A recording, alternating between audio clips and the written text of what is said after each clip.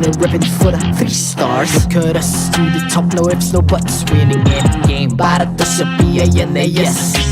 Di mo matitinag aming boses on your level. Nasa kalye man o mobile window, I become a legend. Open fire, we unite, we winners. Built with pressure, like diamonds are made of. Switch na lane na parang gera, HP racing may reset. Built tagatang buhat, we heal that full load SS parang Lyra. Susundan ko ang iyong bakas, kasama pataas, tagumpay natin to. Dahil tayo'y malakas para sa Pinas. Nasa amin ang alas, hindi ko aatras. Kinikilala sa taas kasi kami ang malakas para sa Pinas. Nasa amin ang alas, hindi ko aatras. Kinikilala sa taas, ganito kami sa Pinas. Wow!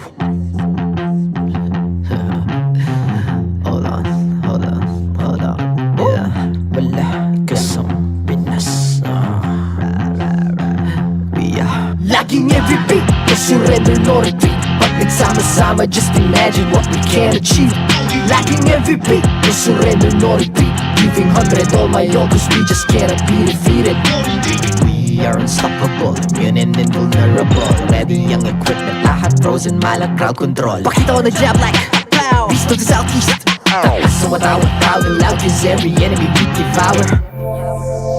Susundan ko ang iyong bakas, kasama pataas, tagumpay natin to. Dahil tayo'y malakas para sa Pinas.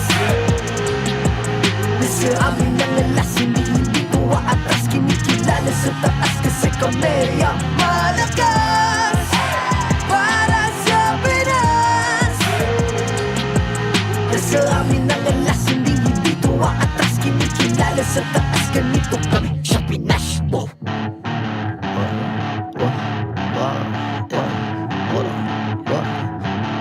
Malakas, Pilipinas, malakas. Kahit anong lane, we become the monsters. Malakas, Pilipinas, malakas. Face the golden sun and running for the 3 stars.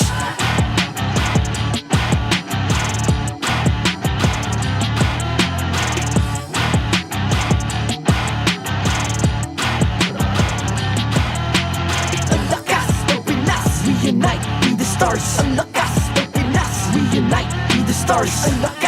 Pinas, we unite, be the stars. Ang lakas ng Pinas, we the stars. Ang lakas ng Pinas, we unite, we the stars. Ang lakas ng Pinas, we unite, we the stars. Ang lakas ng Pinas, we unite, we the stars. Ang lakas ng Pinas, we the stars. The 15th season of MPL Philippines is brought to you by the following sponsors. Infinix, the MPL official tournament phone. Lakas sa laro with Infinix. Smart, the official telco partner of MPL Philippines. BPI, the official bank partner of MPL Philippines. Mas magandang bukas, buksan sa BPI. Our partner in esports, Time Zone. Join the fun at Time Zone. TT Racing, for those who dream, work, and play. TT Racing has your back. Don't miss any MPL action by following our official Facebook and subscribing to our YouTube channel. Follow MPL PH on TikTok for more content. Experience the Lakas ng Pinas of MPL PH Season 15 action live at Green Sun Hotel. Grab your tickets now via official MPL PH website. All the regular season tickets are now available at 200 pesos. MPL Philippines is monitored and supervised by the Games and Amusement Board.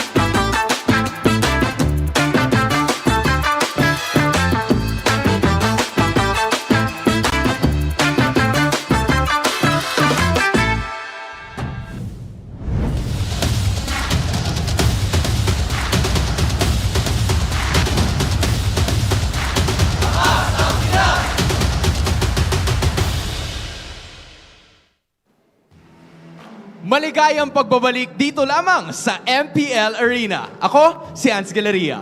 And this is your very own Odin. Grabe Hans, last week tayo ang magkasama nung linggo to close out week 3. At ngayon na nagkita tayo ulit, sobrang dami agad nagbago. Alam mo, ang dami nung naging pangyayari, yung init ng mga laban during that last week. Pero wala naman masyadong nagbago dun sa mga teams na nasa itaas because it's still Team Liquid Philippines and Aurora being a 1-2 punch right at the top with Domingkite being the player of the week para sa ating week 3. That's right, Hans. Pero let us not also forget ang first wins na nakuha ng Smart Omega and Twisted Minds. But the question is, madala kaya nila ang momentum na to coming into week 4? Malalaman natin yan sa mga sumusunod pang araw. Pero kung sakali na na-miss out nyo at na-miss out mo rin, merong mga nagbabalik na mga manlalaro dito sa MPL Philippines that are simply looking for retribution at kailangan din nating aralin at alamin kung ano ba yung patch updates at kung paano ba makakaapekto ito sa mga teams natin dito sa MPL. Tama yan, Hans. At excited ako kung paano ba nito mababago ang takbo ng ating season. At dahil nga sobrang daming nagbago, dito natin na malalaman kung sino ba ang pinakamalakas for now. Alam mo, buti na lang talaga naka-sweater ako ngayon kasi parang Sana nagbago all. yung ihip ng hangin eh. Parang mas lalong lumamig nung mga nakaraang linggo malamig na pero ngayon parang may iba. Hans, ano ba ang weather update natin ngayon? Alam mo, hindi ko alam hindi ko sure, pero parang nag-landfall yung bagyo dito mismo sa MPL Arena. At parang naririnig ko na rin yung kulog. Kaya para sa ating lahat, maghanda na tayo dahil ito na ang linggo na matutunghayan natin ang tunay na lakas ng Pinas. Dito lamang yan sa MPL Philippines Season 15!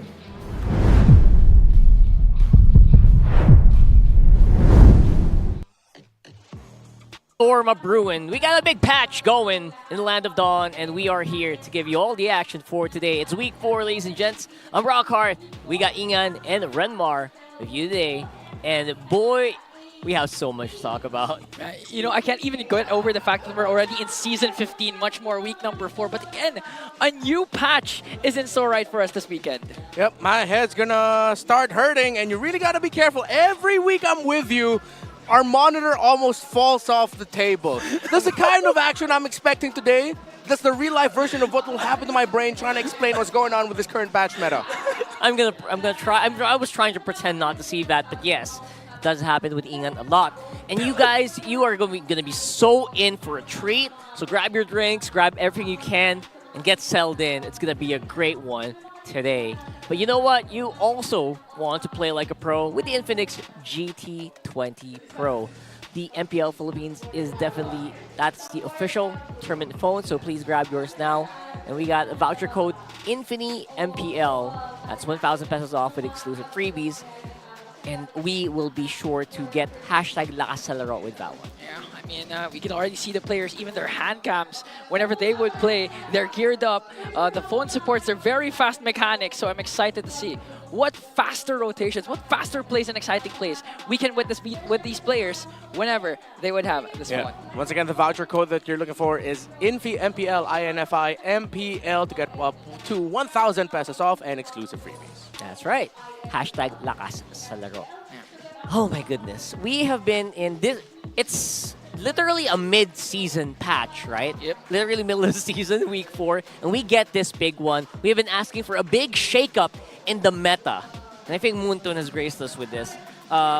Initial thoughts for this one, maybe we'll talk about that in a bit later on. But for now, if you need pro-level speed, make sure to get the Smart Switch and stay ahead of the game. Get your Smart eSIM today for only 99 pesos and experience ultra-fast 5G connectivity on any device. No SIM swapping needed at all.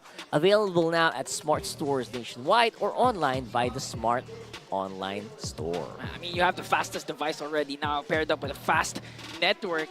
I mean, what can we expect more from these players?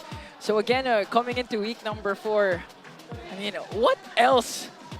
What surprises still are in store for us? I mean, got a lot of surprises. Yeah. For you. Well, just be ready for a lot of that because we're just getting warmed up. We haven't even gotten to the big meet of today yet. Let's have a look at the standings for the previous 4 weeks, so we're about done. We're almost done with our head-to-heads, and next week we'll start going with our rematches. Yeah. Right? So, standing so far, TLPH has been stomping everybody. It's been a stampede for TLPH and Aurora. Top 2 at both 5-0. Falcon TNC following close by. Onyx and Omega, not the start you expected, and Twisted and AP Bren on the bottom 2. Yeah, fortunately, last week already saw Omega and Twisted Minds get their very first win. But again, looking at the top of the pack, TLPH only lost a single game, and it was up against Smart Omega. Last week, we got to see Twisted Minds get their first series victory against an AP Bren squad that has yet to find a series win. Although they already have game wins against the aforementioned Twisted Minds and even Aurora, who, as we mentioned, is already second in the standings. Things are starting to look up for the Super Fam as they finally got back on the winning column. Still retaining a 5th spot after they were able to defeat AP Bren 2-0 at the end of Week 3. Man, 2-0, by the way. Huge. But for today, we got a hot one to start off the week. I cannot believe that this is the first match. It is TNC Pro Team versus TLPH. AP Bren and Omega following suit. Now for this one, it's highlighted for a very, very good reason. TNC does have a fielded roster where a lot of them actually did come from Echo/Aurora. Echo/Aura/ TLPH. So that's going to be something to talk about later for sure. AP Bren looking for maybe a possible win against Omega, who only feels like they're on the upbeat. Yeah, for now, AP Bren, the time is now, literally. Shout out to John Cena. If they want to come back and salvage their season, they have to do it today up against a team like Smart Omega. And for TNC TLPH, again, the much-awaited matchup, even the Roamers, Yaoi versus Daddy JP. Yeah, there's a lot of history between TNC and Team Liquid Philippines, and we are about to run that down now. Again, I'm pretty sure at this point, after going through the loading screen, you've been following MPL Philippines, you know the main characters involved, but let's just run through again. Yeah, it is going to be a very exciting comeback for one of the oldest players in the league at this point as well. We'll talk about that in a few moments. For the meantime, we got a big one. Redmar, are you ready to get fired up here? I'm ready. We're going to go and talk about the patch. All right, folks. Number 1, the new hero Kalea is out, but she cannot be played for, here's an update for you, another 7 days. Usually, we have a 14-day ban since the release of a new hero before they're used in competitive. But now, she will be available by MPL Philippines Week 5. Ooh. So watch out for her there. And she's already showing up in ranked games. Please ban her when you are not the first blue side pick. By the way, there's also adjustments on Ju Sin, and my theory is she might start to fall off of the meta, considering that Farsa got a pretty bonkers buff, which we will get on more later on. The biggest adjustments outside of the heroes, though, so we'll talk about the heroes throughout the day, would have to be for the emblems and most importantly, the battlefield. The Lord no longer, enhances at the 12-minute mark. He straight up at the 8-minute release of the Lord will already be able to charge turrets. And when the 18-minute mark hits, that's when the Lord will evolve and we get to see the Lord that we're used to seeing at around that minute mark. The base turret, Holy Defense, also knocks back enemy minions and heroes in front of the turret. And of course, for the gold lane, Scavenger Crab gold rewards, and along with the siege minions in the gold lane, had their rewards reduced. So the Scavenger Crabs only give 20% gold. Now, for the first 10 siege minions in the gold lane, it went down from 35% to 25% extra gold. Again, as always, all throughout the day, we will be updating live in real time about the changes in the patch, if ever the hero or the item or whatever shows up. That's right. And for this one, we also have some mid-season roster transfers. So UTZ is going on to MDL, and Perxiva is going to be on the MPL roster here for Team Liquid. Of course, it's going to be Benny Cutie coming in from MDL to the MPL stage once again. After a short break. This is the calm before the storm. Again, we are going to see Benny Cutie in action up against his former team, Team Liquid Philippines, who now fields Oheb, the Filipino sniper. So it's an M3 versus M4 finals MVP matchup. I'm excited to see what form Benny QT will be in, considering that the Filipino sniper is looking really hot lately. And this is going to be the first game of Benny QT coming back to MPL Philippines after missing out on the first 3 weeks. If the Storm will be in top form is the biggest question of it all. And I do hope he's been catching up though, right? Because I feel like the battlefield has really shifted so much ever since he did kind of take a little bit of a break. Yeah. He didn't catch the start of season roster lock-ins. And at this point, I would be also very happy to hear what they have to think. I hope we get some mic time for those people later on. Because like you mentioned, Ian, this is going to be huge, especially in terms of the history that these players have. Like you mentioned, the Benny QT, Zaida as well, did come from TLPH. So all of that is something that we'll talk about maybe later. Maybe there's some underlying stuff that, we don't know. Yeah. Maybe stuff that happens on the boot camps. Yawi as well, right? I mean, the interaction with Yawi is going to be so interesting. Yeah, for sure. Something's going to be brewing up again. It's going to be a much-awaited lineup. And what else can we expect? That's something that we would like to hear for All Access happening right now. Let's get something spicy here.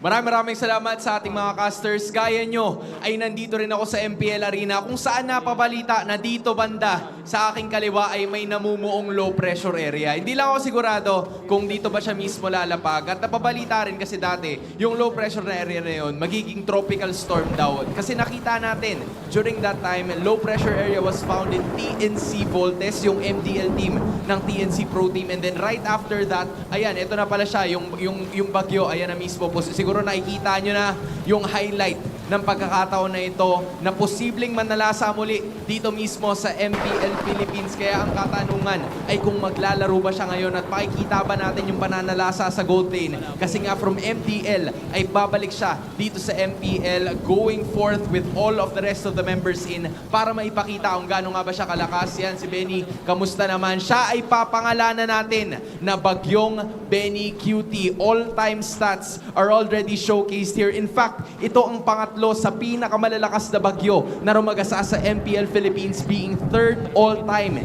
in terms of kills with 1,300 all-time kills dito mismo sa MPL. Kaya inaabangan natin kung tuluyan bang raragasa ang bagyo dito sa MPL or will it be another matchup na kailangan nating abangan dahil posible na dapat asahan nyo ang malakas na pag-ulan ng bala sa gold lane at ang mainit na laban because TNC Pro Team, the Phoenix Army, is gonna be ready to bring it in kontra sa Team Liquid Philippines. Yan muna ang ulat ko para sa ngayon. Casters, balik sa inyo.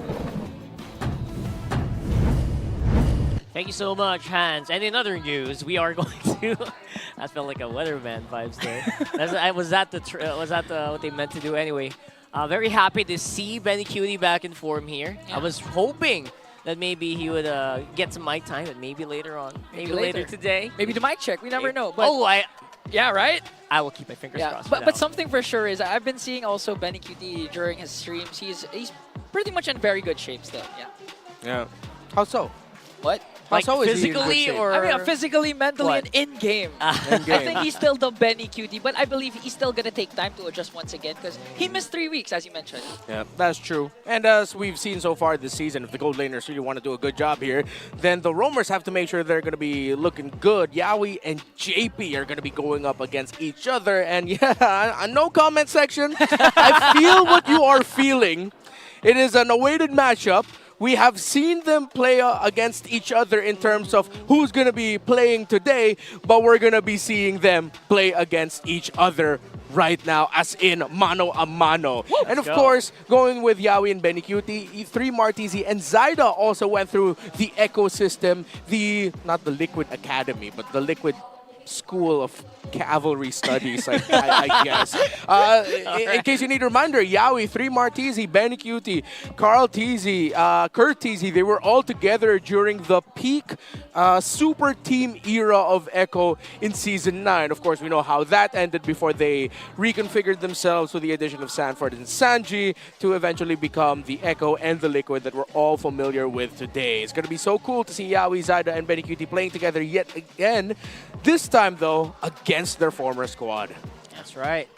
So that's what I was saying earlier, right? It feels like half of Echo right now, sorry, half of TNC right now have some blue blood on their side. Oh, yeah. And also kind of wonder how, Yawi and Benecutie, they did play together. They were M4 champions together. I wonder if there's just a lot of just built-in synergy there that might be just plug and play. Yeah, I think chemistry is still going to be on point. Going to take a few time, but again, even Zaida and JP spent a lot of time in MPL being back-to-back champions. I believe JP was up with the Season only 1. until season 1. Yeah, he was a Season Yeah. 1 Grand Finals MVP as well. Yeah. And Zaida was back-to-back MPL champions also for Echo's MPL team.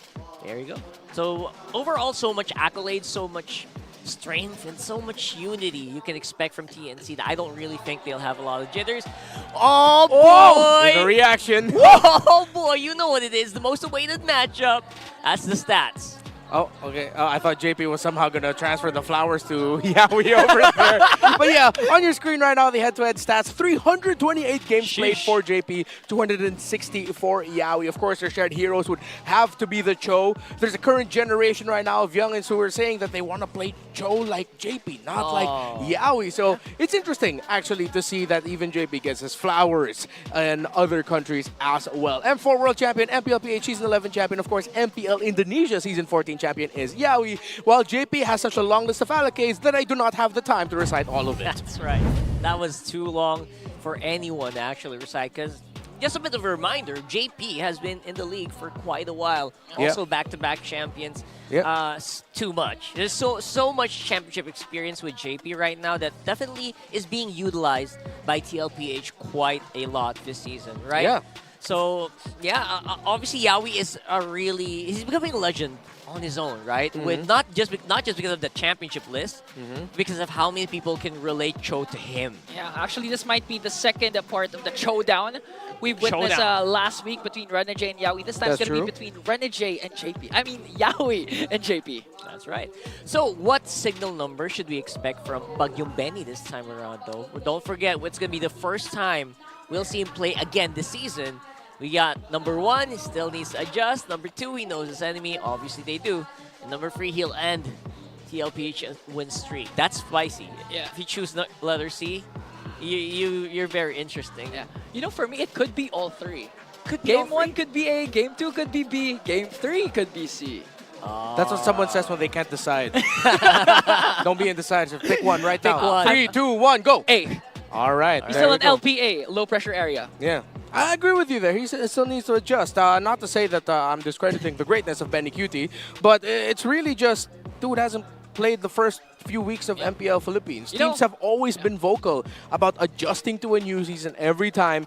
If he shows up here and gets back-to-back MVP, or you can clearly tell that he's one of the main reasons why the win streak of Team Liquid Philippines ends today, then man, give Benecutie a raise. Get him a Player of the Week for this week already. At that point, come on. That's right. Even Jordan, actually, when he went back from retirement, had a very rough first game up against Reggie Miller. So who says that Benny doesn't have the opportunity to shine still? But although we're expecting that, he's still a bit tamed. That's right. That's from tennis, right? Yeah. Yeah. All right. So, for the meantime, though, obviously, we still have new battle emotes available until August 5. 109 diamonds only. You can get new emotes for Aurora, TLPH, and Twisted. We got some few...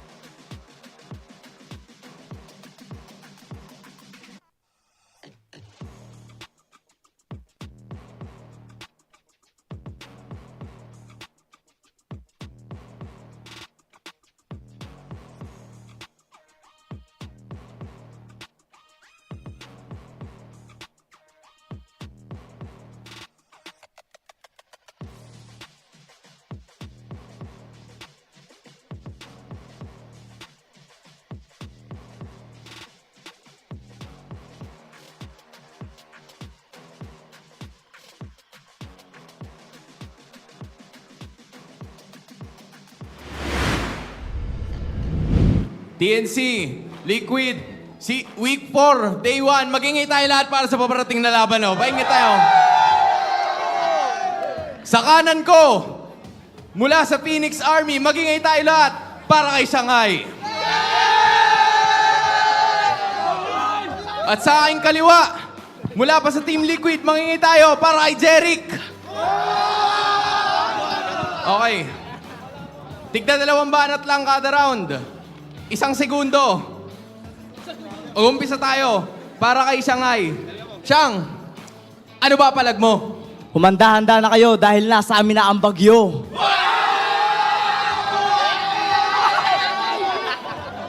Malamig, malamig. Okay. Nasa kanila na yung bagyo. Ano naman ang palag mo? Okay lang. Nasabi naman ng mga pumapaldo. Bagyo, pumapaldo. Siyang kailangan mo pa ibigay eh. Kung meron ka ng palag kanina, ano naman ang rebat mo? Okay lang, mas masarap naman yung ulam sa amin, lalo na yung ginili. Pre, patingin nga ng giniling, patingin ng giniling. Oh! Pinakitaan ng giniling, boss. Kayo, ano bang meron? Ano ba ang rebat nyo? Okay lang. Nasa amin naman ng mga baby cakes duo. Ay, pasilip nga ng baby cakes, isa ba? Ang cute! Itigil na natin to kasi mag-uumpisa na yung laban. Magingay tayo lahat para sa Team Liquid at TNC! Rekta na to. Game time na. Kaya naman, officials, kayo nang bahala.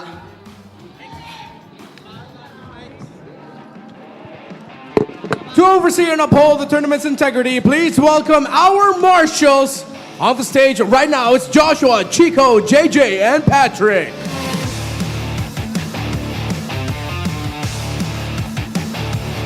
A storm is coming in the MPL arena. Can you hear the winds blowing and the thunder clapping? It's TNC Pro Team. It's Lord JM in the EXP lane. In the jungle, Zaida. In the mid lane, Lancy. In the roam, it's Yowie. And making his debut for TNC in the gold lane, the Storm, Benny Cutie.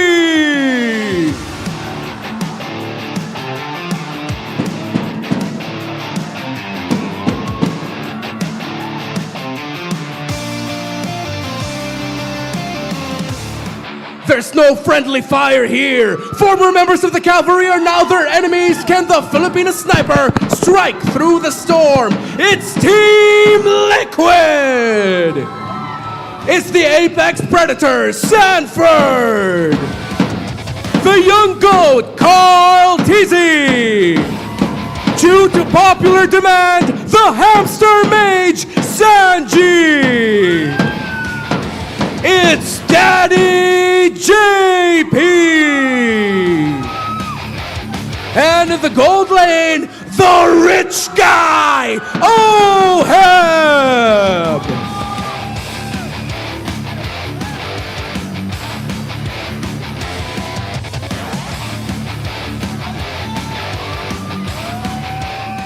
Please welcome their coaches to the stage. For Team Liquid, it's Coach RC. For TNC Pro Team, it's Coach Imba DJ.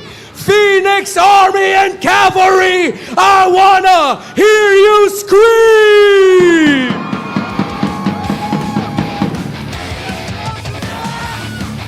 And we are here. It is TNC Pro Team looking brand new here with Lord JM and Zaida, Lancy, Yowie, Betty Cutie slotting in for Kozen. After suffering 2 losses to the likes of Team Falcons Philippines and Aurora, will the addition of the M4 Finals MVP, the Storm, Benny Cutie, make way in defeating their former team, Team Liquid Philippines? It feels like they might need some time here, and I really do wonder how much playtime has Benny Cutie actually taken with TNC Pro Team just to be ready for this one. And again, I mentioned earlier, they are up against top 1 right now. And on the leaderboards, that is saying something. This is Team Liquid Philippines. Sanford, Carl Tizzy, Sanji, JP, and Oheb have been the definition of having fun while winning. I was talking to other players and coaches around the league, and they all pretty much said the same thing. It looks like it's just coming naturally to Team Liquid Philippines this season. The combination of Sanji and JP alongside Carl Tizzy in the center of the map has been sublime. Sanford has been doing Sanford things. Oheb has just been the perfect fit for this Team Liquid squad, perfectly meshing with Carl Tizzy. But there's another comment showing up around the internet right now that I'm seeing. A lot of people are starting to see just how good Sanji is. There you go. Not to mention, he was actually the main factor in how TLPH was able to defeat Onyx Philippines back-to-back games of Aluyi. And who can forget the amazing, crazy play to end game number 2 with a backdoor diversion play. Yeah, it's the so-called hamster mage coming in for... Due to popular demand. Due to that's not us. Just letting you know, guys, it's not us. That's them. It's the cavalry themselves who did it. A part of me is thinking that's a little bit of a Carl Tizzy and Oheb's revenge. Yeah. Because Sanji was the one who came up with baby cake, so they were like, all right, you're the hamster mage now. All right. Sure, why not? A bit of a comparison here with TNC and TLPH. TNC does feel like they have a lot of catching up to do here, especially on game win rate. But you know what? This could be the start of something very beautiful here as well. The same rate, the same way that Oheb came in to TLPH. Yeah. Maybe that's what TNC needs. Yeah, and the good thing is Benny QT is coming into this season with a new patch. So who knows, maybe he's adapted well already, or the battlefield may have been even because of this existing patch. Yeah, the way I'm seeing these two right now is TNC Pro Team or Team Liquid Philippines are what TNC Pro Team are looking to be. A lot of the beats in the center of the map, the beats around the EXP lane and the gold lane, they're very similar, except TLPH is just, of course, way more refined and way more confident and way more aggressive. But if you look closely, and if TNC Pro Team makes this a competitive series, you'll just see how close these two are. That's right. And let's see how quiet or noisy they are during our ping tests. Sila mo. Oh, Dodge. Oh, okay na, pre. Nag-warm up na, baliw. Nagsasalita ba si Lancy? Ang pinaka-has na sila no, pag set up ko ng pulbo sa daliri, di ba? Pag nag-CR na, wala, ulit. Di ba, in-stand mo, edi patay ka na sa akin ngayon. Yun yung punish, pre. Yun yung tawag natin punish, di ba? Binigay ko sa'yo, pero kinuha kita. Buhay ka pa? Okay na, pre. Di na ako. Okay, thank you. Good luck. Kel, tingin ka sa kanan mo, aurahan kayo. Dad, salta ka, Dad. Friends versus foes. All teammates battle each other right now in the Green Sun Makati. As JP and Yawi battle each other in the big stage. Parang kinakabahan si Kel, pre. Parang di yata makatingin si Kel sa kanan niya. Miss ko na ang dati nating mga ka-teammates. So bibigyan natin sila ng magandang laban ngayon. So G, if ever man mahuli ka ni Yawi, okay lang yun Huwag kang malalaw moral kasi alam mo naman dating teammate yan, so magaling din talaga gumalaw yan, pre. So wag tayo magpapasavage pag nasa base na. Pag di na talaga kaya i-dep, back na kung may nyak na si Benny, ha? Okay. We're so sorry. That is the best mic check this entire season. All right, just to sum up the last thing he said. The last thing he said was, we won't allow them to get a Savage. If Benny QT's Maniac, I'm going back to base so that he doesn't get a Savage. Let's look at other keys to victory here brought to us by Infinix. Show them what they've lost, TNC Pro Team. Yawi, Zaida, Benny QT. Show Team Liquid Philippines why you got to shine with them. Win championships and multiple accolades with them. Show them what they lost out on. Show them what they're missing out on, Oheb. Show them that even though a good chunk of Team Liquid, as we know it, is already in the opposing team, that you, the Filipino sniper, the rich guy, was the perfect addition to the squad, and maybe Team Liquid Philippines just got even better than they were before. Familiarity results in readability. So, don't be so damn predictable. Let's keep it as simple as that. I think they already kind of shown that a little bit in the mic check, right? Yeah. Like Carl Tizzy, he already said, we know how good this guy is. We played with him for a long time. We know what he's capable of. We gotta respect that. I mean, he said that half jokingly, but you know what? It kind of does set the mood, set the tone for TLPH. With their blue side win rate for TNC though at 66%, this is gonna be interesting. Yeah, and for Benny QT even, it's like he was already part of the team. He was like present during week number 1 because of his mic check. He was actually very vocal. So you can feel that in his body. You can feel that in his presence. That In his body. yeah, I can feel it in his body. Whole body? All right. The way he looks very comfortable coming into this game. That's why I'm feeling like this will go to game 3. Let's get into draft, ladies and gents, for game number 1. Yawi versus JP. The only summarization for that is Yee. Let's see how they're gonna see, and let's see if that's gonna be a priority here. Maybe someone's gonna get the Cho today. Yeah. You see, TNC Pro Team respecting the low Yi. Team Liquid are still going under the school of thought that you gotta ban out the two Sim. Now, since the adjustment of Chip came into effect, of course, with the not the shortcut, but the Y walk now usable anywhere, if I'm not mistaken. Or is it the portal? Oh wait, no, yeah, it's the shortcut. You don't have to walk on the portal. You can just go ahead and take it in. Chip gets banned out by Team Liquid Philippines right away. That's TLPH signaling that Chip, there's a good chance if he's not the very first pick blue side now, he could already be first phase pickable blue side. So it's like last season all over again. Yeah. Chip's gonna be stuck in the red side ban. And now, again, with the recent adjustments, Jushin still banned out, so that leaves Farsa up for grabs later on. What's your command? Fanny taken away by TNC Pro Team, so Kartizi won't end up with that. Farsa is going to be definitely respected by either of these two, as it will go very well for either Lancy or Sanji, who, by the way, was acknowledged also that it seems like Team Liquid Philippines are going to this with the thought of Sanji being the #1 target of TNC, specifically Yawi. During that ping test, he was saying, don't worry, Sanji, if Yawi catches you off, he actually said the joke along the lines of, oh, it's because he's our old teammate and he's actually really good, so don't worry about it. Yes, a lot of half-meant jokes in that last mic check. Really one of the most legendary mic checks so far this season. I actually completely agree. And also gives us a bit of a preview, maybe, of how they plan to actually approach the game today. Among the planes exists the There goes that equilibrium. mid-focus that we're talking about. Suyo, Granger. Joy wasn't banned out, actually. One chose me to vanquish the shadows So Suyo that gets plague picked this up. world. Will it be Magic is my Harith? on the way. Harith Matilda. Okay. They're not rushing anything. Yep, they want to match the speed. Does Yawi instantly lock in either the Jawhead or the Cho here? Let's see. Granger locked in by TNC Pro Team, and it is a Jawhead for Yawi. Wow, all right. Beautiful blitz draft here. Kind of just reading into what people know. And you know what? The Alpha making an appearance today. That's third pick for the season so far. He did kind of experience a big fall off, especially on the jungle, right? Yeah. So we'll see where this Alpha slots in today. Yeah, but if you pair it up with Mathilda, you know it's going to be effective because you can always use the Spear of Alpha just to go in and not necessarily to go out because you have the Guiding Wind that can come from JP. Classic combo. Yeah, what you're seeing right now are two lineups and identities that are actually very similar. They're both playing around that quick scaling, around the 4th to 7th minute mark. These two can go fast, and these two can blast the opposing squad really quickly. We know how well Jawhead, Granger, and Suyo mesh well together, maximizing physical damage, while TLPH goes for the more true damage, magic damage focused route around the Alpha, Harith, and Matilda. So we're going to be looking for two EXP laners for both sides that are good with stabilizing speed. You need a good, solid presence to hold. Lucas is still available here and could be the 4th pick for Team Liquid Philippines if available. And no mid laners picked today, so yet. So that will be very interesting.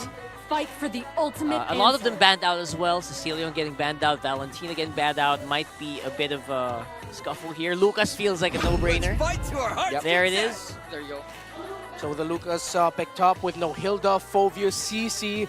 The Lord JM pick here might struggle. Let's see if he's going to still settle for Badang, who did get nerfed. Did have a little bit of his cooldowns reduced. Quite heavily, I heard. Yeah, even the range of the first skill. So it's kind of a big nerf, per se. If ever you witness Badang in the latter, the earlier weeks, it was just really spamming the walls and even the first skill. Let's see if Farsa gets locked in here by TNC Pro Team, but with all of the dive Team Liquid Philippines has, this might actually be risky. They might settle for something really safe, like a high loss, but then you're going to lose against the Lucas. I think TNC Pro Team might have been drafted here in terms of the EXP lane pickups. The falling It's stars not a lot right now here. can match the Lucas in terms of aggression. So TNC Pro team will try to control the map in the center with the Novari and the pokes. And as expected, they go safe and pick up the high loss. Very, very safe draft so far for TNC. I say not taking any big risks. I would say not even too worried about the patch or like the major big changes to most heroes here. Farsa. Yeah, I like the Farsa here. You need that reach. You don't have easy to pull off backline access. I mean, the Jawhead can still commit the flicker anyways, but it's going to be quite relatively easy for Farsa to be able to position themselves well, get info. Let's see if Sanji will decide to lock that in. And they go for a fairness, so they go full commit on the hard dive and with a lot of sustainability, playing around the Nether Realm and of course the shields provided by the Matilda. Team Liquid Philippines drafted a very Liquid Stampede style lineup, while for TNC Pro team went for that in the first phase, but then were forced to balance it out in the second phase, so they aren't going to be as fast and as aggressive. However, if Lancy has a crazy good game here as the Novaria and Yawi and him really set the tempo alongside Zaida, Team Liquid Philippines window might get shut early. However, Team Liquid Philippines does have the easier lineup to pull off. That's right. Very easy to actually just get into the fight, get started on the fights, and maybe come out with 1 to 2 kills. Yeah, and even towards the objectives, again, we have to mention that there was an adjustment towards the Lord, wherein 8-minute Lord will already siege in onto the turrets, and it'll be more valuable coming into this game. Let's load up into Land of Dawn here for game number 1. TNC Pro Team versus TLPH, undefeated so far in the season. TLPH, will TNC stop that? We'll have to find out. All right, it's an orange start for TNC Pro Team, while it's an orange start for Carl TZ and Liquid. Let's see how heavily Team Liquid Philippines will contest the first turtle. Because if ever they have an opening to go for a purple buff invade, if they decide to give up the very first one, while TNC Pro Team might actually be the one to go for giving up the first turtle, actually, because their lineup, they might want to play it safe, especially if Sanji is already level 4 then. You already see the aggression showed up by Team Liquid Philippines. That's them showing they know just how good their lineup is for the early game, so they want to set the tempo and they want to be aggressive. Yeah, and it's easier to set the tempo if you're on the side of TLPH. Again, in terms of gold lane matchup, Oheb has more potential to snowball early. At the same time, they also have the mostly banned out Matilda on their side, so they can actually decide to go for the aggressive or go for the defensive. Ooh. Oh my god. All right, okay. First time I saw that. Yep. Sanji getting the new focusing mark. So by the way, the change to the focusing mark is that after dealing damage to an enemy hero, you increase the damage taken off that enemy hero from allies by 6%, and you gain a 10% movement speed boost. That has a 3-second duration and a 4-second cooldown now. So it's really good for heroes in the mid lane. You're essentially just allowing your teammates to deal more damage, 6% more. Yeah, and it could be a very viable tool for Sanji and JP as well to gank up the side lanes, especially if they want to go up aggressively up against Lord J, and even with the Hylos, because he's outmatched up against the Lucas. Wow, community prediction, 3% difference TNC. They wanted to get started here. Okay. Still, TNC holding on. Here comes the glorious pathway coming in from Lord J, and Sanford goes in with the Unleash the Beast. And Zaida secures the first turtle, plus the first blood onto Sanford. That's a win. Dash out, Carl TZ gets tossed! Yawi manages to catch Carl TZ once again. He knows the capabilities of his former roamer. And Yawi just reminding him how good he is. That's massive here. 1.3k gold lead, 2 kills and a turtle. TNC is coming out on top in this early game, forcing even the flicker from JP here. That's a pretty slick move from Yawi. That's exactly what we were talking about earlier. TNC Pro Team does have the capability of win early on against Team Liquid Philippines if Team Liquid aren't careful. Now their window is almost completely closed. Yes, after just losing the first turtle, after losing 2, that means that the crazy snowball that an Alpha Matilda can have together has been it's been close to shut down. So TNC Pro Team, they can now continue to set the tempo here and be more aggressive. They've shown that they actually have the damage for it already. Pretty Pretty good damage as well coming in from our junglers so far. More on the side of Suyo, obviously. Carl TZ might actually have a lot of catching up to do with everything that happened. Yeah. Especially since the adjustments on specifically the gold cards at the gold lane. It's going to take time for them to feel the wrath of the Filipino sniper Oheb, but you can see already Yawi playing mind games up against his former team. All right.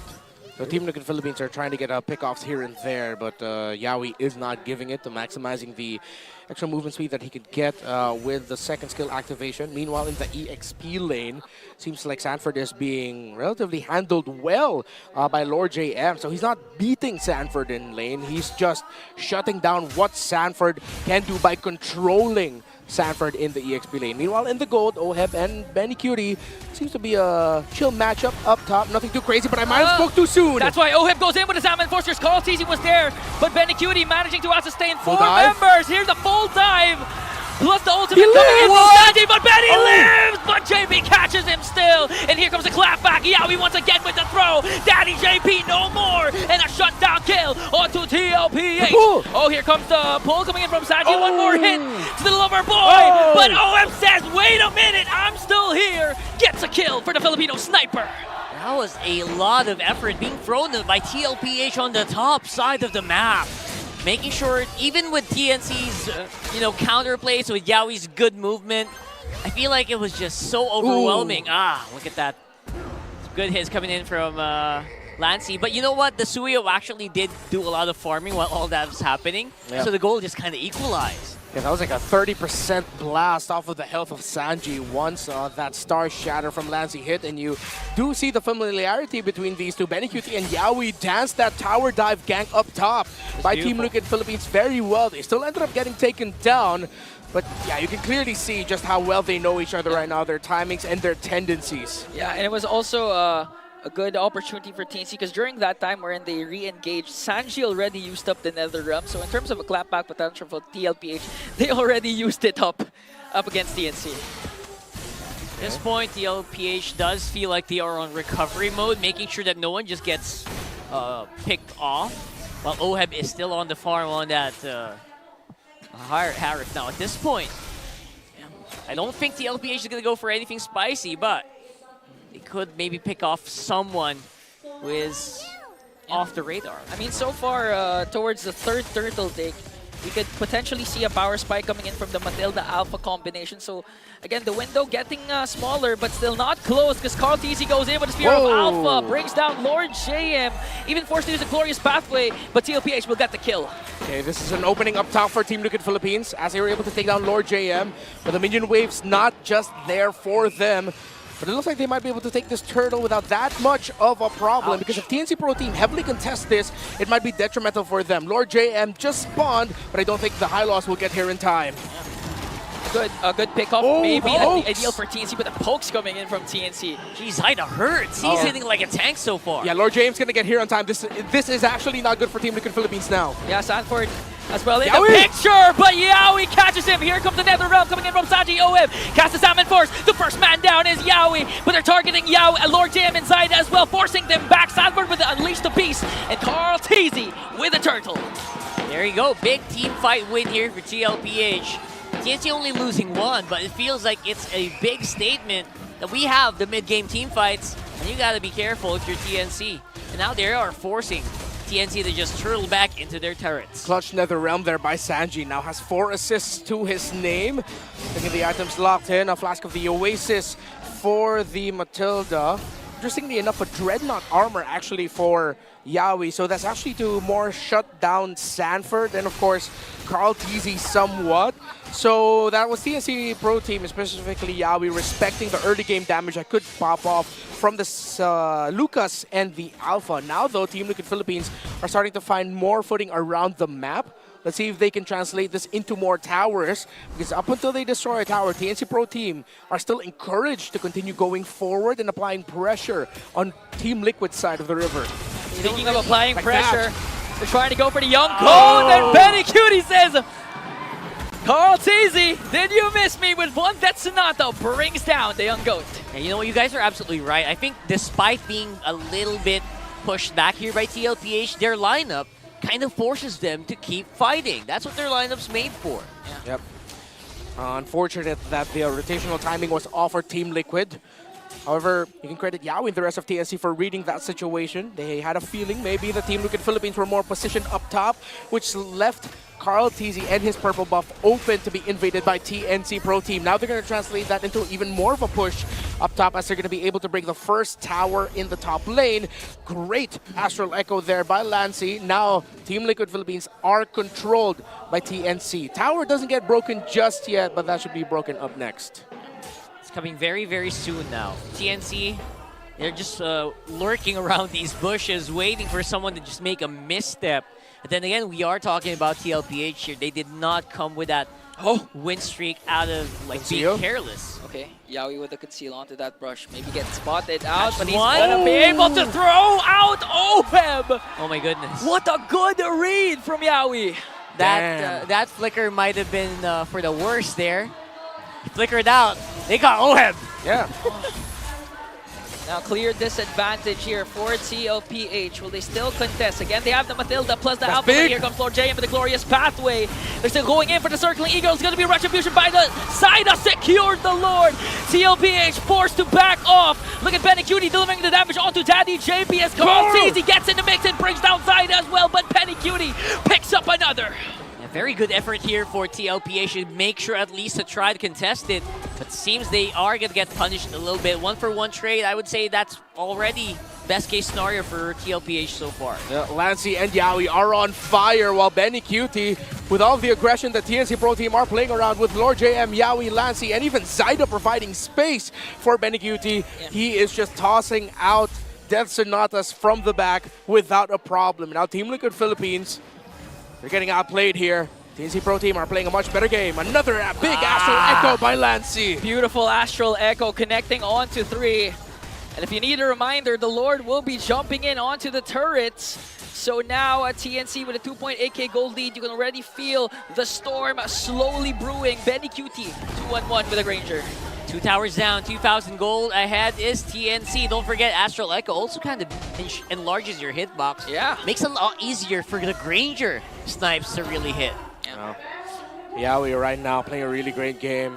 Reading the rotations of Team Liquid very well. It's like he used to play for them or something. I don't know. That does, you're right. That does feel like the case now. Yeah. Seems like it, right? They can read them so well. Yeah. And I think he's also having some help of directing Lancy of where to toss out Astral or Star Shatters to check. See, Yawi actually, when the player cams come up, he's very vocal. So I think right now there's just TNC reading Liquid. This might be the go signal. Here comes the glorious pathway. Might get Sanford there, but Yawi with playing the patient game. Carl TZ goes in with the Spear of Alpha, but gets tossed out by Yawi. Here comes Sanji with a save with the Nether Realm. Oh, he's going to pick up a kill onto Yawi. So that's a counter trade TLPH wanted. They were able to disrupt the push of the Phoenix Army. Yeah, it's going to be a climb here for Team Liquid Philippines. This lineup was built to dominate early on and potentially around the mid-game, but now since they've lost their window, and they lost the purple buff. Oh, big denial. Lancy able to steal it away with the Star Shatter. Not, he wasn't. Who got the purple buff? I think it's Zaida. Yeah, I think it was Zaida, okay. Okay, good. Astral Echo plus the glorious pathway to save their mid lane. Benny Cutie, look at the damage from the Death Sonatas already. You can feel it. And it's just making sure TLPH can't go for those aggressive plays. This is pokes galore here for TNC. It's so difficult for TLPH to actually close that space when you're getting hit and going to half HP even before the fight starts. Yeah, I mean, the projectiles are namely the Queller, the Death Sonata, the Star Shatter. You could count the Glorious Pathway as a ranged attack as well. What? Is it though? Maybe. So TLPH, they have to look for those. They really have to look for those projectiles because again, if those damages, those pokes, catch them off guard and get them out of position, it's going to be a clean Lord take for TNC. Let's see. They're getting started. Positioning-wise, TNC does feel like they're ahead, but they're only slowly getting into position here. Yeah, it's even hard for OHEB to team fight with all of the pokes that TNC Pro Team can toss out. They can damage the Harith without that much of a problem. Carl TZ showing himself off here. I think TLPH will go for a full engage. Oh, TNC. Okay, there was a soft reset on this Lord. Now we can see the XP laners stacking damage coming in from the Lord. Yawi on the mid brush. Let's see if TNC can make a play. We're all waiting for Lancey to cast the ultimate, and that might be the go signal for TNC. Or maybe Lord JM as well. There's the conceal. They're getting started. Finally cleared up that wave. Seal's already a big use. Oh, it's going to connect onto 3. That's a go signal once again for Yawi, but here comes a clapback coming in from TLPH. Retribution battle. Zaida gets the Lord. A killing spree coming in from the storm. Benny Cutie, but Sanford wants to go for more. Up against Yawi. He will take him down. Now the cavalry with the counter attack. OM goes in right after Zaida, but gets the storm. Low pressure area, no more. As TLPH claps back up against the Phoenix Army. Zaida next on the jumping block. And OM still going for Lord JM. 7 Force in. Astral Echo is there, but OM one more hit onto Lord JM. Gonna be able to escape, but TLPH gets 3. What did we just witness? The sudden aggression by Team Liquid Philippines a little bit too early for the entry of Carl TZ and JP, yet they forced a team fight. That meant that this Lord will not be utilized by TNC Pro Team. Oheb and Sanford getting aggressive. I thought the Harith actually used the flicker, but Oheb did not. It was just Sanford using it late into that fight to make sure that they can catch Ben Cutie in the back. Great aggression by Liquid to go for the post-objective engage instead. Look at Sanford, no flicker just yet. He will use it, just used it actually. They were able to take down Benny Cutie. Zaida will get punished. Sanford with a good read waiting. And you even see how they were blocking the Astral Echoes for Oheb's escape after that. Or excuse me, the Star Shatter. Yeah, again, that's the second time I saw a very amazing flicker flash combo play from the Lucas of Sanford. Is using Lucas like a crowd control initiator for the Cavalry. That was a pretty small disconnect that happened for TNC that got completely utilized by TLPH. That just goes to show you do not give an inch to TLPH and they will take a mile. We're seeing though that playing around the objectives is very difficult for Carl TZ in this one. Seems like TNC Pro Team are target locking him every time. And it's like they need to have a picture-perfect entry for Carl TZ through the guiding wind of JP just to make sure that they can secure an objective with his retribution, because so far they have not. They've only won 1 turtle. But the rest have just gone Zaida's way. He's been playing very well in the Retribution battles. Yeah, we're seeing the old express ways of TLPH now, wherein they're just going to try and bait out the major objective, which was the Lord, but they want to go for the kills. They want to go for the clapbacks instead, because again, it's hard to out the retry, Asuyo in the hands of Zaida, especially if as Renmar mentioned, you can't go in at any given moment, because we can just literally throw you to the back line of TNC. Saying that, so much pressure, so many frets to Carl TZ. He's still relatively been able to keep it a little bit balanced, considering he does have that safety net of the guiding wind, at the very least. But you're right, it is difficult for them to actually come out on top and get started on that Lord. So sometimes they just have to start, they have to come in the middle of a Lord fight, right? Yeah. They can't just start it on their own. Yeah. The beautiful part of TLPH is if they go for the engage, like what they're doing to Yawi right now, as OM goes in with that and force, but Benny Cutie manages to catch Carl TZ. Now the clap back for the Phoenix Army. Sanford goes in with the Unleash the Beast as Lord James soaking up the damage. That's gonna be Yawi for Carl TZ. Oh. Big shockwave tossed out there actually by Sanford. Deals a bit of damage, but TNC able to regen it again, and that's a problem for Carl TZ. Every time he just shows up himself, it's Yawi tossing him to the back. Okay, there's no Nether Realm right now for Sanji. It looks like they have to give this away. Will they go for a counter engage? The Astral Echo is there, but they managed to stun out Sanford. JP goes right after Zaida with a circling in. Zaida blasts JP, but OM's wanting more. Goes for Lord JM. There's the trade the Filipino sniper wanted. All right, good trading right now by these two teams. All the familiarity, they're playing around the kills instead.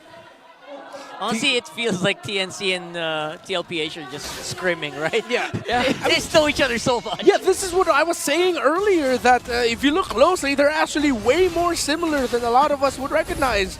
Although I was wrong with saying Team Liquid Philippines are just more refined, TNC Pro Team are refined themselves. They are taking it to the team currently at the top of the standings. Okay.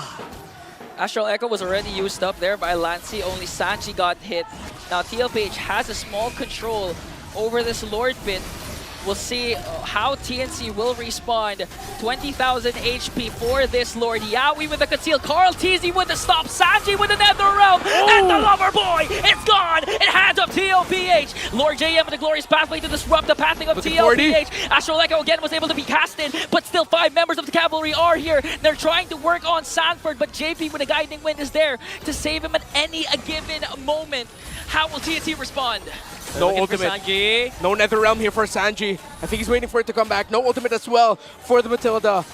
All their ults are dead, actually. Yeah, Unleash the Beast still on the way back. Sanford zoning out as much as he can. Slow take. They still have to respect the Suyo here. Okay, Sanford zoning out the TNC. They're rushing. TNC just working on the Lord. They will secure it. And now it's an out signal for TLPH to disengage. Lord JM going for the chase. Astral Echo gonna connect Sanji, forced to use out the flicker. And TLPH executed that to perfection. Oh, they might lose an inhibitor turret on bottom. They took a long time in that Lord. Yeah, they lose a turret, but they will be able to finally get the Lord. This is the evolved Lord at this point. And let's see how deep Liquid could go into TNC's side of the map. 19 minutes and 30 seconds in. It was a slow pushback of TNC Pro Team's line in that last Lord fight, but they were able to make it work. They were able to execute it very well. It was a slow push up until it got to the point where Carl TZ was just left to his own devices to take that Lord without a problem. You can expect Carl TZ to go for a huge dive with the Spear of Alpha because they both have Winter Crowns alongside Sanji. And with the help of JP, TLPH might just go for the end angle here. Okay. They are getting started there. That turret is long gone. Now, going for the flickers. Sanford misses the flash combo flicker combination, but the Lord is still up. Oheb with his Ammon Force. We're still waiting for the clapback coming in from TNC, but TLPH will disengage, but they get an inhibitor turret up top. Oh, good thing that flicker flash combo missed by Sanford. Or TNC Pro Team might have already lost more than just a turret at this point. Look at the items. Item locked already for both. Athena's shield for Carl TZ, so that should help with the survivability problem that he's been having of late. Meanwhile, for the mid laners, already up to a Divine Glaive. No wonder that Novaria hurts like a truck. For the 2 gold laners, though, very neck and neck in terms of the gold. Actually, it's a 2,000 gold lead for Harith, but both are item locked as well. Oheb has actually already sold his boots and has picked up an Oracle as the very last item on his build to maximize the shield he would be getting, along with a cooldown reduction. So far, the late game 5-man of TLPH does feel like they're more geared up. In contrast to the poke-heavy TNC lineup, which feels like if you get dove in by 5 people, there's very little that TNC players can actually do here. Yeah. Let's see how Team Liquid Philippines will be able to translate this into an endgame angle, though. Because with all the pokes that TNC Pro Team has, if Lancy and Benny Cutie can stay in a safe distance, I reckon Lord JM and Zaida alongside Yaoi will be able to buy enough time for them to break down the front line of TLPH to force Team Liquid back out from a siege. Now we're in a 50-50 for a Lord. Whoever gets the first pick off here might win this Lord. TLPH waiting for it. They have good re-engage again with Sanji's ultimate. Plus the shields coming in from JP. Look at the middle minion wave. It's handled so well right now for TNC Pro Team. It's a deeper push, forcing Sanji to react. Okay, they're going to commit the unstoppable force onto Sanford while he's on there with the Unleash the Beast. But here comes the clapback coming in from TLPH. Astral Echo going to connect on to 3. And now both teams will disengage. A lot of resources have been expended. And we're going to see another Lord dance. Yeah, Nether Realm still available for Sanji though. Yaoi with the conceal to the back. Okay. We're going to wait for the Circling Eagle coming in from JP as Yaoi once again spots out Sanford and this time delivers the final blow. That's a man down for the cavalry, but they're still holding on to this Lord. They want to go for the major objective instead. Lord JM with the glorious pathway. Gonna zone out the members of TLPH. And the Young Goat secures it. But here comes the clapback coming in from TNC. We can already see a lot of red bodies falling down. A godlike coming in from OM as he brings down Yaoi. But TNC wants to go for the engage once again. Yeah, Yaoi really committed so much to take down Sanford that he didn't have enough bullets in the barrel to defend for the Lord take. It's going to be Carl Teasy coming out on top with that Lord. Young Goat thinks he needed to win that retribution for the Cavalry, and Carl Teasy did just that. I don't think it is endable just yet for Team Liquid, but they should be able to get some towers in here. Again, the Winter Crowns are lost for TLPH. Lord JM goes in with a glorious pathway. They're Benny passing it? Cutie has to flicker away. Here comes the Death Sonatas. Look at the damage coming in from TNC. But the re-engage from TLPH is just too much. OHEB goes in with his OHEB! He's still after What? and he brings down Benny Oh Cutie. my! Stanford goes in with the Unleash the Beast. There comes the Nether Realm, and TLPH wipes out TNC for game 1. That was one of the most hard-fought games for TLPH this season so far. I cannot believe how many hoops they had to run through to get that win. The game was like a chess match back and forth, as Renmar mentioned. It's like they know and they used to play with each other. I thought TNC Pro Team could handle eating a siege, but they had a mouthful of baby cakes and they couldn't handle it. OHEB and Carl Teasy, that was near God mode there in the end that we saw. The damage from the Harith, him locking into Benny Cutie, Carl Teasy getting a massive spear off Alpha onto 2. I really thought TNC could defend, but damn, OHEB and Carl, too good. Too good, man. They really kind of just saw an opportunity. They saw an opening. You know what? Lancey's not clearing as well on that Novaria. Why not just try to go for it? And the Faramis NetherRealm was also up. Yeah, I think that was the cherry on top of the Baby Cakes duo, the NetherRealm, because they didn't need it at the last moment, because Lancey was just the only one left. I told myself I wouldn't allow multiple voice cracks throughout MPL Philippines Season 15. My voice cracked like 6 times in that one. OHEB, the rich guy, is the MVP. Only 1 death. And you saw how clutch actually the pickup of the Oracle was in the late game. All the shields he was getting from the Matilda with his own abilities as well with the dashes. It came in big time for him there in that final siege. It was actually insane, and to think that he was really maximizing the composition, not really playing too much on his own, just shows you how much, how confident he has on his own mechanical skills and his teammates. Yeah, and not to mention, he clearly maximized as well the Zaman Force, because rarely do you see OHEB playing outside of the Zaman Force when he casts it, because it's just always properly casted, wherein he heavily utilized it up against TNC, so it was already hard for TNC to regroup up against TLPH. I think we're seeing the second peak of OHEB's career. We've gone through the Filipino sniper era. This is his rich guy era now. Just when he says, I got no money, he cashed in money in the bank perfectly in this game. If this is OHEB's second peak, how many has Carl Teasy's peak been? He's a whole mountain range at this point, like Carl Teasy's career. Yeah.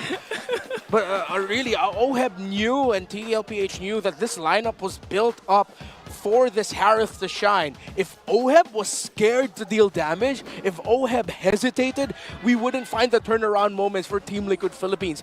This was just OHEB saying, it's definitely my time to shine now. And he showed up just when Team Liquid needed him. Carl Teasy showed up just when Team Liquid finally needed him to win a retribution. And of course this, and then the final siege, OHEB deserves the MVP. My goodness. 100%. OHEB became the rock that TLPH needed to actually stay in the game when TNC was just roaring and trying to get that win over TL. Yeah, Dwayne Johnson Soriano. Dwayne Johnson Soriano, the rock. DJ Soriano. DJ Soriano. He really did become a huge anchor for the whole TLPH when they were like getting beaten left and right, especially in that early game. Yeah. You gotta admit, TNC did feel like they were on the uptrend. Yeah, especially with the first few ejector plays from Yawi. Yeah, there was a moment where we thought that the window of the TLPH lineup was slowly closing down. But TLPH just really begged to disagree. Well, the window for early game domination closed down very quick. They had to play a 23-minute game. No wonder. Chantel, where you at? She's right there. She's talking right now. In the Filipino broadcast right now. But yeah, you can see, of course, the multiple pickups on Inspire. Alongside the 5% cooldown reduction, there's already a +2 mana regen value added to it. So it's like having the necklace early on that also gives +2 mana regen, except it's not an item. It's like you get a free item having an Inspire for you. So yeah, I think we're also seeing here some of the changes brought on about by the emblems. I reckon the change to the focusing mark also really helped out Team Liquid Philippines here a lot. Especially Faramis, right? It feels like you can just really get into the fights a lot easier. You can kind of maneuver afterwards, especially with the speed boost that you get from Shadow Stampede. So honestly, it feels like despite losing out on the early game, TLPH felt like they were playing for the late game. Yeah. Like they didn't mind losing out those first few turtles as long as they could come out on top later. Yeah, again, and you'd really see how long Carl TZ played with Yawi, because we maybe saw 2 or 3 times wherein Carl TZ predicted what Yawi was going to do with the Jawhead, even with the Conceal, with his own Spear of Alpha to disrupt the potential play that can come from TNC. There you go, BPI rich guy going in for OHEB. You can't deny it anymore, brother. We have evidence. Yeah, hopefully at this point the international audience is familiar with the meme. If not, where have you been living? Under a rock, maybe? No, I'm kidding. Maybe search so. it up online why there's a whole deal about OHEB having no money and actually having lots of money and him being the rich guy now. Well deserved, for OHEB. Crazy, crazy Harith game here. This is straight up second peak of OHEB's career that we're seeing now. 100% agree. I feel like the comeback that TLPH mounted would not have been possible if OHEB died in these exchanges. He did not. He only died once. Yeah. In a 23-minute game. That's saying something when you are technically the biggest target. Yeah, and that's why OHEB, in terms of least deaths, he's just behind the bulletproof Super Marco, but still leading everyone when it comes to kills per game. That's right. And of course, bringing you a better tomorrow, BPI empowers Pinoy gamers with next-level banking solutions to help you level up in life.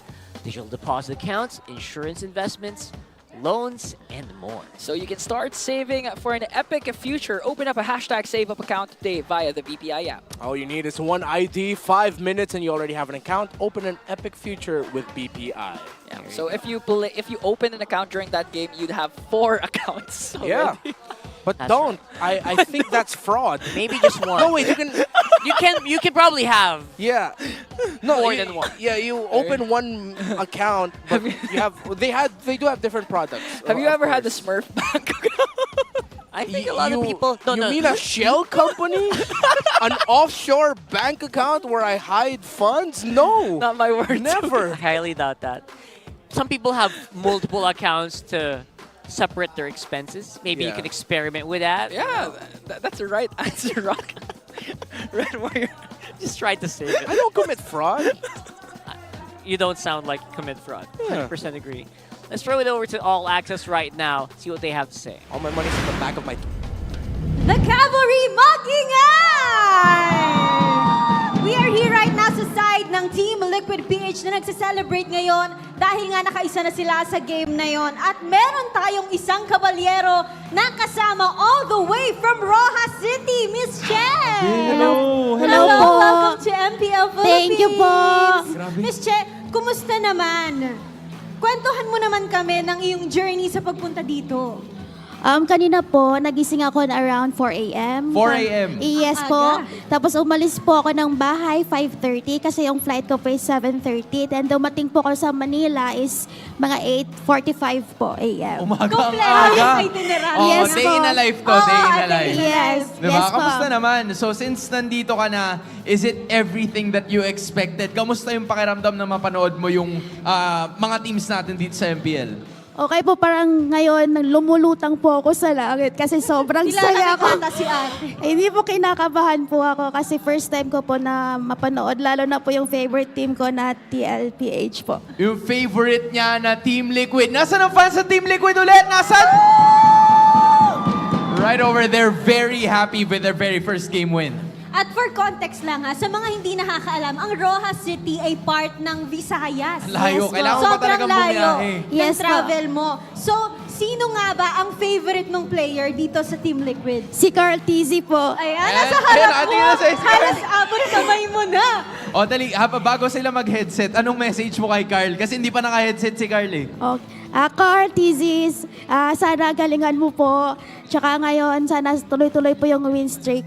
Tsaka to, sana po maka-MSC ka kasi yan yung lang yata ang kulang mo. So go, TLPH!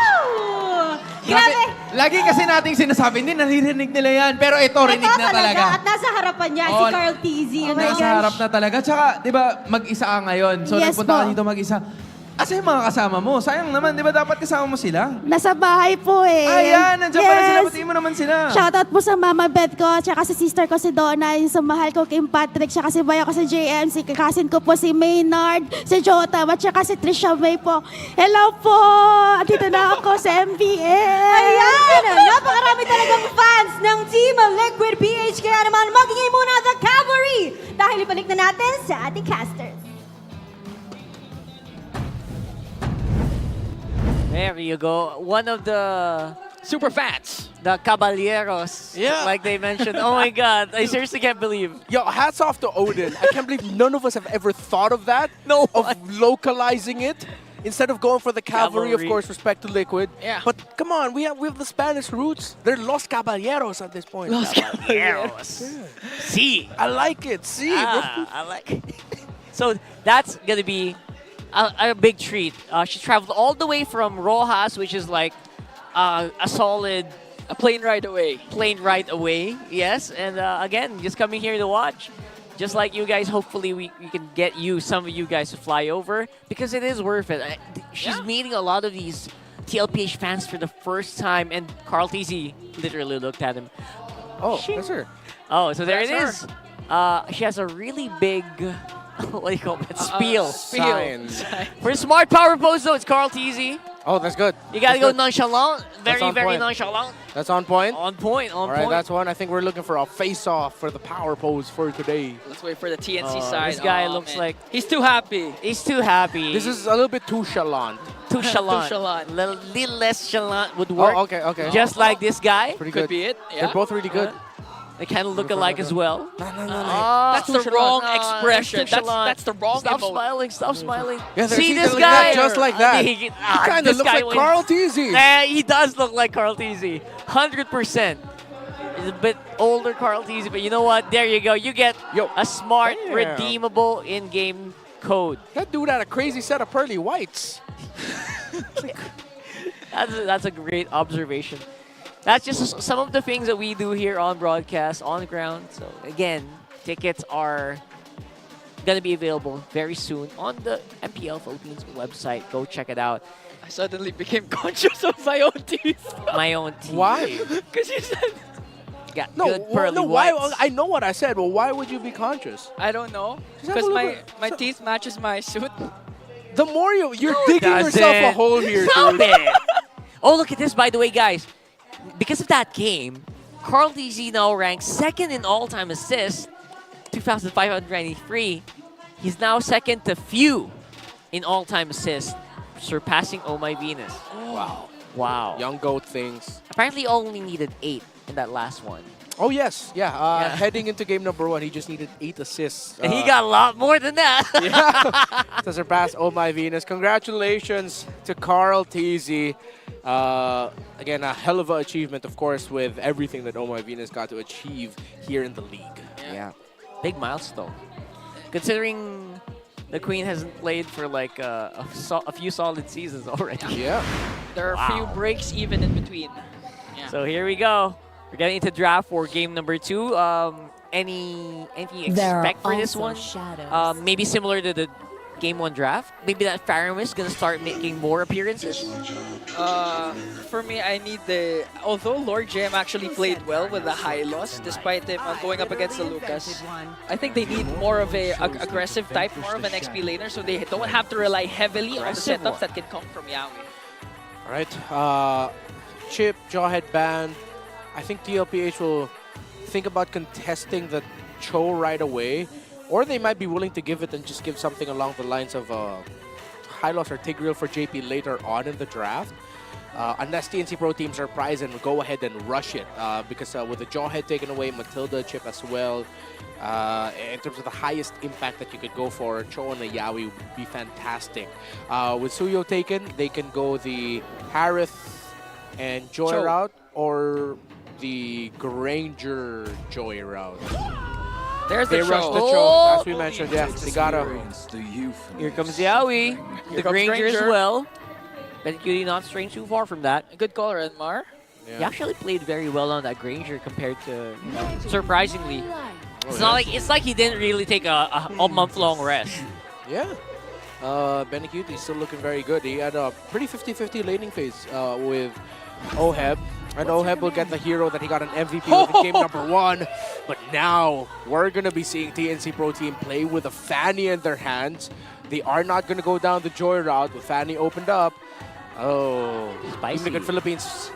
Let's see if they'll have the resources to lock this Fanny down, because with the Cho on the side of TNC Pro Team, their best option for that is gone, unless Team Liquid will surprise and pick up something like a Kai, Roam, or EXP, which is very highly unlikely. I still think we're already seeing the Roamer for TLPH, and that's going to be the Gatot Kacha.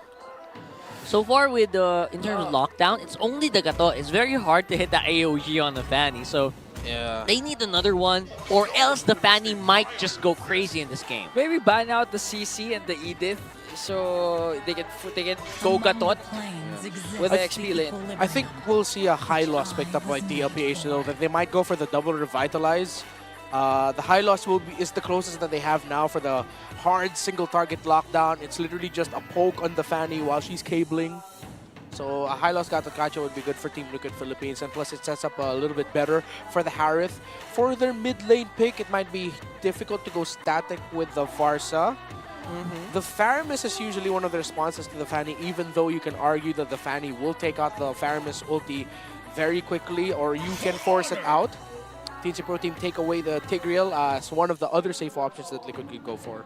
It's very interesting for me to see the Badang still getting banned today, despite all these nerfs. Just making sure, maybe they're thinking maybe it might be a Fanny counter, throwing that wall out. So I really like what we're seeing here, and the Bars are getting banned instead. Yeah, or you could go with a Hilda for TLPH instead of going for those hard CC. Just give Zyda really have a hard time in the jungle.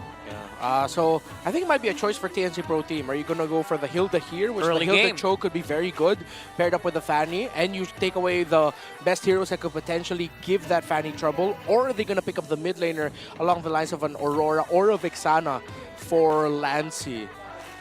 I think TNC Pro Team would want to consider picking up the Hilda. Oh, they stayed away. They thought about it already. It feels like, you know what, let's not make the Fanny's life hard in the jungle. Yeah. Remove the possibility of an early game invade. CC is still available if ever they want to flex Gatot to the take over Lucas and Valentina. Okay. This is just in case they go Faramis, right? Yeah. And also the Valentina could have been problematic for them, if ever, because they have the Luca, so they needed to pick that up for safety. Yeah. I think this is either just can't go Faramis. So yeah, just Aurora or Vixana would be okay. Doesn't need to be too crazy here for TNC Pro Team. And so far, I'm already saying, like, I like the draft of TNC Pro Team a little bit better. Oh, but they can actually go for the Sicilian instead. All right. Something I tend to overlook, especially when there's a Harith on the other side and you're still waiting for a surprise pickup. A Sicilian would be really good. And they go for the range. That's going to be their focus. Relatively okay crowd control. Strong single target lockdown from the Cho and the Hilda. Yeah, I'm going to this liking TNC's draft a little bit better. This is very similar to what TNC did last game as well. Mostly single target, mostly for lockdown. And I don't know how this is going to look in the team fights, honestly. I feel like in team fighting, it's a more TLPH lineup. Yeah. But we'll have to wait and see. The early game is where I am most critical of how that's going to go well for TNC. TLPH feels like this lineup can fight all day long. Yeah. If TNC manages to take control of the mid early on, we can expect an easy snowball, maybe even for Zyda. But just like what happened to game number 1, even if they had full control over the early game, TLPH just literally clapped back towards the mid game. Big clap back is what we're expecting here as we load up for game number 2. And I would say, TNC, this might be a bit more difficult game compared to game number 1. Again, all depends on how Zyda kind of navigates this alongside Gawi for the early game. By the way, we gotta acknowledge, though, for this game, that for TNC Pro Team and Team Liquid, 2 questions. Who's gonna have the easier time jungling, and who wins the EXP lane? Those are gonna be whoever answers those better are gonna be the ones who win the game. With the face-off that you have, with the Cho Hilda, with the Gatot Lucas, and of course with the Fanny Suyo. Yeah. This feels like an EXP lane's just gonna get cleared and then left. Yeah. Over and over again. Literally, a dead lane, we'll see 4 heroes for each side. Just literally sitting in the mid lane. Alright, so walking it up, Carl TZ quite deep in the enemy territory, gets 1 camp. It's already a small XP advantage you have on the Suyo, but Zyda's on the other side. He's actually going to prioritize the XP crowd. Alright, nothing too crazy with the emblems that we have now. Zyda! Damn! Jesus! You asked the question, Zyda answered. Zyda looks like he's having a better time in the jungle so far. Oh yeah, you get the first blood. You can definitely say you're having the better time so far. Great start here for TNC Pro Team. Great aggression that they're showing. Let's see if they can continue it. They're quite happy to take that. And even forcing a flicker out of Sanji. So that might make TLPH's early game a lot more hesitant. Make him more hesitant to maybe check these bushes. And yeah, a very easy turtle here. Should be for TNC, but look at that, TLPH, they seem to want to contest this. Okay, here comes the Revitalize coming in from JP, but the damage from Lancy is there as well, and Carl TZ secures the first turtle, might go for Lord JM, forcing out this flicker. Here comes the Shockwave Blast from Sanford, brings down Lord JM. Beast has been unleashed here. I would say that TLPH, despite losing out earlier, are still very healthily in control of this game. Zyda, not really making himself known quite yet. Yeah, they know that it's not yet their power spike, and it all boiled down to what you were mentioning during the drafting phase. When it comes to team fight objective takes, it looks like TLPH really has it for their side because it's easier to pull off. Yeah. Oh, they see a retribution used by Zyda there, yes. Yeah, that was a steal. Carl TZ lost his orange buff, stolen away by Zyda. So, wow, what a game Zyda's been having. He wasn't able to contest for the first turtle, but he's already gotten the first blood and has gotten a buff steal from Carl TZ. He has a slight lead over him, around 166 in terms of the gold, favoring the Fanny. Since the Lucas is on the board again, we have to acknowledge the change for him. They removed the effect of the aftershock damage of his Shockwave Blast, and now it deals damage to all enemies in range. It used to just be the first target hit, and then everyone else gets hit by the aftershock effect. Now everyone just gets blasted equally with no aftershock effect, and they even increase the damage of the Shockwave Blast. Make it a lot easier to hit those beast hits, beast aftershocks. So right now, Zyda level 1 ahead over Carl TZ, and looking at the lineup of TLPH, they don't have a clear lockdown onto the Fanny apart from Sanji's IMU whenever he has the Way of the Dragon. So it looks like Sanji needs to do overtime, take control over the mid lane, at the same time lock down Zyda later on. Yeah. Right now though, Zyda hasn't been disturbed. He's the one doing more of the disturbing up top. I think he might get Sanford. Hunting down Sanford! Slice the beast in half and right on time because a second turtle is up for grabs for TNC. Alright, so that's a big buff, but will Zyda make it in time for the turtle? I don't think so. He does! And Zyda gets the turtle away from the cavalry! Look at the damage coming in from TNC. Kick from Sanji. They're going right after him. No way. He's going to be taken down by the members of the Phoenix Army, and they're going for more. Lord JM and Yawi as well. They might set their eyes on Carl TZ and JP. One more hit! A flicker from Lancy. Final blow to the young goat.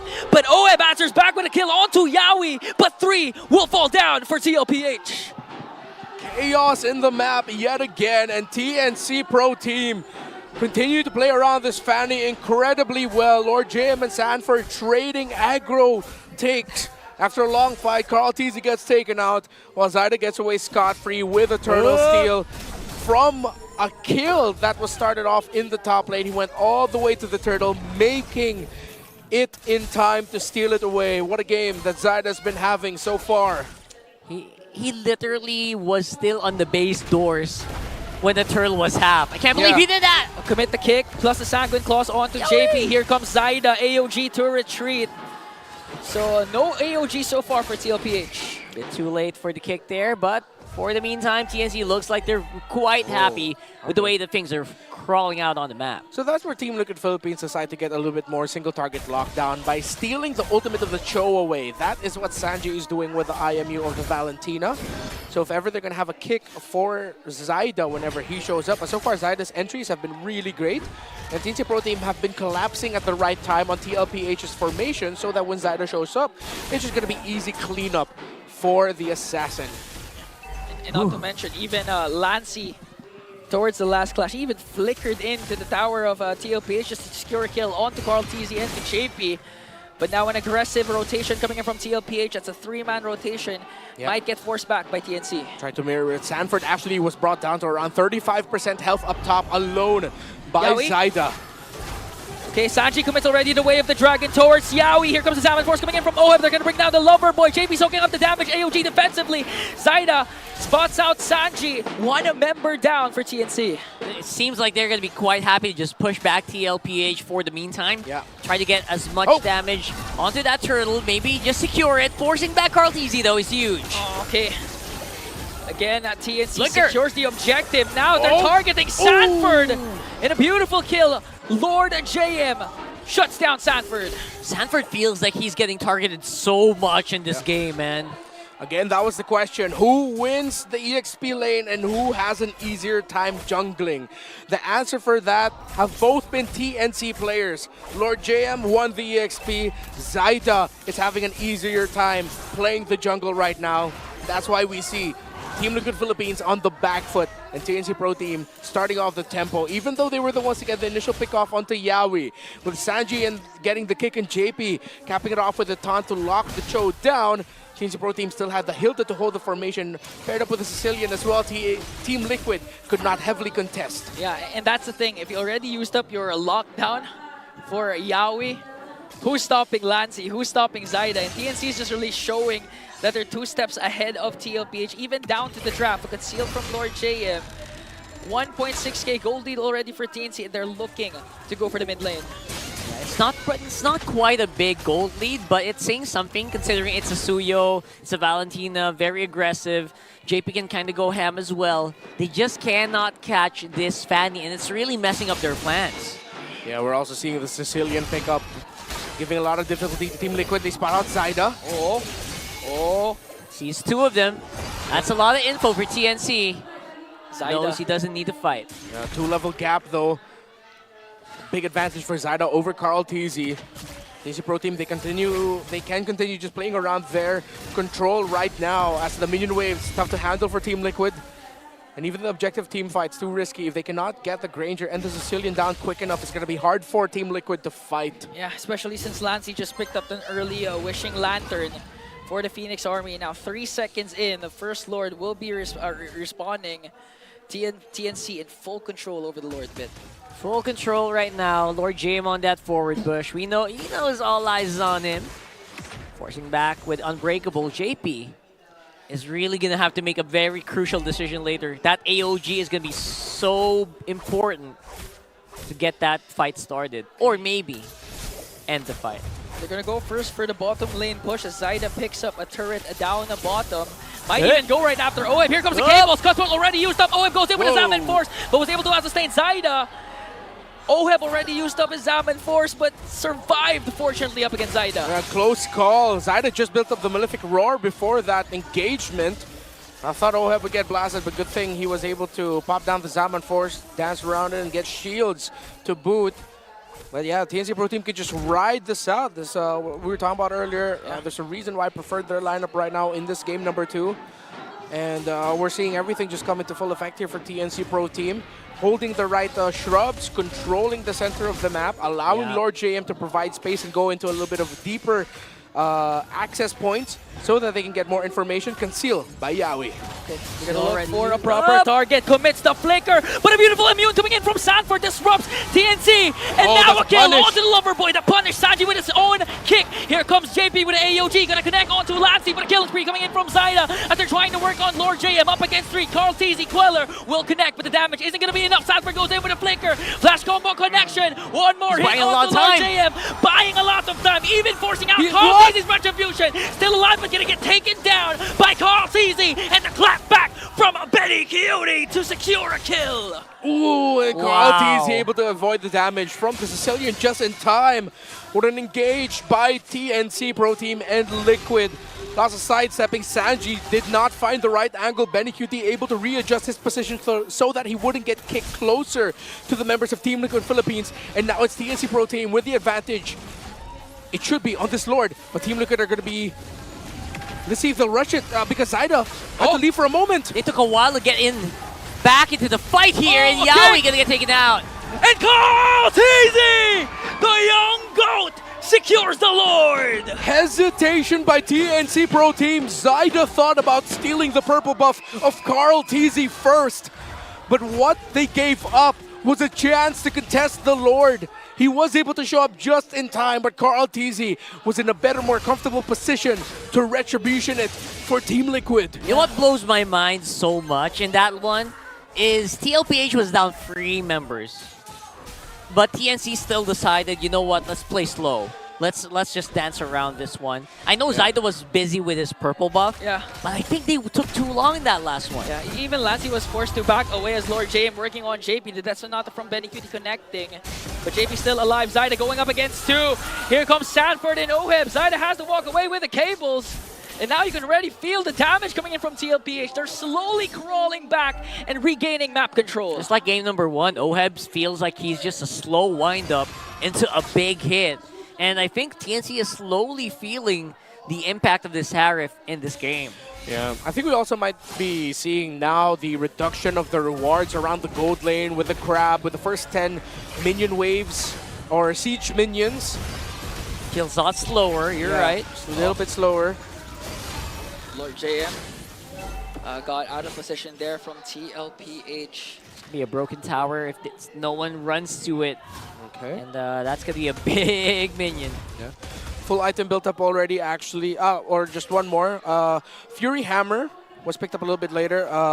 War Axe, Malefic Roar, Anti-Cuirass, and the Radiant Armor already for Zyda. He needed to build a bit more sustainability there in the end. So it's the Spell Vamp focused, sustainable yet still very deadly Fanny build that we're seeing for Zyda. You can see it already. It lacked a bit of a damage because there are a lot of times wherein it was a few hits away and bringing down Oheb, but still looking at Oheb's KDA 202. So TNC Zyda, you have to overthink, or you have to think twice whenever you want to go for an isolated kill over Oheb, because again, you went for the sustain type of build. Yeah, that sustain is really going to be so crucial later on, especially if they don't really reach those critical mass levels yet.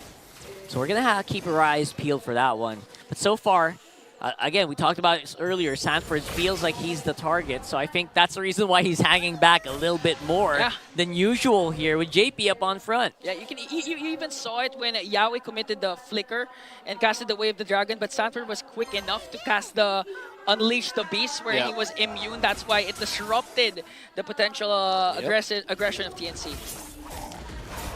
I also want to talk about how they're Yawi's really going all in on these plays. Yeah, he needs to bide his time a little bit better though. You got to see there that Team Liquid Philippines was able to eventually win that engagement out because Yawi was punished by Team Liquid. Wouldn't be surprised if they keep watching out for this show and just keep playing around the idea that they can punish Yawi and then eventually steamroll through TNC Pro Team. Sanji does have the way of the dragon, so assuming that they see Zyda, okay, They already used it. commits it onto Lord JM. Paired up with his Almond Force. Yawi! They're gonna have to walk away, but the kick coming in from Yawi. Call CZ is gone. Here comes Clapback coming in from TLPH. They're working on Yawi. One member down for TLPH. Unleash the pieces there, but they're going one-on-one. As he's Sanford down. brings down the Loverboy. Lancey, one more hit onto Sanford, and both teams will disengage. Okay, that's jungle for Rome, though. Not a good trade for Team Liquid Philippines. Zydo will be here. TNC Pro Team still healthy to go ahead and try and rush this. Let's see if they can. Sanji has an IMU, but what can they do without their jungler? 15 seconds on the clock. This is going to be crucial here. They have to stay alive. Sanji sizing up. Oheb goes in with his Almond Force. They're forcing TNC to back off. Oh, mega kill coming in from Benny Cutie. Zyda also secures the Lord. Immortality of Zyda will be popped, but TNC still no casualties, plus the Lord. Very fast movements from Zyda, staying alive.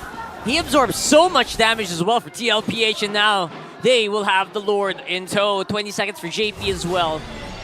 These turrets will go down. Some buying and selling that we saw from Zyda. He sold the Malefic Roar so that he can full build the Heptases, and then having gold yet again to rebuild the Malefic Roar. Zyda already on the way to an MVP winning game. Let's track Zyda here. Team Liquid decide to commit this so that they can push Zyda back and knock up from the Lord. Zyda waited, bided his time, cabled a little bit to the center, then upwards towards the Lord to retribution it. What a movement. Did he buy mid-air? Yeah, he did. He bought mid-air. What the heck? Oh my goodness. Oh, that was clutch from Zyda. I'm so impressed right now. My jaw dropped on the floor. Got to look for it. But here they come, walking up on top with the Lord. Okay. Lord about to siege in onto the top lane as TLPH trying to deal enough damage. Sanford goes in, flickers in, but gets punished down by the Phoenix Army. Sanguine Claw is going to connect onto JP as Benny Cutie, giving out Death Sonatas plus Rhapsodies, forcing JP to use the AOG defensively. Oheb goes in with his Almond Force. Oh, oh, can he be able to do it? Sanji has a whip. The dragon. Oheb is going crazy. An unstoppable kill coming in from Zyda. The clapback once again from TNC. Lord James Immortality will be popped. Flickers out immediately. Zyda going after 3, forcing TLPH to back off. Oheb with a beautiful kill, but TNC manages to respond. What a bloody exchange we saw in that last few minutes. Whew, 17 minutes on the timer, boys. That could have been disastrous, but TNC Pro Team positioned themselves relatively well around the Zalman Force that Oheb brought down. Oheb got punished there. That was a good call by him and a good call by Team Liquid to try and force something to get kills. But in the end, Zyda, Benecutie, and Lancey are still untouched. 3 members of TNC Pro Team, the core damage dealers with no deaths for the Phoenix Army. Again, I would just wonder how long they can keep this up.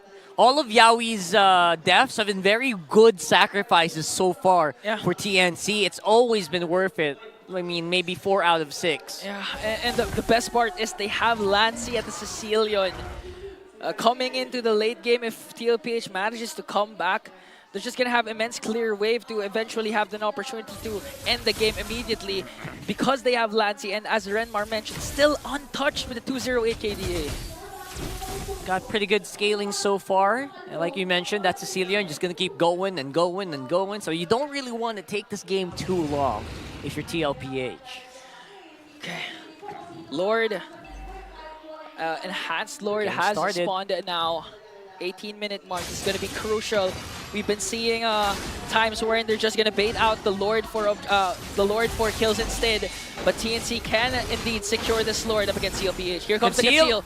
Coming in from Yawi, they're looking for a proper target. Sanji still doesn't have the way of the dragon. Yawi forcing TLPH. Here comes a kick coming in from Sanji. Oh, Lancey secures the Lord. TLPH desperately wanting a clapback. Sanford has to flicker out. Here comes an Revitalize as Zyda just mounting onto the back as TNC disengage with the Lord. They were so busy taking that team fight. They said, you know what, Zyda's here. Maybe he won't retreat. But it was Lancey who come out on top with the Lord. Maybe his damage right now with Bat Impact is just maybe at retreat damage. I don't know.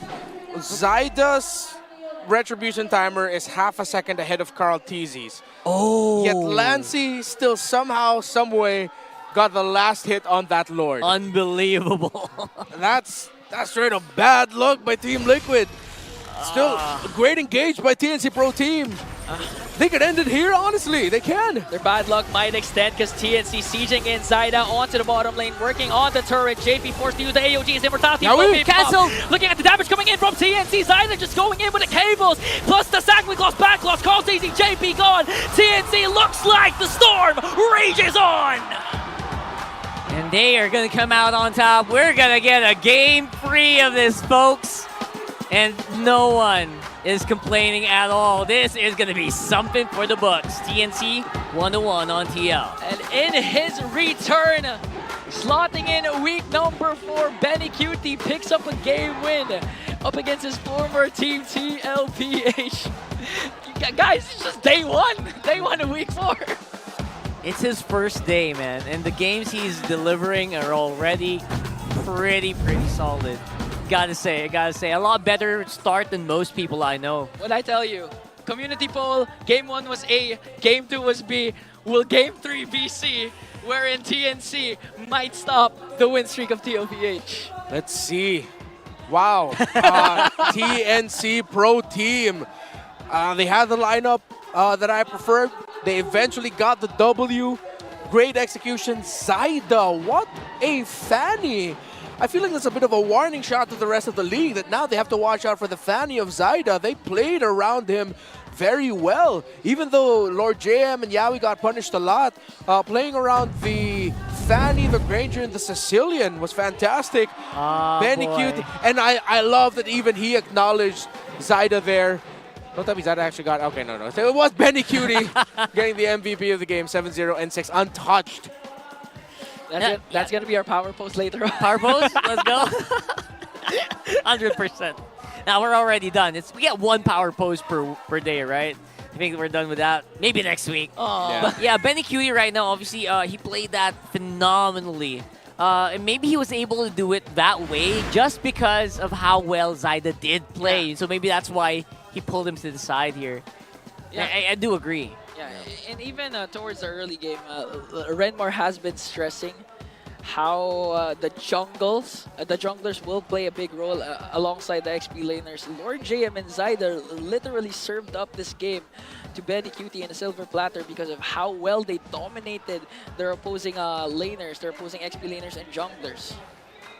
Yeah. There were also some key things that Benny Cutie was able to do here. This was one of them.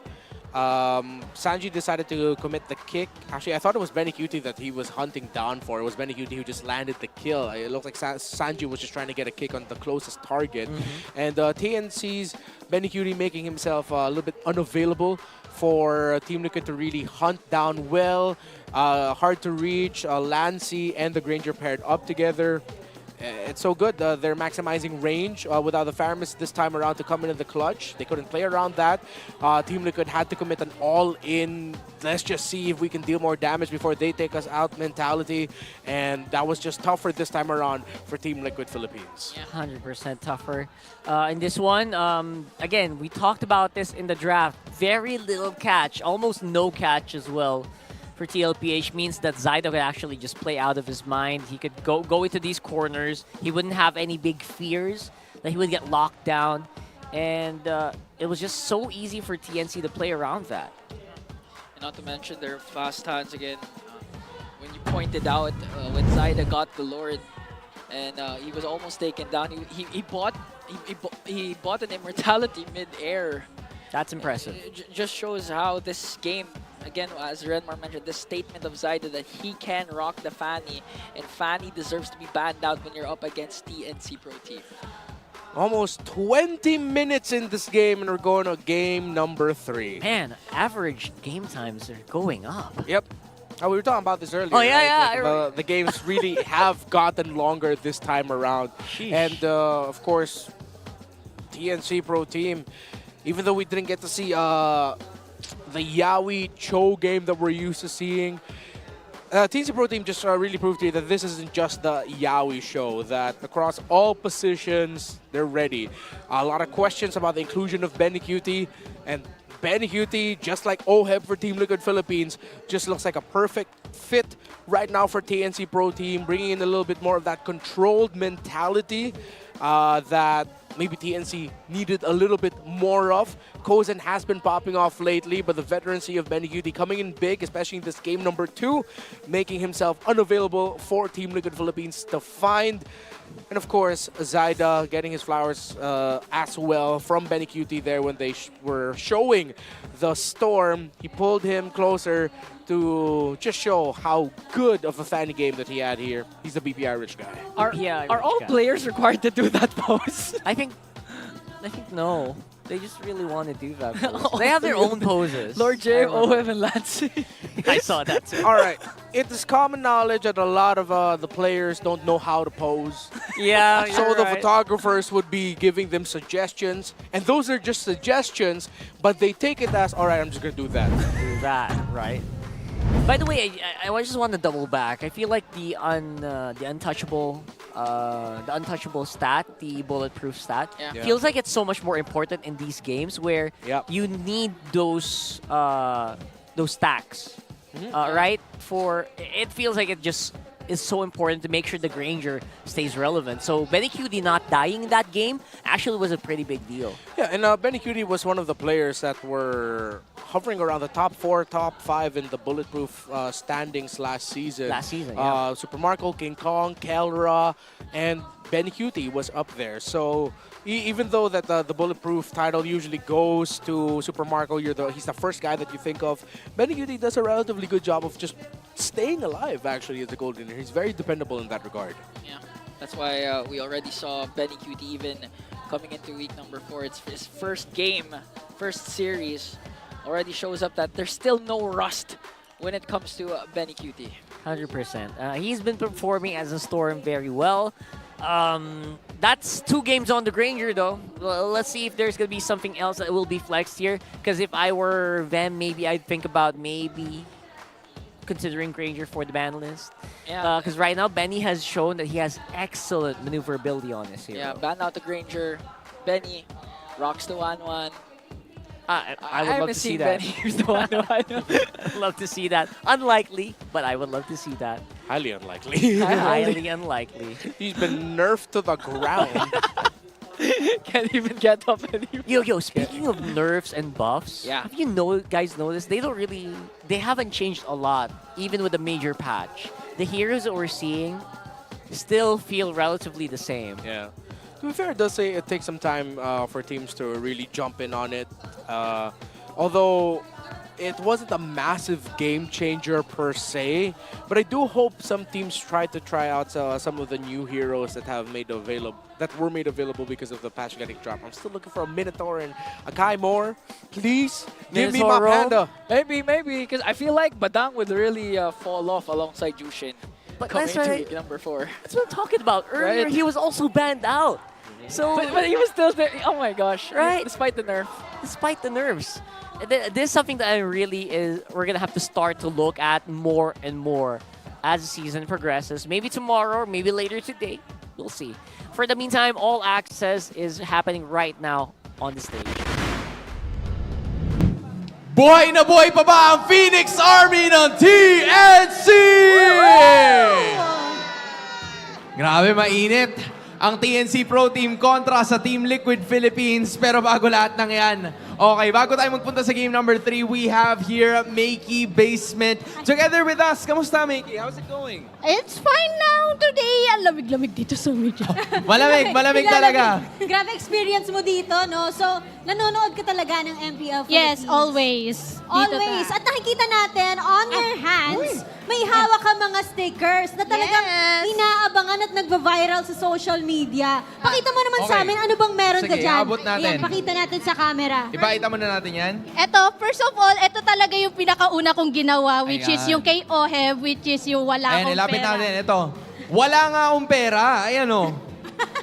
Yan ang itsura. Very accurate, ha? Very accurate. Ano bang meron Nakaturo dyan? pa. Ano pa Tapos meron? yung sumunod naman after yung baby cakes. Ito, of course. Wow. Baby cakes. Okay, kita nyo naman. Next up, ano meron tayo? And yung pinaka-recent lang is yung kay Yawi. Pa-order nga po ng giniling. Matik. swak na swak sa match natin ngayon. Tapos syempre meron ka pa dito, di ba? You have all of the other teams as well. Ang dami ginawa. I added the, kasi meron kasi akong series before season 13 na food team series which is featuring yung mga teams. But food. Pakita natin. Okay. Ano ba itsura niyo mga yan? Sa Team Liquid, tapos sa Twisted Minds, Okay. sa Falcons, and sa Aurora. Nagutom ako bigla. So, ano nga ba inspiration mo? Saan ka kumukuha ng ideas? Paano ka nagka-come up sa ganitong creativity? At first kasi as a meme. Mahilig kasi ako mag-drawing ng mga memes.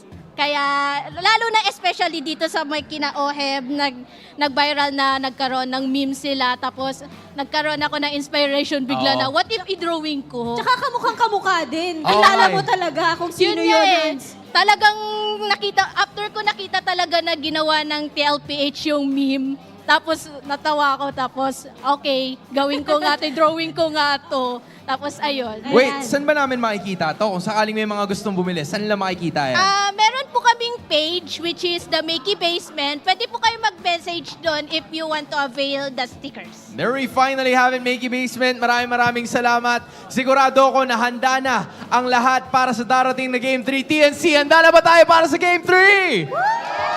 Buhay na buhay ang Phoenix Army. Kahit na rin ang cavalry na nandun sa kabila. Kaya naman wag na natin patagalin pa. Casters, balik sa inyo.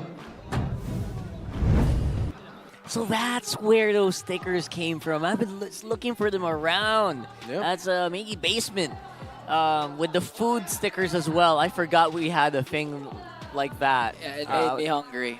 Yeah, one. I love her art though. I feel like that she's actually coming up with the most iconic stickers available in the community. Amazing. So if you ever find yourselves in the Philippines, look for Makey Basement and all of the cool stickers that she has available.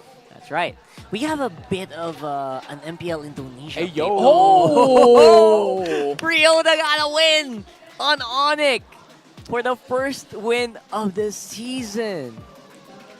It's their first win of the season so far? Or maybe just Ryota's? No, it's their first win of the season. Like, Onyx has been struggling. Team. Yeah. And with Ryota's entry, it looks like things will be changing for Onyx. Aha! Same might go with TNC with Benny Cutie in the picture. Yeah, that's tough though. For Dewa to be able to get a point, that looks like it was a tough win for Onyx Esports. But congratulations, of course, General of the Atoy Army. That's Ryota. Part of Onyx again, this time in another country. It's good to see that Coach Yeb is getting back his former players and giving them opportunities, you know? And you know what? The opportunities are not just like as a friend, because it works. Obviously, it works, right? Yes. I feel like it is such a big use of a talent of a very good MPL PH player. And I'm very glad that Ryota was able to really contribute to MPL Indonesia. Onyx, first win of the season. That is huge. Congratulations all the way from the desk here. And speaking of big contributions, like I mentioned, Benny Cutie slotting in really is a big breath of fresh air for TNC. Obviously, their game one was very difficult as well. But coming in this one, it's going to be TNC on the blue side this time around, 57% on that win rate. So they could go for the blue yo once again. Aside can secure it, and Benny this time might actually have a different gold laner. Oh. I wonder if TNC Pro Team, if they're on the blue side, if they're just going to go ahead and just go... Granger? Fanny. Fanny right away. Yeah. Could be. That sounds like something that Carl Thezy would push for, right? Yeah. after a loss against a Fanny. Yeah, definitely you'll need to watch out for Team Liquid picking up the Cho as one of the first two picks, because they could go Cho Granger, similar to what TNC did in game number 2, the first two. Let's see what Team Liquid will ban. What's your command? No more Fanny. Gotta respect it now. And we're back to our regular programming. Granger. Granger coming in. They could go with Joy later on for the jungle, just trade off the Suyo for this Granger. So, Suyo Show? Yeah. They changed the voice line. Welcome to the jungle. Shows me that was a different skin. Oh, that's a different skin. Yeah, all right. Ooh, I like this Jawhead. They go for the heavy lockdown pop right away. I think we might be seeing Yaoi's pick up already as well. Either the Cho or they don't do the quick Tigreal. Anytime. So they go for the Cho and they get the Joy. So Joy Suyo trade. Are they going to go into the second phase with their gold laner? Because with the Harith gone, Granger was picked up here. Yeah, Liquid might have gotten reduced here in terms of the gold lane options. They could just go Irithel. Irithel. Yeah, the Irithel Jawhead are a great combination together. It also works. It also lanes very well against a Granger early on. So would love to see that. But it's the Farsa. Oh, we're finally gonna see post buff Farsa. And in the hands of Sanji also. If TNC ban out the Irithel on this, I think Oheb can bring the sniper back. He can actually go Beatrix. Yeah. Baby, ooh. Yeah. We can see those flicker Wesker plays. Maybe it's gonna be the Wesker. A little bit more better damage distribution as well. So from the ultimates, so could be. Yeah, and they lowered the ultimate so much. The cooldown from like 30 seconds to like 12 to 20. That's huge. Badang's still banned out despite the nerf. So apparently, the nerf doesn't affect the players.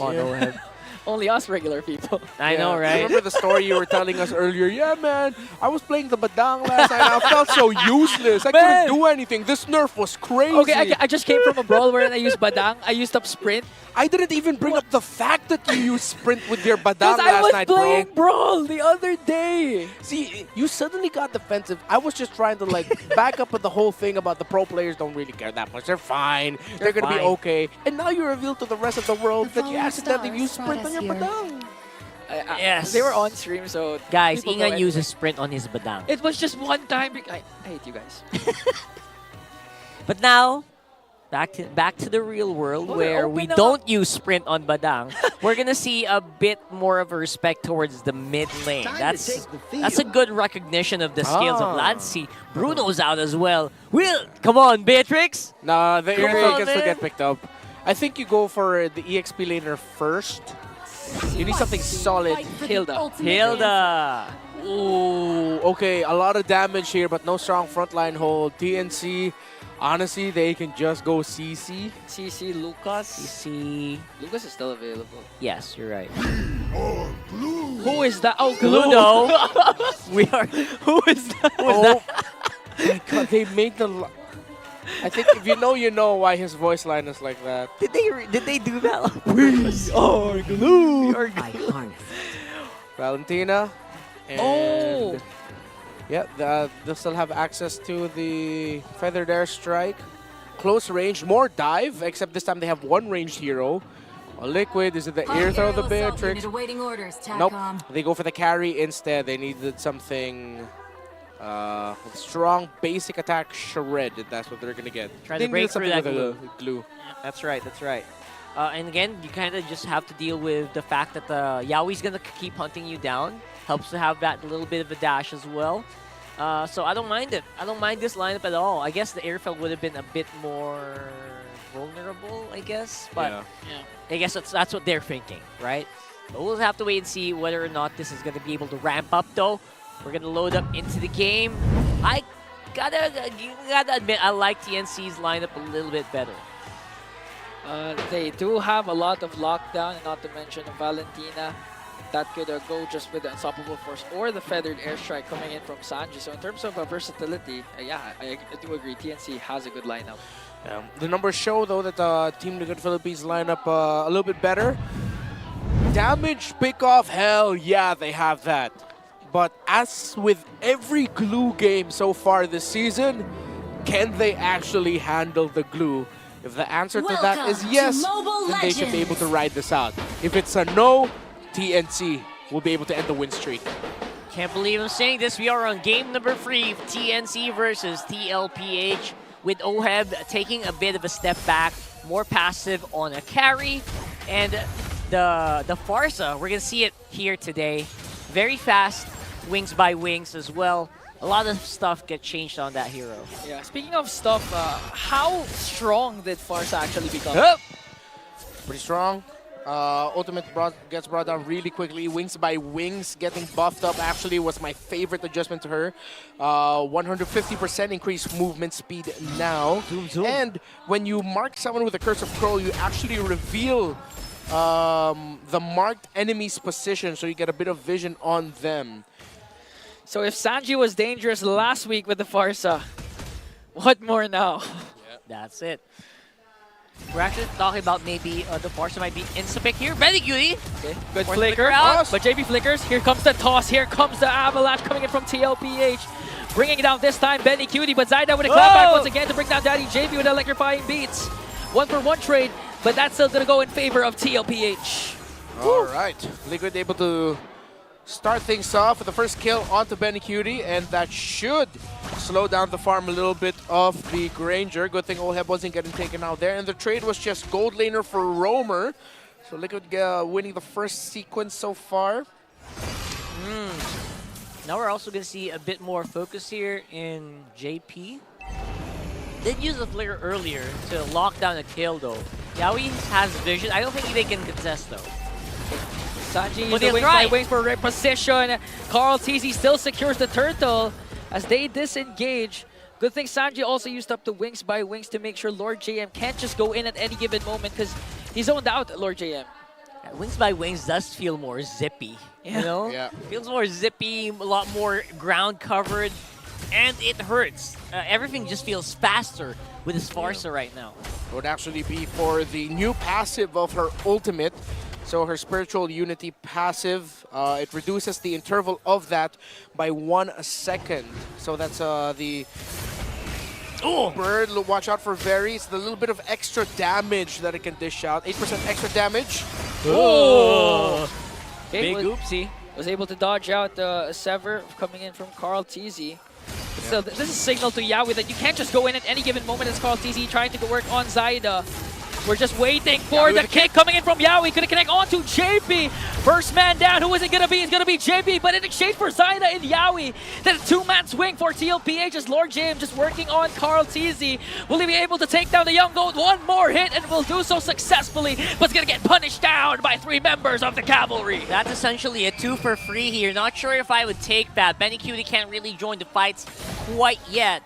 And Oheb happy to go and get those assists as well. Yeah.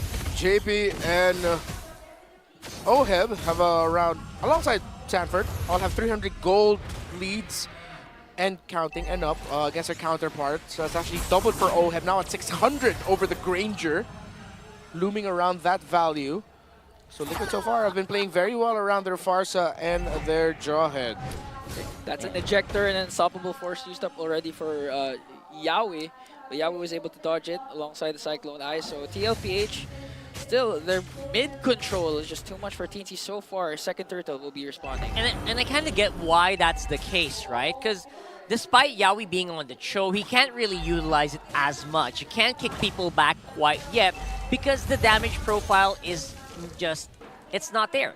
You need to wait a few more levels before that can actually make a big difference. Flickers in, even steals away the Feathered Airstrike to send Sanji packing. That's 1 member gone for TLPH as he has to recall. All the while, Cavalry still working on the turtle. The committed already. Yaoi onto JP as he bursts down. Daddy JP Sanford onto the back, trying to re-engage over Yaoi as Zaida picks up the turtle. Oh, it might fall down in the hands of Zaida once again. Lord JM working on Sanford and a 4-man kill for TNC. You know what, you're talking about this, right, Renmar? The glue, how do they handle this? Yep. No answer yet. Oh! How do they handle the duo of Lancy and Zaida as they kill Sanji even in between 2 turrets in the middle lane? And speaking of the middle lane, it's now been demolished by the Phoenix Army. Very costly loss there for Team Liquid. JP initially wanted to commit the toss-up onto Yaoi, but didn't have the right angle and the right time to do it. Yaoi outplayed Daddy JP, and TNC Pro Team made them pay. JP will not be able to get the toss onto the glue. Split already committed. Okay. Oh, they're gonna go. He's gonna connect on to Sanford. Sanji zoning out TNC with a Feathered Airstrike. Lord zone. James still on there with Sanford. Zaida. Here comes Zaida. Okay, got stopped there by Sanji, but Sanji got locked and erased once again. Oh, I'm trying to work on Yaoi. That's 1 member down again for the Cavalry. Things are falling apart for the Cavalry and TNC Pro Team.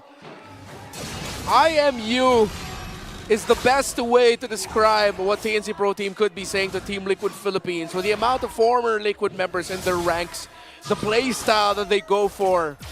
Again, I thought Team Liquid were the more refined version. TNC Pro Team are the hungrier, more aggressive version.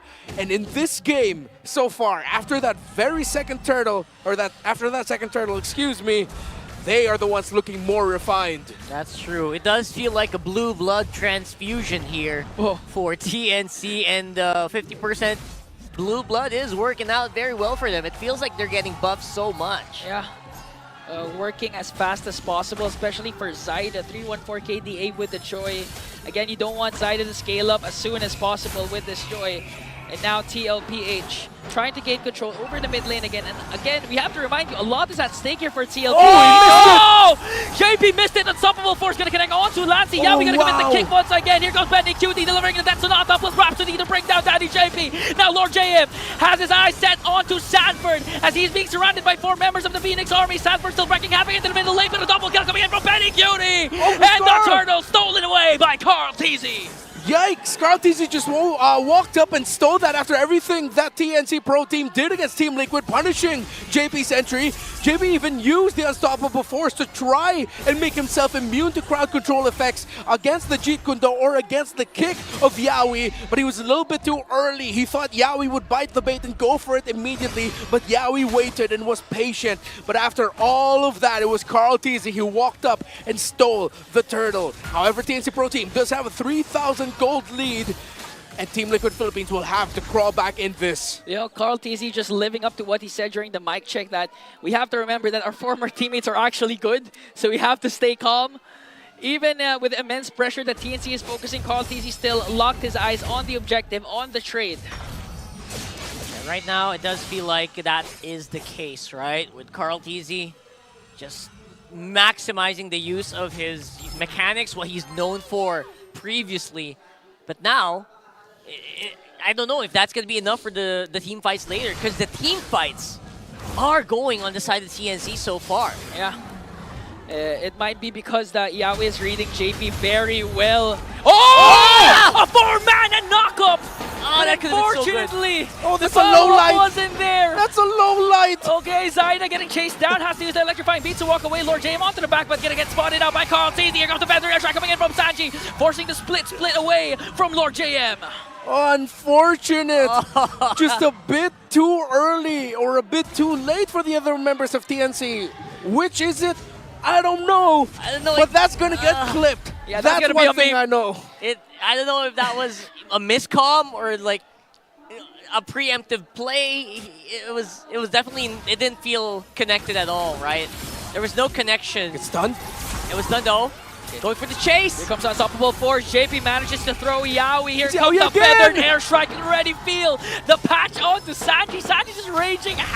That's just delivering the ultimate, just too much for TNC. Zyda gonna get spotted out by JP. He was able to dash out, but again, TNC has 1 member down, and that's Yaoi. They have the glue though. Sanford going after Lancey, already forcing him back, already forced to use the ultimate. 6 seconds on the Cho though. I don't think he's gonna make it in time if TLPH chooses to bum rush this. Okay, Zyda working still for his orange buff. TLPH might be able to bomb rush the Lord. We're waiting for the Zyda entry Zyda's here. Call TZ secures the Lord. JP with the throw. Here comes Unstoppable coming in from Benny QD as he picks up one more. Unstoppable for the Storm. Whoa! They have to run. Flickers in coming in from TNC. They were able to stop away the Feathered Airstrike. That's 2 members down for Liquid. The flicker in from Benny QD as well on that last one. Boy, oh boy, he is hungry for blood. Good thing Sanji was able to go use the Wings by Wings paired up with Purify as well to make himself safe from crowd control so that he could get away safely. Liquid though will not be able to use this Lord. It's going to be stopped in his tracks by Zyda. We might be on the way to another long game here as it's a full build for the Joy, already up to the Blood Wings. And going back at that replay, see what happens. Zyda showing up just in time, but Carl TZ did get it. A toss-up to save Sanford, but there were enough stacks brought down by the glue to latch on. A kick in the middle! A kick in the middle, gonna connect on to Yaoi this Yaoi. time. Okay, they're trying to work on JP. And now forcing TNC to back off because Yawi and Lord James got blasted in the middle lane. That was Yawi who initiated that, but it's Team Liquid Philippines who won that pick-off take. TNC Pro Team. Okay. He might catch up with him. So low! Shadow Strike to bring down the Filipino snipers. Benicute working with the Destinado onto Sanford. Calls easy in the picture this time. It's going to be a 3-on-3. Both teams will disengage, but Oheb will fall down.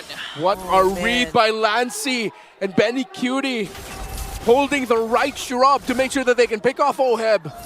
What a huge trade there. I think Benny Cutie, despite TNC losing out on some of these trades, he seems to be able to pick up the slack, especially after that last one. And making sure that he still has enough firepower is so important in this matchup. I mean, fortunately for Benny QD, the only time he got taken down was towards the early game before he picked up the Sky Piercer. So right now he's rocking 712 KDA. He has 70 stacks on the Piercer.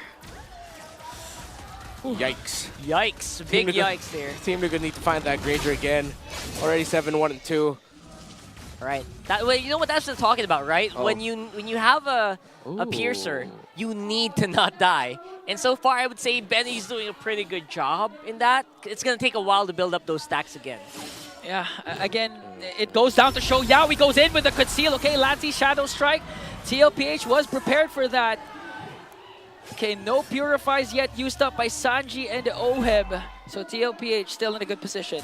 Already up to a Blade of Despair is that Granger. Bang, bang. Again, no wonder why the pickoffs by JP have been even more deadly. Of course, the new focusing mark on him. A lot more damage getting dealt out onto whoever he gets to catch. And if the team fight goes on long enough, onto another target once the cooldown effect of the focusing mark goes off. That's a 4-second cooldown, right? You mentioned? Yeah. That's so usable, especially on our roams right now. Expect it to be a staple. And it's making a big impact in this game. JP, though, like, it's the trade. He keeps getting blasted here. He just knows he's good for the pickoff, but eventually he will get taken out. He can't sustain the team fight long enough, similar to Yawi. It's the two EXP laners who can. But even right now, Lord JM is feeling the damage the Team Liquid Philippines can dish out. But the problem is Liquid cannot reach the Granger. And every time Zyda shows up, it always seems to be at the perfect timing to disrupt them. Okay, we're still waiting for what Lancy will pick up with the IMU, the Feathered Airstrike. In this position, it's also very hard to pick up the Granger for JP. Yeah. Because he has to commit so much if he wants to reach the Granger. Yeah, and sometimes he will die if that happens. Okay, Malefic Gun already built up by Oheb. Should give him a little bit more distance to damage from safety. Concealed by both roamers. Okay. Oh, Lord Jane was able to split to cancel out TLPH They're aggression. running. Okay, running. Oh, that's good. They forced out the split from the glue. Okay. For the price of the conceal. Yeah, we're run! going in. Okay. We're able to purify, but also get blasted down. Sanji with a feathered airstrike. Looks like TLPH are slowly falling down. The immortality of JP will be popped, but Benny Cutie ensures the kill to his former daddy roamer. JP goes down. Just when everyone's eyes were on a different prize, Yawi was able to find another one, and he was able to help pick off Oheb of all people. Oh, the streak is shaking for TLPH. Zyda again secures an uncontested Lord. They got the Purify off in time, but Oheb was just a little bit too deep. Zyda had the perfect angle to just dash through everyone and save the kill. 4-1-10. Another great performance by the jungler of TNC Pro Team. And Benny Cutie still too difficult for Team Liquid Philippines to reach. I mean, normally, way back then, that's what we would pick a Farsa for, right? To reach those very hard-to-reach gold laners. But right now, the Feather Airstrike is not quite enough to slow down the Storm. Oh. And they're going to have to be more creative here to look for a way to catch him. Yeah, okay, clearly going in conceal and just literally going front to back can't work for TLPH. They have to look for a very creative angle. It looks like... you know, I'm pretty sure Sanji has been missing the Lu Yi specifically for this game because they can't reach Benny Cutie. These are the times when they would have a Lu Yi. It's so easy to just kick people from the back, right? Yeah. Well, that's not available here. Okay, TNC working on the mid lane turret. Slowly eliminating all the outer turrets for the side of TLPH. Very Lord sieging methodical. into the bottom lane. Here's a concealed plus Lancy with a feathered airstrike. 2 feathered airstrikes are falling down. Still no initiations. TNC taking discipline route as they take down the inhibitor down bottom. Oh, look at the damage that Benny Cutie's dishing out. He was able to poke down Oheb, take down 35% of his health. And you see that Yawi popped the conceal, showed up. You're probably thinking, why didn't he commit the engagement onto Sanji? Probably knows that there's still a Purify available for Sanji, so he just stood there to see if Sanji will react and if they can take out the feathered airstrike much quicker. But Sanji did not budge, he didn't blink, he held on to it, was able to maximize it, and Team Liquid Philippines just lose 1 turret. I think they're very happy with that, right? I mean, that's the best you can do. You can't really clear off and go out of the map too much. And you can just hope for a big equalization. They can kind of just work on these minion waves, at least for the meantime. 45 seconds on the next Lord. Still waiting for one more item for this Farsa. Need a little bit more raw damage coming out from those bursts. Only 3 so far. The Blood Wings, the Glowing Wand, and the Lightning Truncheon. Yep. Sanford just built up an anti-Karas, and it is up to a endless battle for Carl TZ. He's been pretty stacked item-wise for quite some time now, but Zyda has just proved to be more devastating in this game. Especially after like catching up in itemization, right? So overall, I would say a pretty good job here for Zyda, making the plays happen, despite, you know, when TLPH least expects it. Usually the joys do fall off at this moment. We'll see, because again, there was a slight buff towards the temporal rain that Zyda is rocking right now. So far, so good for 110. Sanji already cast. Here comes Yawi with a conceal, looking for a double man knockup. Who's the kick gonna connect on to? Yawi didn't still kick.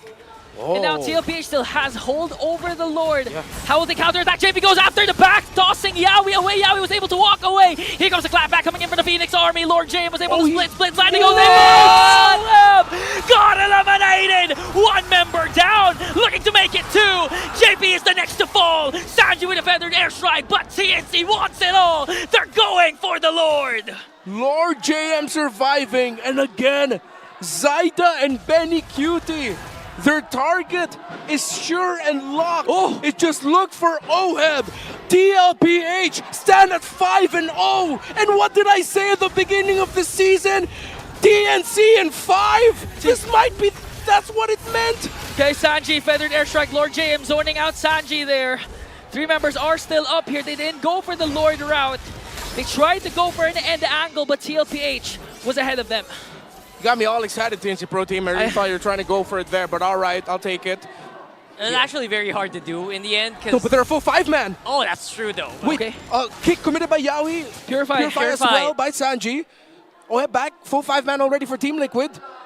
Oh, that cost them. I think that might have just cost them. Yeah. I mean, TNC Pro Team still has a good chance of winning this game, but them hesitating and not going for the Lord, going for the end angle instead, means that TLPH has 1 more shot at this. One more shot to get this right for Liquid. It's an even fight still, right? 4K at this point feels negligible. So I really hope they don't scratch their heads about that later.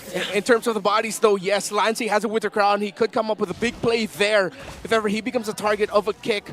0 deaths for him. Only 8 deaths in total for TNC Pro Team. TNC has gotten 19 kills. Oheb's Purify is up. Sanford can't go here. The minion wave too deep. Liquid might need to let go of this a little bit softly. TNC at a disadvantage. A conceal coming in from Yawi. They're trying to push in for the Lord. Sanji with a feathered airstrike. Yawi goes in for the double man knockup. Once again, connecting onto Sanji. No Purify. Yawi's mentality will be pumped, but Sanji's a man down. Next one is JP. Carl Easy trying to clap back here inside. It goes in with an electrifying beast working on Sanford. And a kill onto Sanford. A triple kill for Benny Cutie. Welcome back to TLPH, but Carl Easy said immortality pump. Benny Cutie is there. Minions onto the bottom lane. OM working on. Lancy, a big wave onto the bottom lane. OM stays alive. Lancy as well. Carl Easy was able to clear it out. Oh my goodness, this game just keeps on giving and giving and giving. I cannot. Carl TZ was serious. He really didn't want to give Benny Cutie the savage. He said that earlier in his mic check. And Carl TZ, he said, Oheb, just survive. Handle it on your own. I'm going after Benny. Oh my goodness. This guy's a prophet. Didn't even know it. 12-2-4 for the Storm, and now Lord JM with the split. They want to connect on to Carl Tizzy. He was able to jump in. Oh, I'm just dissing out the damage. Lord James Immortality will be popped. Here comes Sanji in the picture. Sanji gets the kill. One number down for TNC Army, and it looks like their hesitation to take the Lord earlier on is costing the Phoenix Army. If Liquid somehow gets this goes into Carl Tizzy's goated moments hall. Yaoi is here, Lancey's here. He goes down. JP with a toss. Sanji with a final blow, sending Yaoi and Zaida away. Zaida with a pickup though. He was able to clear out Daddy JP. Zaida up against 3. Benny Cutie in the picture as well. Retribution battle call. TZ secures the Lord. Oh my goodness. What is happening? It was at the palm of their hands. This series definitely not disappointing anyone. It's not over yet. Oh my goodness. We're all but equal on the goal. The map control is also something that you can kind of debate here. And TNC are suddenly found looking for themselves again. They have to regroup here. Yeah, they're now pushed back. Earlier on, a couple of minutes ago, they had the chance to get a Lord, decided to go for an end angle push. TLPH was able to clear out the minions, save 2 inhibitor turrets, and now TNC is left to defend for an oncoming Lord of TLPH. Friends into foes. Multiple former members of Liquid now in TNC Pro Team. They have challenged the Cavalry, but the Cavalry continues to march on. 5-0 are they in the standings. And now, what looked like a game lost for them, they have found light at the end of the tunnel. A Lord marching up top. Minion waves coming in through top and mid. And a chance to go from 5-0 to 6-0. All battle spells for Liquid are available. Yaoi doesn't have his flicker yet. Lord sieging in onto the top lane. It's going to be a matter of who's going to get a setup first. Sanji goes in with a strike, blasts Lancy out of the map, forcing TNC to back off. Poem just continuing to pick up kills. The Filipino side over to it, and that is it. TLPH, the streak is still alive. And it does feel like there is just no stopping the Stampede, at least for the day. It's the Cavalry coming out on top. My goodness, Los Caballeros go 6-0. Undefeated, still in an epic battle against their former teammates. TNC Pro Team, you put up one hell of a fight, but the Cavalry keeps marching. 6-0 still for TLPH. Again, the latest edition of OHEB on the gold lane seems to be working for them, even up against Yaoi, Benny Cutie, Zaida, former members of their organization. They came out on top. It's really a sight to see all these people together again, at least for that moment. Seeing them all again on the same screen really does give you the feels. That TNC bowing down for now, but man, oh man, what a fight. That last one. What a match. Can I just say, TNC is the 4th seed, and they pushed the 1st seed to their limits. So just imagine our standings. I don't believe in our standings anymore. Everyone has a chance for the trophy. The very first video I made about the season, I immediately started going, TNC Pro Team, they're a playoffs team to me. 100%. And they have not failed to make me doubt that. Or they have not failed. I don't doubt that. TNC Pro Team are living up to it. That's what I'm trying to say here. I think we got that. I'm woozy, because that was one of those series that really just makes me go, damn, I love my job, man. It is a huge moment. I think a swell start as well for Benny Cutie on this team.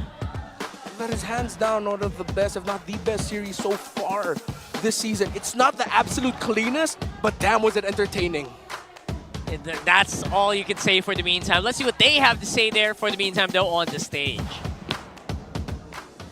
What a match it has been! Buhay na buhay ang Cavalry! Still undefeated ang Team Liquid Philippines!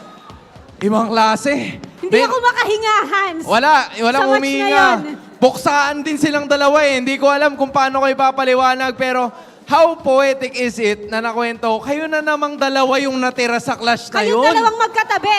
Ang Baby Cakes duo. Yung baby cakes na naman. Ano bang usapan nyo nun? Ano bang kwento doon? Paano ba nangyari? Paano nyo nakuha pa rin yung kill at least or mapatagal yung laban?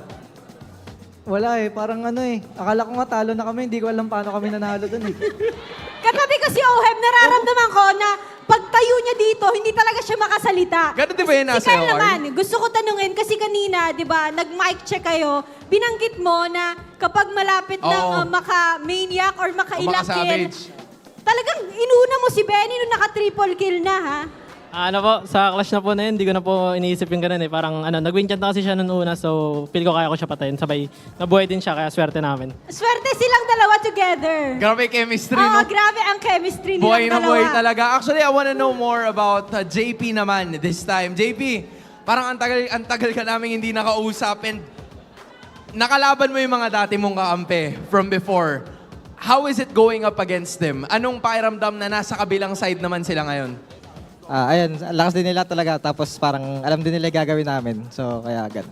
So, kilalang kilala. Parang alam na daw yung Oo, gagawin. alam na yung gagawin. Meron ka bang mensahe sa mga dati mong ka-team na sina Yawi, Zaida, Benny Cutie?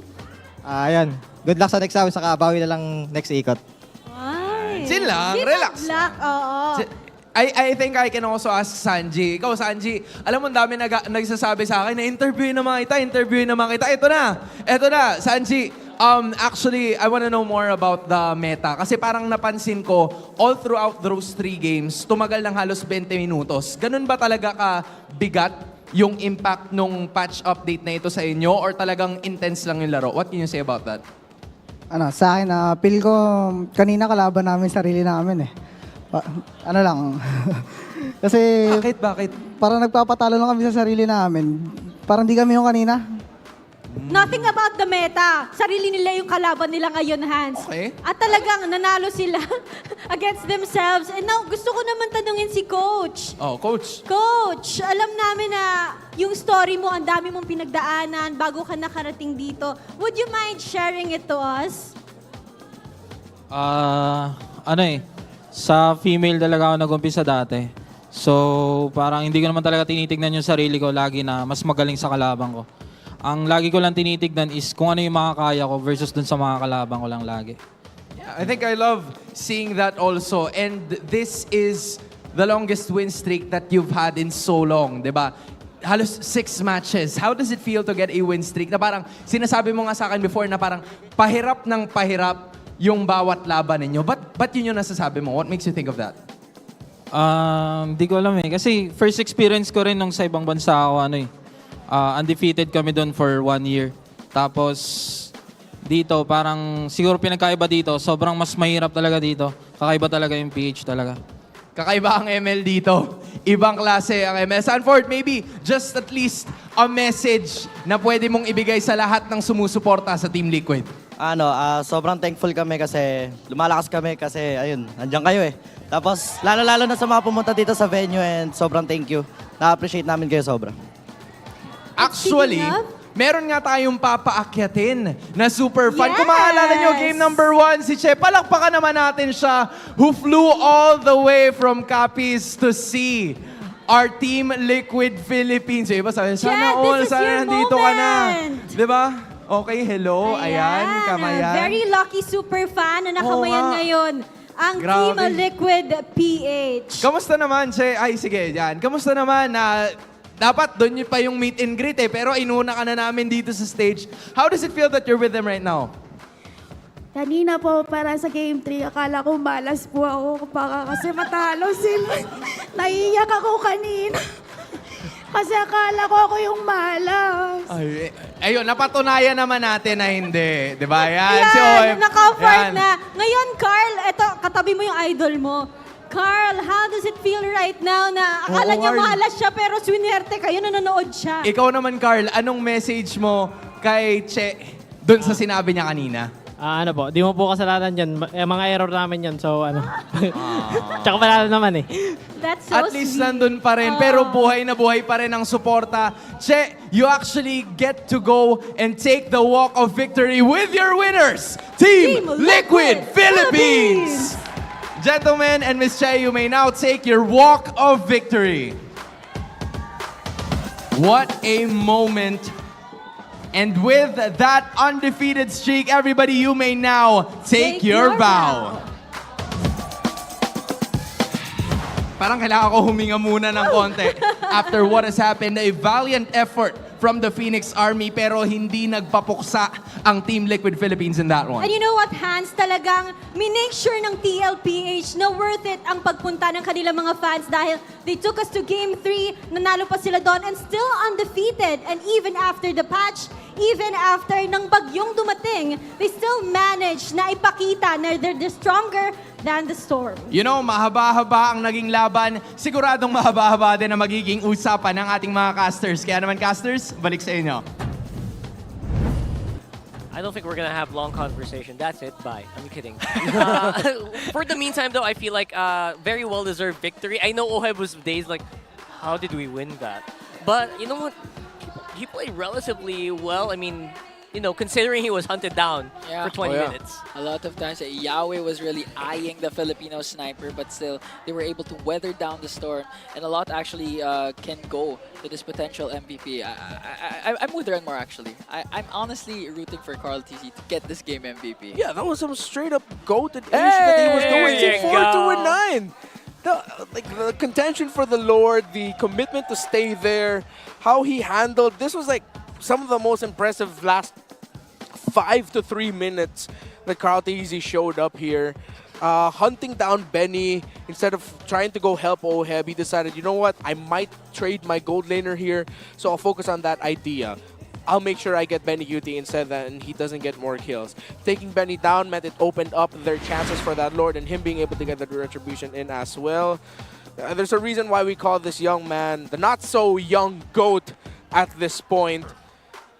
It's just impressive is what he was able to do in terms of the adjustments here. But again, they had to crawl through this. TNC Pro Team are very formidable. I think you can put TNC Pro Team are in that bracket of teams you do not want to go up against in the playoffs. Something about them that just screams potential top 4, maybe even top 2 run. But maybe I'm getting ahead of myself as Team Liquid, as we look at the MVP highlights here of Carl TZ. This time around was able to challenge Zyda a little bit more around the retribution battles and win some crucial ones. Yeah.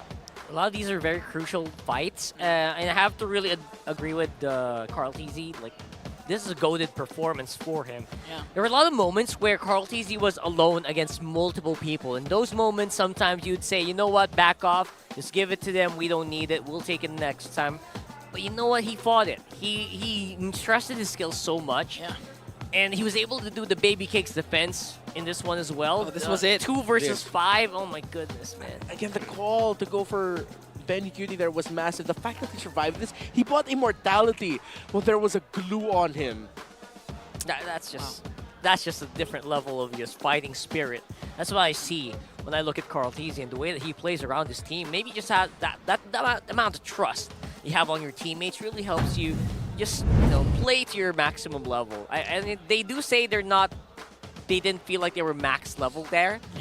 I think they were. I think they were fighting toe-to-toe against TNC, and that's saying something. Yeah, and again, a little callback to earlier to game number 1. Carl TZ was able to surpass Oh My Venus in terms of total assists. He's now number 2. And with this current win, continuing to climb the ranks, going to catch up maybe with a few. But again, I also like to comment TNC, as Ranmar mentioned, that saying that TNC in the playoffs might be top 4 isn't a long shot. Because again, if you're going to replay the game, it might the way they lost the game might just boil down to a couple of mistakes that could easily be fixed towards their next game. Yeah, Lord JM and Lancey especially have been growing so fast. Yeah. And have been developing so fast all throughout this season that even though it was a loss here, that was one of those losses that I wouldn't count as a bad loss. That was a loss you can learn from, a lot of positives to take out from, and most importantly, have enough errors that you won't feel bad about yourself, but you're more gonna go, now I know what I need to do. There you go. BPI Rich Guard is Carl TZ. And you gotta admit, it's very refreshing to see him on a very high skill cap hero on the Suyo and performing very well despite the odds against him in this matchup. Especially since towards the middle game, we saw Zaida was actually one level ahead of Carl TZ because of how Zaida was rotating and how he was going for the trades in terms of getting Carl TZ's jungle crews, but still was able to dish out the damage and secure objectives whenever TLPH needed him most. I think it is really a team effort to make sure that you don't get overwhelmed in the jungle early on, right? So you really still have to commend the rest of the squad as well in making sure that they're also able to keep Oheb alive for that long. As often as he did die in this game, at least, you know what, it was still a relatively swell match to watch for TLPH. Yeah. I think for Team Liquid, though, one of the things that they can go from that is that the draft, gotta be careful for Oheb getting pinched for his gold lane pickups. And most importantly, especially from this one, Sanford is getting focused on more. Is that the new strat? We'll have to wait and see. What did they say on the mic check, though? Let's wait and see. Let's hear. Push tayo, push tayo, reload lang, harapan lang, lamang tayo, harapan. Flicker. Sub sila, pre. Kalma ka. Kaya nyo pa? Winchan. Winchan pa. Bagay. Wala Winchan pa, patras. Micro, pre, wala Winchan. May mo pa ako, Carl. Kaya mo yan? Ay, bato. Crips natin. Wait natin. Uwi ka na, Carl. Hero lang. And even Oheb, Wow, man. Even Oheb there was able to actually force out the Winter Crown from, I can't remember, was that Lancey? Lancey there get hit by the light wheel after that dash. And Oheb able to survive there because he was able to just basic attack him long enough. Baby cakes, so good. It's a micro-intensive last few minutes. Oh, yeah. Yeah, and all throughout that micro-intensive moments, Carl was actually so calm. Yeah. All throughout, you can see the veterans here. Surprisingly. Yeah, surprisingly. And during that moment, I would have dropped the phone. Just said, I don't want to do this anymore. And somehow broken another monitor. Again, that's their third, right? So tickets are still available for tomorrow's match. Falcons versus AP Bren. Do you not want to see that? Come on. Come experience the MPL live at the MPL Arena. You'll get a chance to experience what the Golden celebration is like tomorrow as well. So just go over to the MPL PH website and buy your tickets now. That's going to be something to see. Falcons, they're a scary team. Yeah. They're against their old team. Yeah, a lot are in store for us, especially later on. Even tomorrow, the battle of the undefeated teams, TLPH and Aurora, will be meeting in the Land of Dawn. Wow. Spicy. AP Bren and Omega coming at you very, very shortly. So apparently they have consecutive days here. So AP Bren, I hope you guys are strapped in. I hope you got a lot of your scrims in. And I hope you got your research in, because the patch really is affecting our games today, I would say, to some degree. Right? So that's going to be it for us for the meantime. Rockhart, Ingan, and Renmar will get back to you very shortly with our second match of Week 4.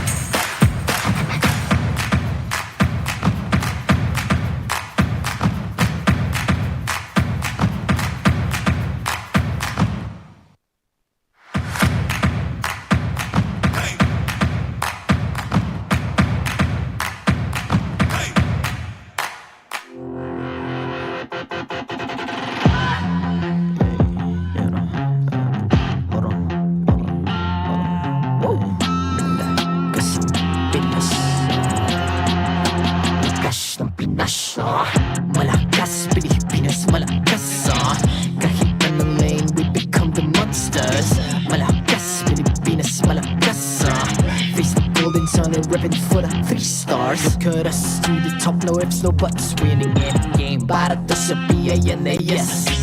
Di mo matitinag aming boses on your level. Nasa kalye man o mobile, you know I become a legend. Open fire, we unite, we winners. Built with pressure, like diamonds are made of. Switch in a lane na parang gera. HP Racing may reseta. Built na katang buhat, we heal the full load. SS parang Lyra. Susundan ko ang iyong bakas. Kasama patas, tagumpay natin to. Dahil tayo'y malakas. Para sa Pinas. Nasa amin ang alas, hindi ko atras. Kinikilala sa taas kasi kami ang malakas. Para sa Pinas. Nasa amin ang alas, hindi ko atras. Kinikilala sa taas, ganito kami sa Pinas. Wow! Hold on. Yeah, wala ka sa Pinas. We are laging MVP, no surrender, no retreat. Pag nagsama-sama, just imagine what we can achieve. Laging MVP, no surrender, no retreat. Giving 100 all my all, cause we just cannot be defeated. We are unstoppable, immune and invulnerable. Ready ang equipment, lahat frozen, malang crowd control. Pakita ko na jab like pow, east to the southeast. Takas sa watawat, proud and loud, cause every enemy we devour. Susundan ko ang iyong bakas. Kasama patas, tagumpay natin to. Dahil tayo'y malakas. Para sa Pinas. Nasa amin ang alas, hindi ko atras. Kinikilala sa taas kasi kami ang malakas. Para sa Pinas. Nasa amin ang alas, hindi ko atras. Kinikilala sa taas, ganito kami sa Pinas. Wow!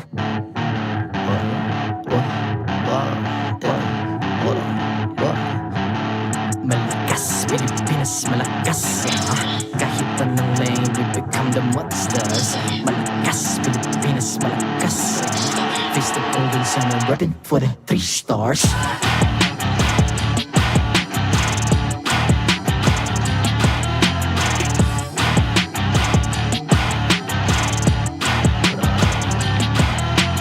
Ang lakas ng Pinas, we unite, be the stars. Ang lakas ng Pinas, we unite, be the stars. Ang lakas ng Pinas, we unite, be the stars. Ang lakas ng Pinas, we the stars. Ang lakas ng Pinas, we unite, we the stars. Ang lakas ng Pinas, we unite, we the stars. Ang lakas ng Pinas, we unite, we the stars. Ang lakas ng Pinas, we the stars.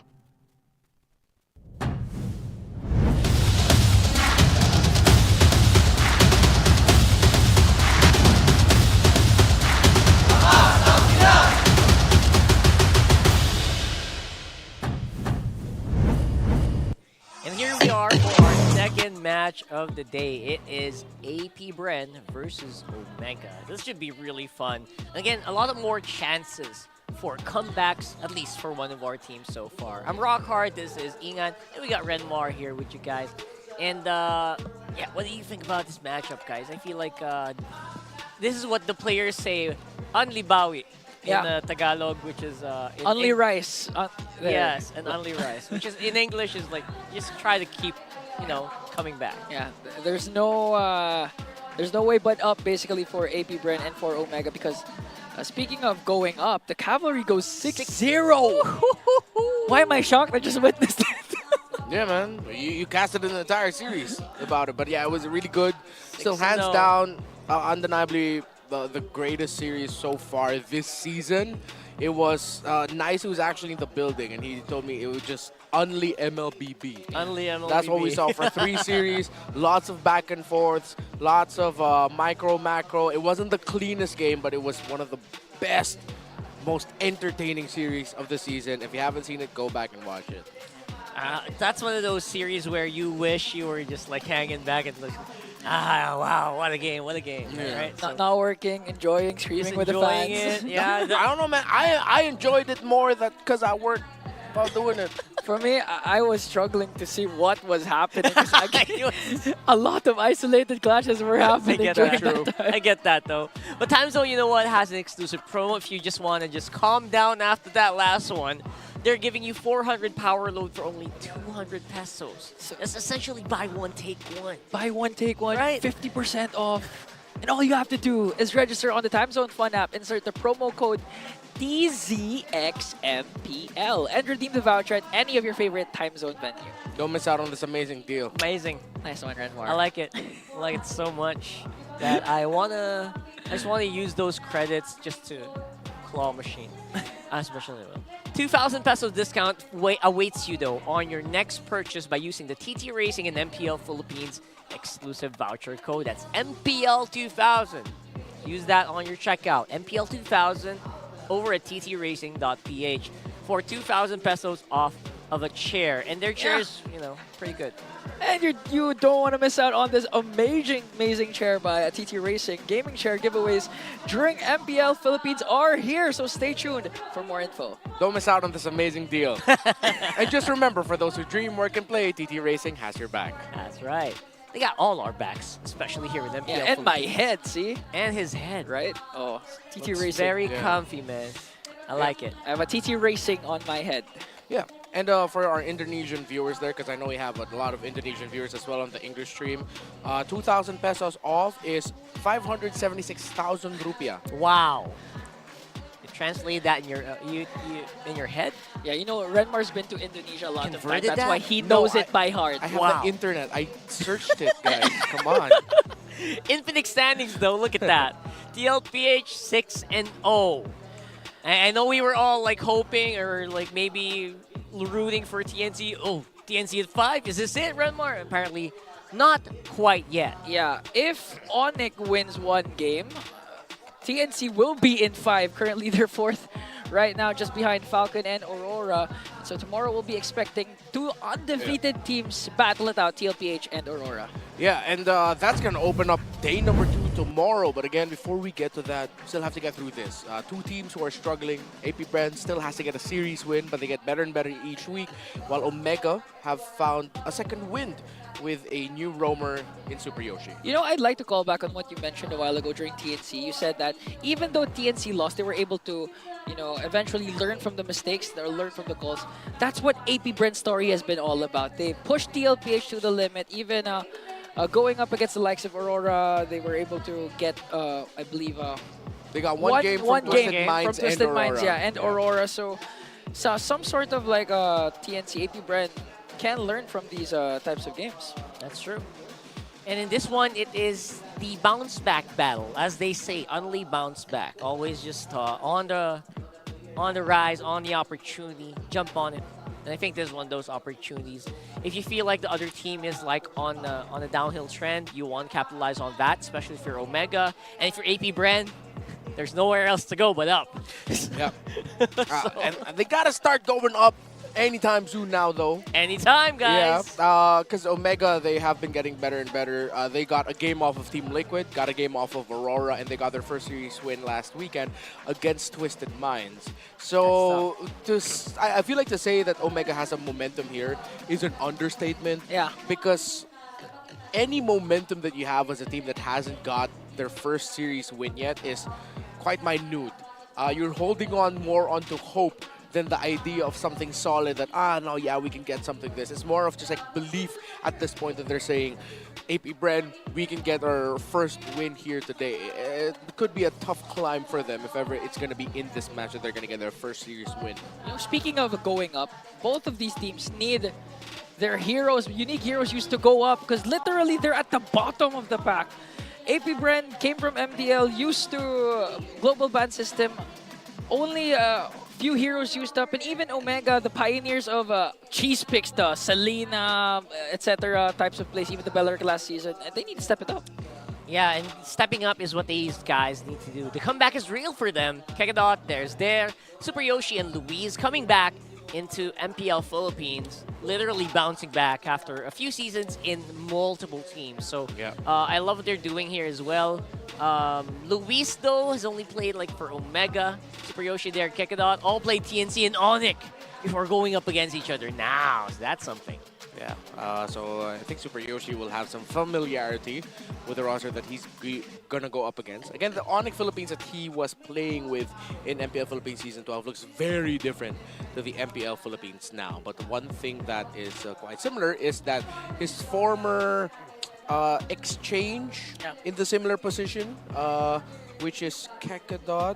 Oh wait, no, I think I'm thinking of Season 11. No, he was changing with someone else during Season 12, I think that was like the super team shuffles, right? The 10-man lineups. Yeah, that's why I'm getting confused here, because there was a time Onyx Philippines would just like swap out Onyx Philippines to Onyx Philippines version 2 remix. Yeah, literally team 8-1 and team 2, team A, B. But they're both Onyx, and like, there were different versions, yeah. And we have a bit of a poll here for you guys of all the teams in this match. How many have been to MDL Philippines? Oh, this is an actual test question. Okay. So, we already gave you some clues. It's more than 5. You saw it earlier. 4 of them were shown. But how many, actually? Across the 2 teams. I don't know. When I was served with the question of John ate 6 candies, he had 4 afterwards. How many candies did John have at the beginning? My answer was always diabetes. Because that's too much, right? Because I couldn't math. And yeah, there's too many candies. It's too many candies. I'm thinking it's 11. That's a lot. Yeah, because we have an entire roster that used to be in the MDL. Yeah, and that's true. That's true. Yeah. AP Bren, right? Just for this match.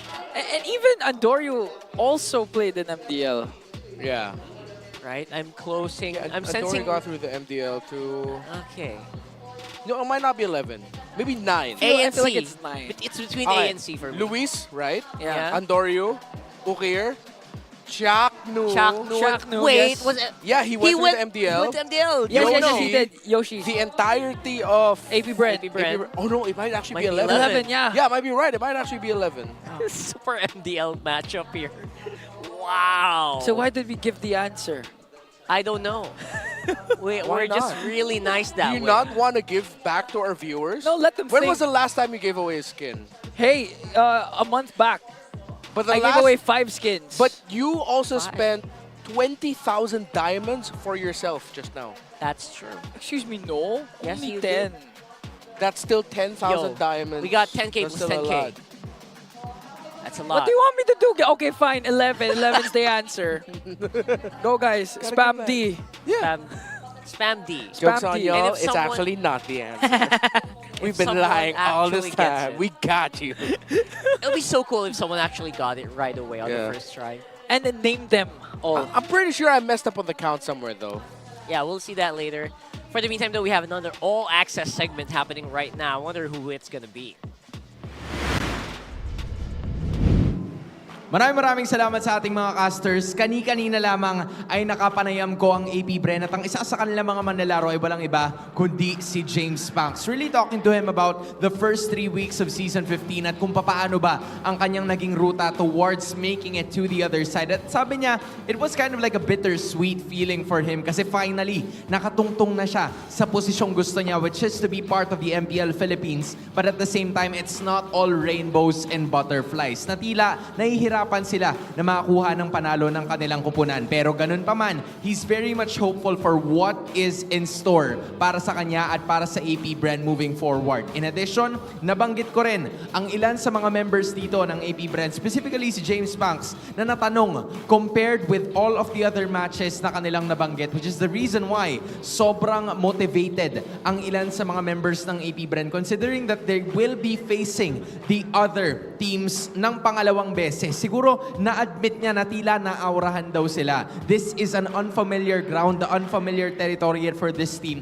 and they are still trying to find their footing. Kung paano ba yung tamang momentum, tamang tempo at yung tamang gana for them to be able to execute their plays. And last but not the least, in spite of all of those things na nangyari sa kanila and adversities, natanong ko naman siya dun sa kanyang paboritong memory as a pro player here in MPL Philippines at nabanggit niya yung isa nilang panalo kontra sa Aurora was really what everything means for him here in MPL Philippines. Gusto niya na yun yung maging klase ng laro niya, especially with a comeback na ito yung standard na ipapakita niya sa MPL fans at sa lahat ng sumusuporta sa kanya kada sasalang siya sa MPL stage. Now, that's it for me. Odin, kamusta dyan? Thank you, Hans. Nandito naman ako ngayon sa dako ng Barangay Smart Omega at nakausap ko rin kanina si Coach Lembot and Andoryu. Dala-dala ngayon ni Andoryu ang mga lessons na natutunan niya from MDL Philippines at ngayon siya ang jungler ng Smart Omega. Ika niya ay may pagkakaiba nga rin naman sa takbo ng MDL kumpara sa MPL dahil dito daw expect the unexpected. Pero kinakailangan lamang nilang gawin kung ano ginagawa nila sa scrim at magkaroon siya ng crit para naman ang ganon ay tuloy-tuloy ang kanilang pagkapanalo in game. Ang gusto niyang payo kay James Panks, huwag silang susuko hanggat hindi ako sumusuko. At makikita natin ngayon na nadala ni Andoryu ang kanya mga stats at kanyang lakas from MDL Philippines to MPL Philippines. Ito na nga ba ang tuloy-tuloy na panalo ng Smart Omega? Matatandaan natin na nakuha nila ang una nilang pagkapanalo last week. So tingnan na natin sa loob ng Land of Dawn if nandito nga sila sa kanilang momentum. Casters, kayo na to.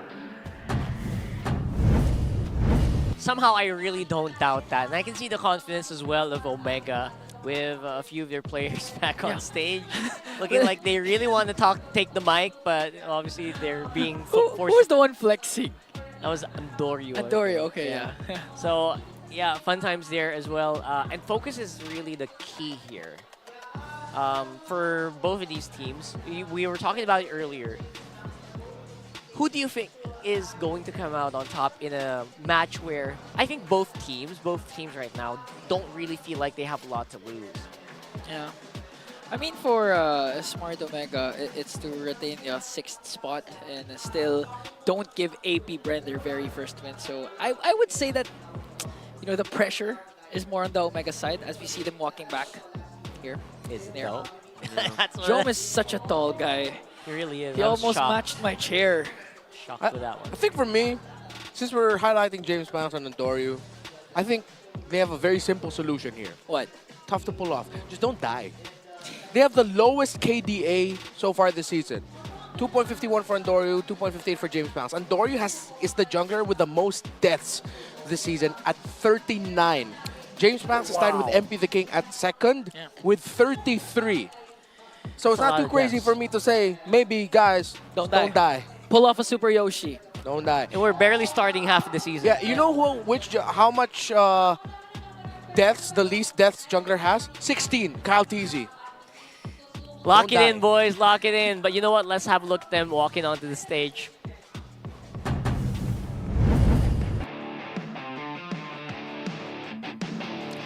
Welcome to the stage, our marshals, Joshua, JJ, Patrick, and David. We know them to be a team that will never back down from a challenge. It's time for the Hive to apply. It's AP Bren. In the EXP lane, it's there. In the jungle, James Panks. In the mid lane, Jove Skirt. Their roamer, it's Kekadot. And in the gold lane, it's Shizu.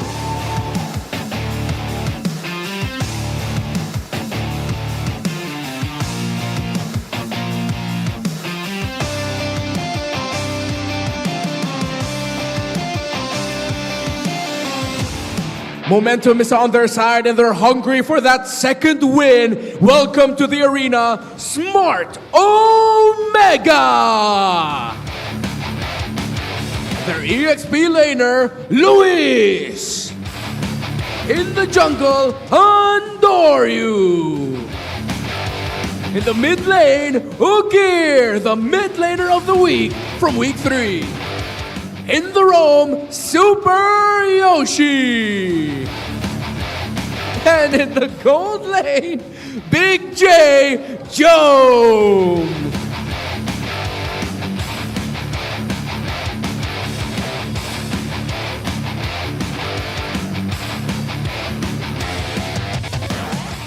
And welcome their coaches to the stage. For Smart Omega, it's Coach Lembot. For AP Bren, it is Coach Jeff. AP Bren versus Smart Omega. Who will win? Who will get out of the lower portion of the standings?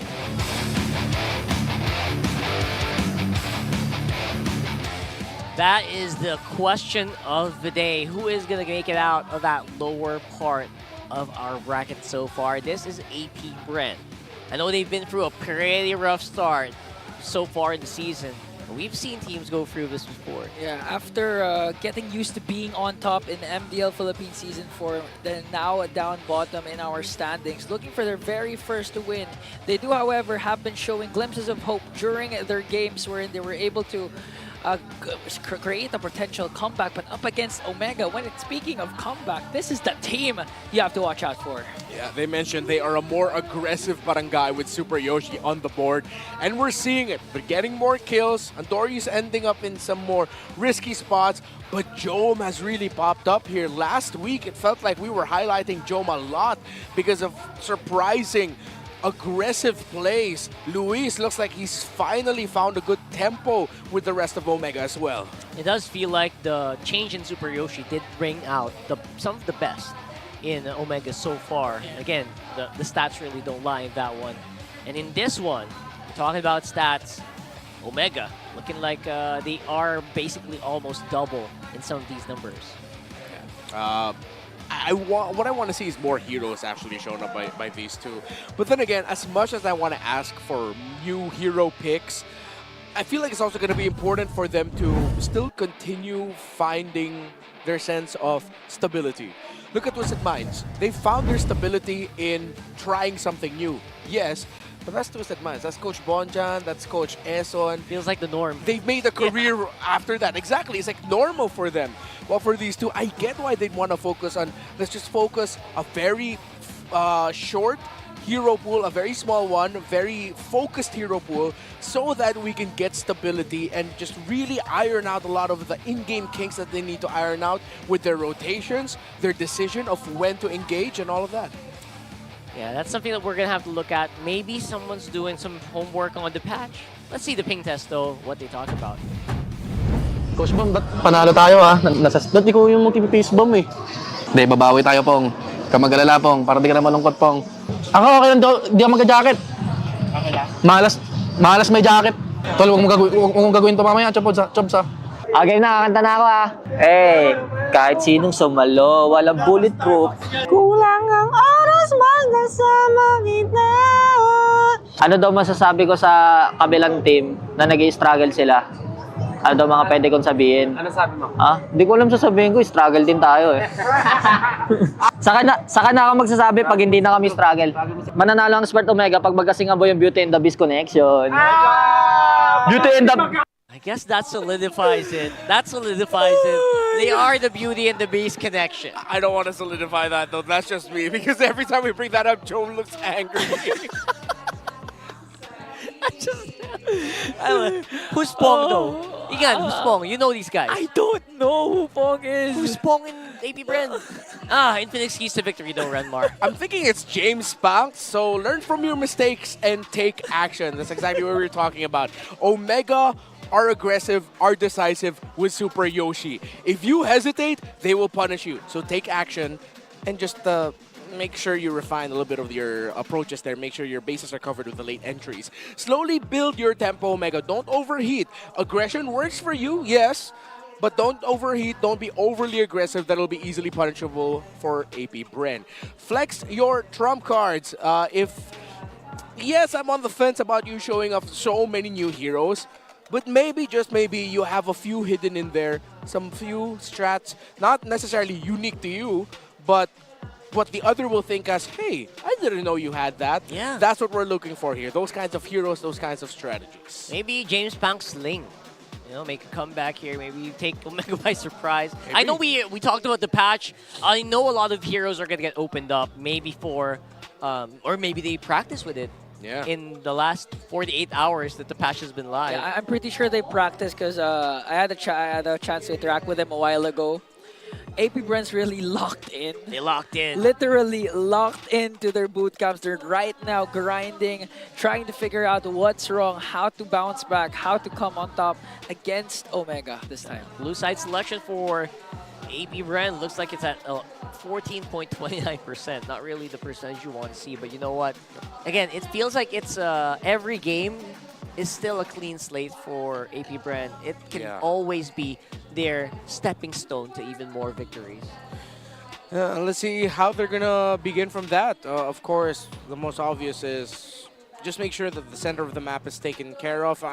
We say this a lot, but really for quite some time now, it's been very evident that it's so important to win the hero trading at the center of the map, because you really set the tempo from there. Because most teams don't have those crazy EXP or gold laners who can just say, okay, the center of the map isn't going well, let me take over and we'll win this through me. You can start with the fundamentals of just making sure you get, if you want strong burst, pick off right away so you can build advantage, okay, lean on that. But then be ready to escape. Your EXP laner, make sure it's someone who can come in for a late entry. Dare has been great on the Badang. He's been nerfed. How has that affected? Edith is the second best hero, and how well are they gonna play around that Edith? That's a big one. I feel like the Edith is still a hero that should be respected.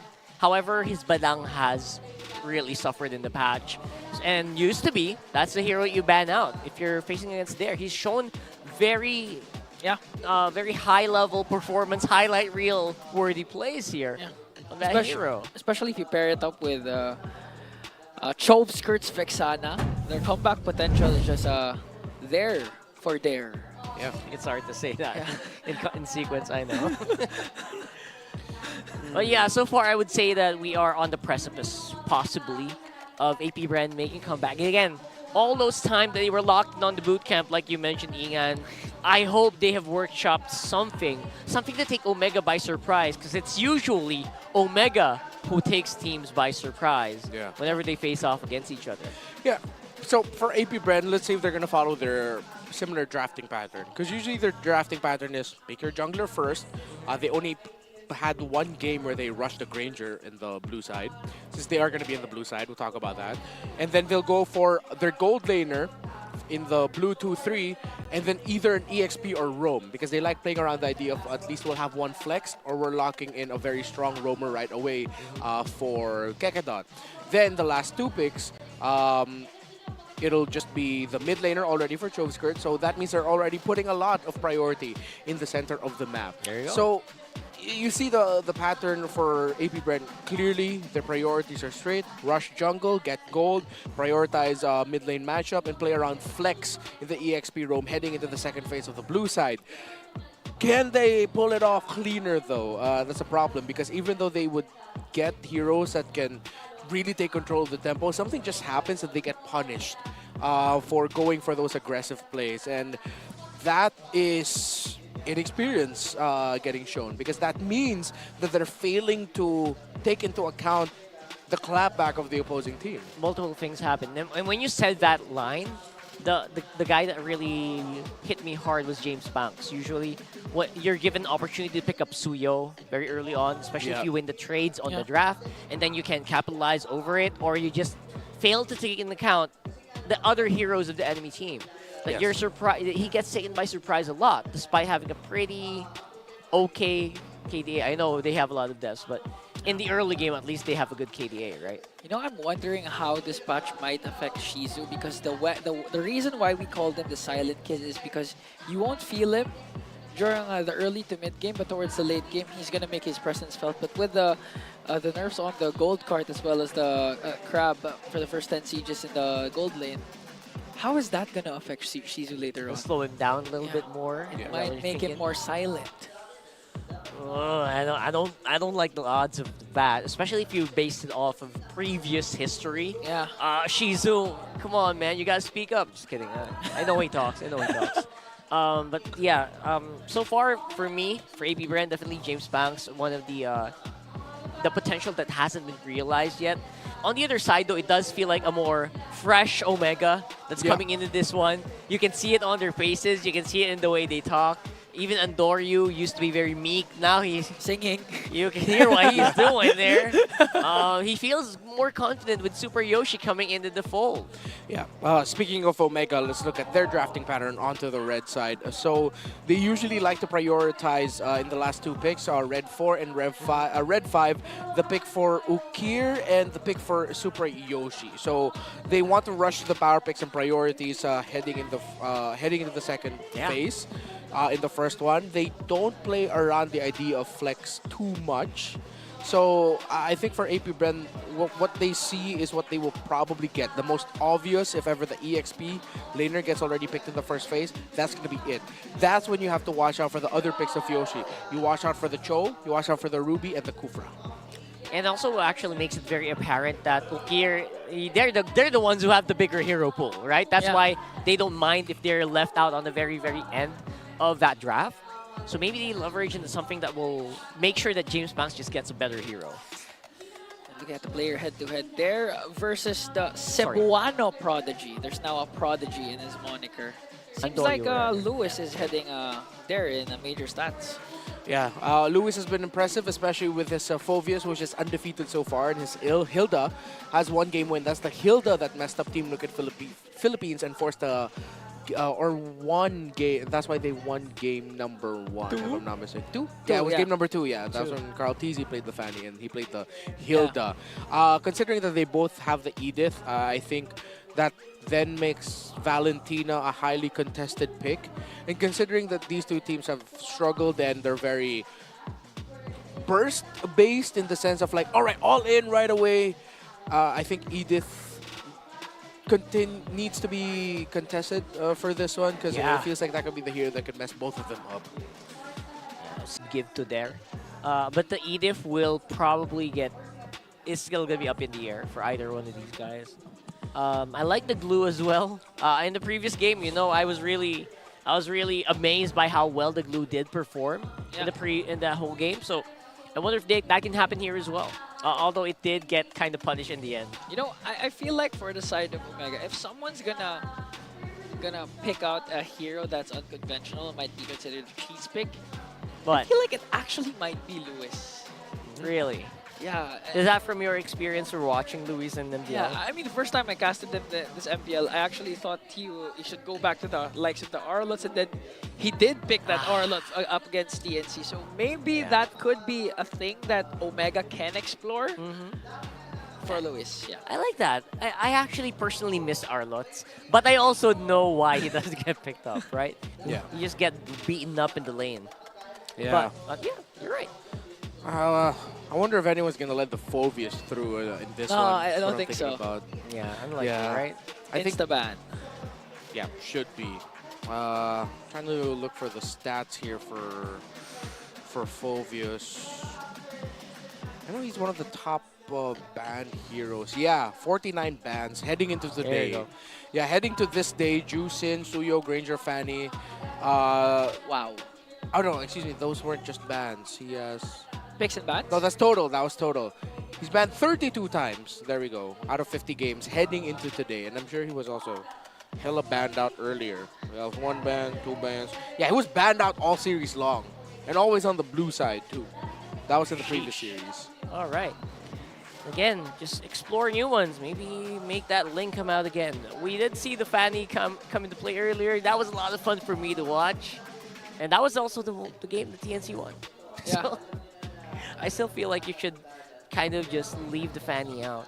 Just to give us some really interesting games. I'm also hoping to see someone decides to consider just letting the Juicin in. I know the last time we saw the Juicin, it went really well for Juicin. It was ham, yeah. Yeah, but come on, just give it a shot. Like, how are we supposed to evolve if we don't evolve past the Juicin? Yeah, show us how nerfed Juicin is. Yeah, please. You know how bad they nerfed Jushin. Come on, give us a sample, right? So that at least, you know what? Maybe if the other teams watch this, they'll be like, "Oh, I don't think we need to ban that as much, right?" Not gonna buy the Jushin anymore. Because I feel like it is a pretty good adjustment. Honestly, we kid, but it feels like it's a good adjustment, right?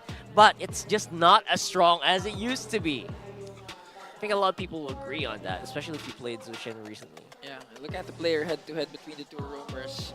It's important to note that SuperYoshi made his debut for this season during week number, was it 2 or 3? I think that was free. It was week 3. Yeah. It was last week? And he already had 2 amazing plays. Yeah, and one of them was with a Ruby, by the way, which I really highly doubted. But man, oh man, did I eat my words. Sorry, week 2, day 3. Yeah, Oh, there it is. Okay. Yeah, that was against Team Liquid. So he's one of the few roamers who actually still play that Ruby. Yeah, and his Ruby is scary, It's sick. dude. Yeah, like, it really is. He really understands the distancing of it so well. Charging up the ultimate with the flicker. It's something that AP Bren definitely need to respect. Because I feel like, again, with the struggles that they've been having with executing cleaner team fights, going up against a Ruby is something they need to avoid if they can. You know what I'm excited about for next week? What? An Omega game next week with Kalea. Oh, yeah. I feel like SuperYoshi would be You're a right. good Kalea player. He'd probably be extremely annoying. Super. I mean, I highly agree with that one. Especially with players like Yaoi. Yeah. Oh my goodness, man. As for this specific matchup, though, does Kekedot kind of fit in that profile, right? Because I feel like he is a bit of he has a different style. Yeah, more of the utility types of roles. Yeah. I feel like he's also still going through that return in MPL Philippines vibe of like he's trying to rediscover like his playstyle. Yeah. Because there are times where he shows he does really well with aggression, but times where his aggression is punished. And so far his utility has faltered, so it's tough. Let's see if that's going to make a comeback later on. For now, though, we'll go on a quick break. We'll come back to you in a few minutes.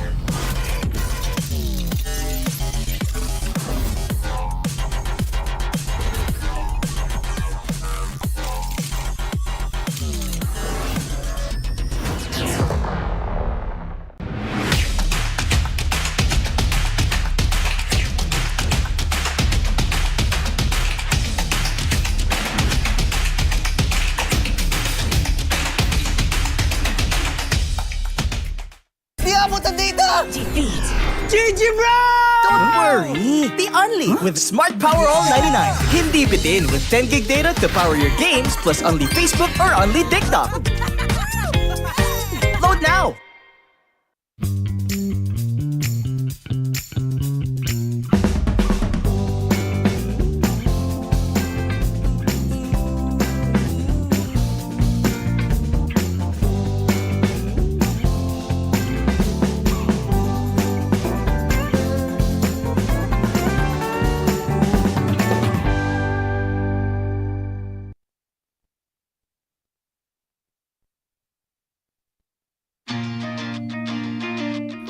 To go to a concert when you can own that stage with your friends. Enjoy a night of impromptu bowling tournament.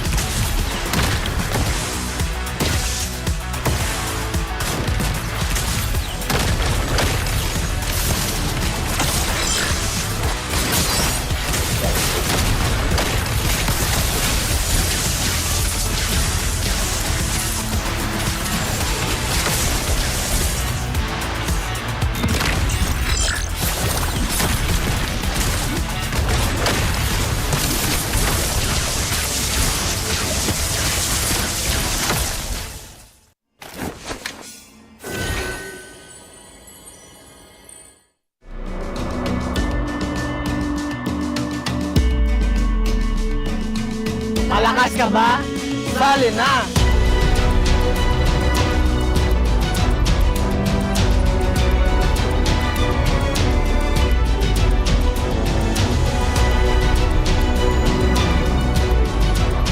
Kita Kids. Kita Kids. Kita Kids. Kita Kids. Sa MCC. Season 2. First kill ako. Oh, Dodge. Oh, okay na, pre. Nag-warm up na, baliw. Doon siya sa itaban si Lancy. Ang pinaka-has na selan ako pag nag-set up ko ng pulbo sa daliri, diba? Pag nag-CR na, wala, ulit. Diba, in-stand mo, edi patay ka na sa kanya yun. Yun yung punish, pre. Yun yung tawag natin punish, diba? Binigay ko sa'yo, pero kinuha kita. Buhay ka pa? Okay na, pre. Di na ako. Okay, thank you. Good luck. Kel, tingin ka sa kanan mo, aurahan kayo. Dad, salta ka, Dad. Friends versus foes. All teammates battle each other right now in the Green Sun Makati. As JP and Yawi battle each other in the big stage. Parang kinakabahan si Kel, pre. Parang di yata makatingin si Kel sa kanan niya. Miss ko na ang dati nating mga ka-teammates. So bibigyan natin sila ng magandang laban ngayon. So G, if ever man mahuli ka ni Yawi, okay lang yun Huwag kang malalaw moral kasi alam mo naman dating teammate yan, so magaling din talaga gumalaw yan, pre. So huwag tayo magpapasavage pag nasa base na. Pag di na talaga kaya i-dep, back na kung may nyak na si Benny, ha? Okay.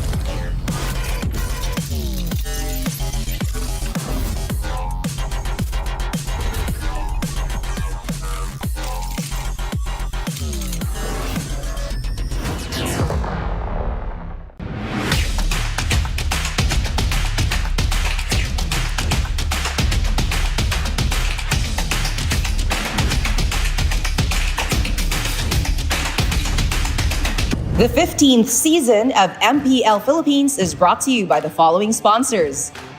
Infinix, the MPL official tournament phone. Lakas sa laro with Infinix. Smart, the official telco partner of MPL Philippines. BPI, the official bank partner of MPL Philippines. Mas magandang bukas, buksan sa BPI. Our partner in esports, Time Zone. Join the fun at Time Zone. TT Racing, for those who dream, work, and play. TT Racing has your back. Don't miss any MPL action by following our official Facebook and subscribing to our YouTube channel. Follow MPL PH on TikTok for more content. Experience the Lakas ng Pinas of MPL PH Season 15 action live at Green Sun Hotel. Grab your tickets now via official MPL PH website. All the regular season tickets are now available at 200 pesos. MPL Philippines is monitored and supervised by the Games and Amusement Board.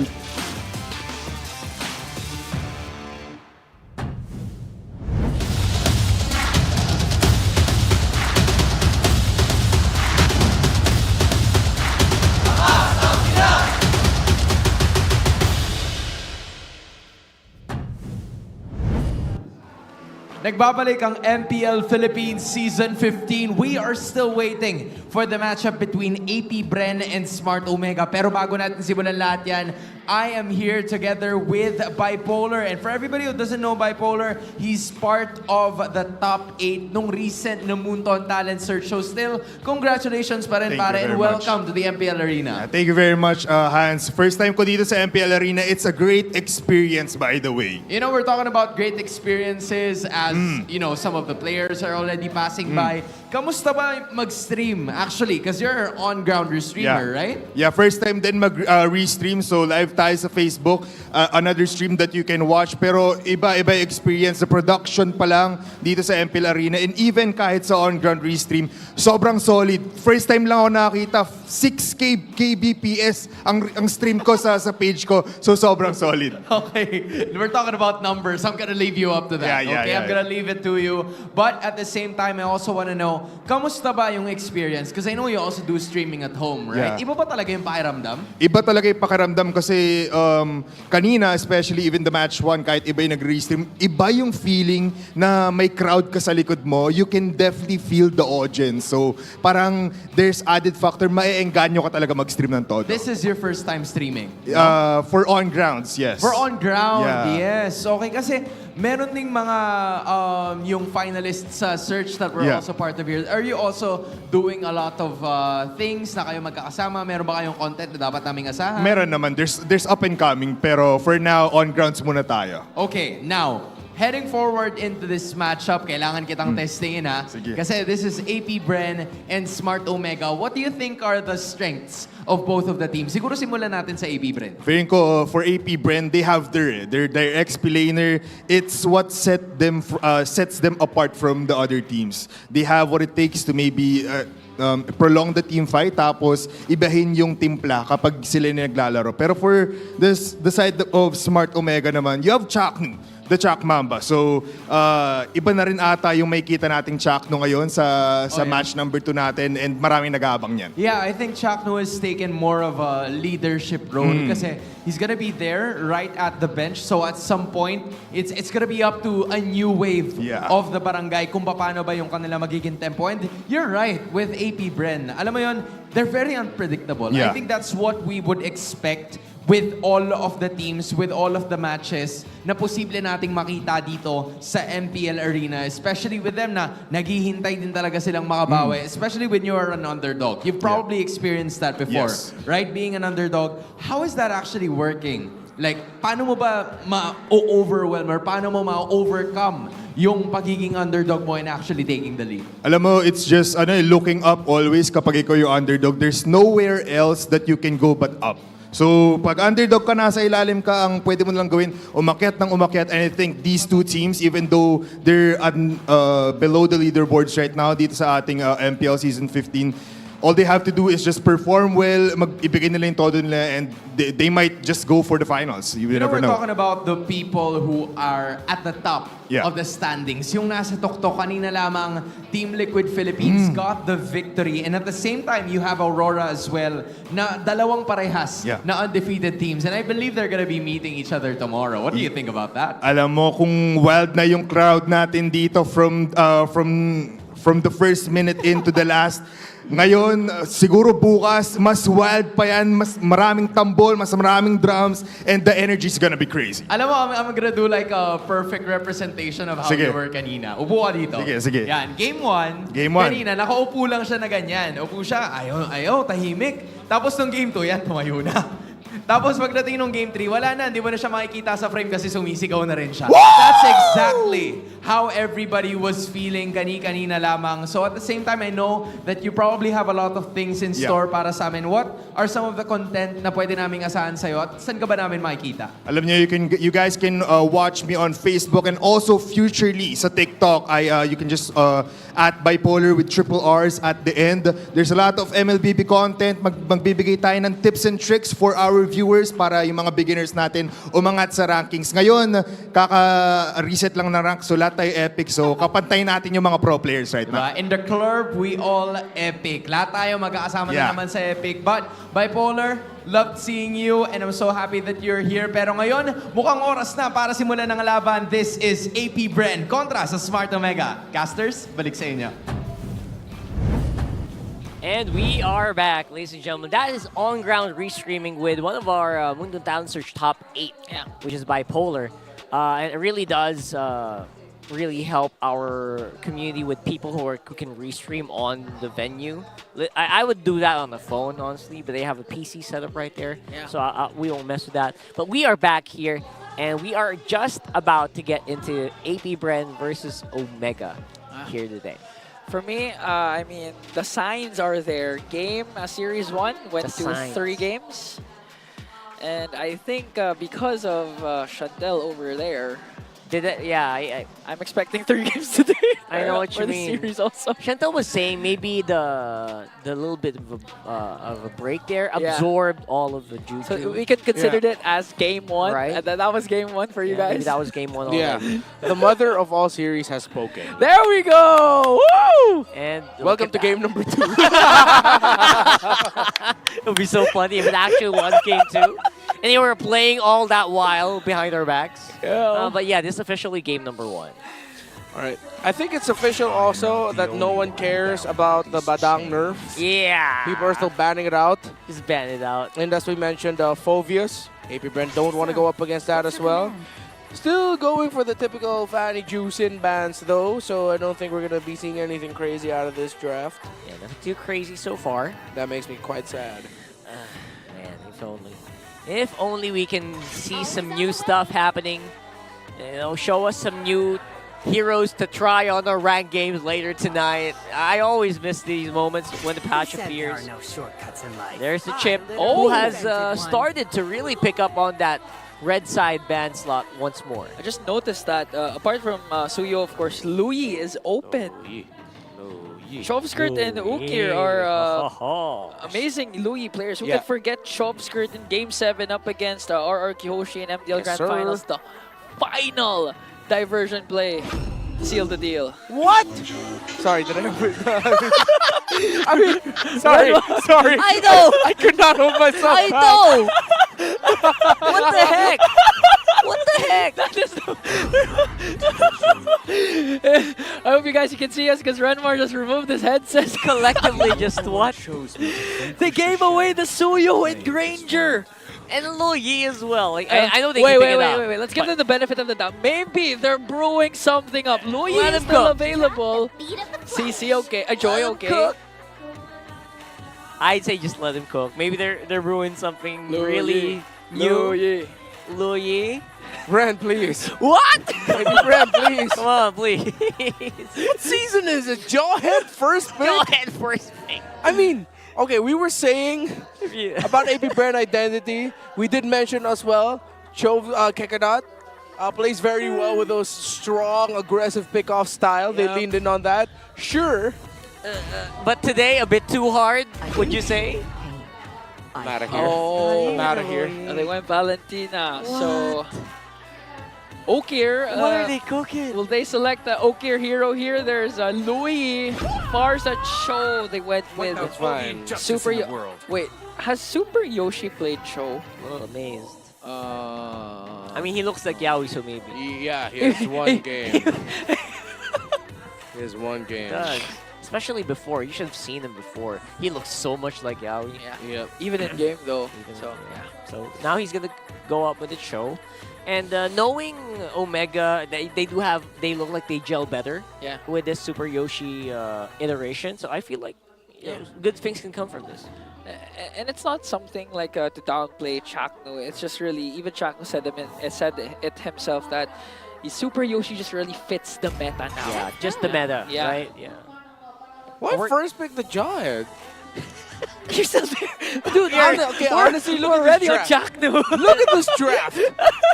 If you first pick the Joy, Omega would probably still pick up the Suyo. And the Granger. Well, actually, they could have... Could have went Granger first pick. I think they were trying to force the Granger pick onto Omega. They didn't want to go up against the Harith because the Harith was open. Oh. Because if you pick up Joy first pick as AP Bren, Omega has to most likely get the Harith plus the Suyo. Since you didn't want to go for that trade, you chose the Suyo instead, then you go for the Granger, you have range. Huh. Maybe there's a crazy bait play going on here, but I might just be trying to make sense out of something very crazy. Yeah, you're right. It does kind of make a little bit of sense. Now it feels like they are forcing the Harith, right? With all these bans. Yeah, because Harith is still open, and they didn't ban Harith. But if AP Bren pick up the Harith, they have no range. They have no poke. They're all dive. So they have to go like... Harith and what else are you gonna put in the EXP lane? CC? Harith CC? Sounds like CC. pretty good dive. CC, if you want to go dive, Hilda still there. Gatot. Well, that might be too much. Yeah. Maybe not the Gatot. Their XP laner for Dare should be something like, as you mentioned, the CC can be locked in by Omega, but Edith is also still very open. I think they go CC here for Omega. Hunt begin. Because the CC... Oh, excuse me. They go Edith. Because CC doesn't do much against Edith in lane, as you felt earlier in our game, right? Yes, sir. Yeah. So Edith, potentially for Lewis. He has been using it, the Cebuano Prodigy. But then they'll have to think about giving the Primal Wrath to the To Valentina. Oh, that's going to be painful. Good point.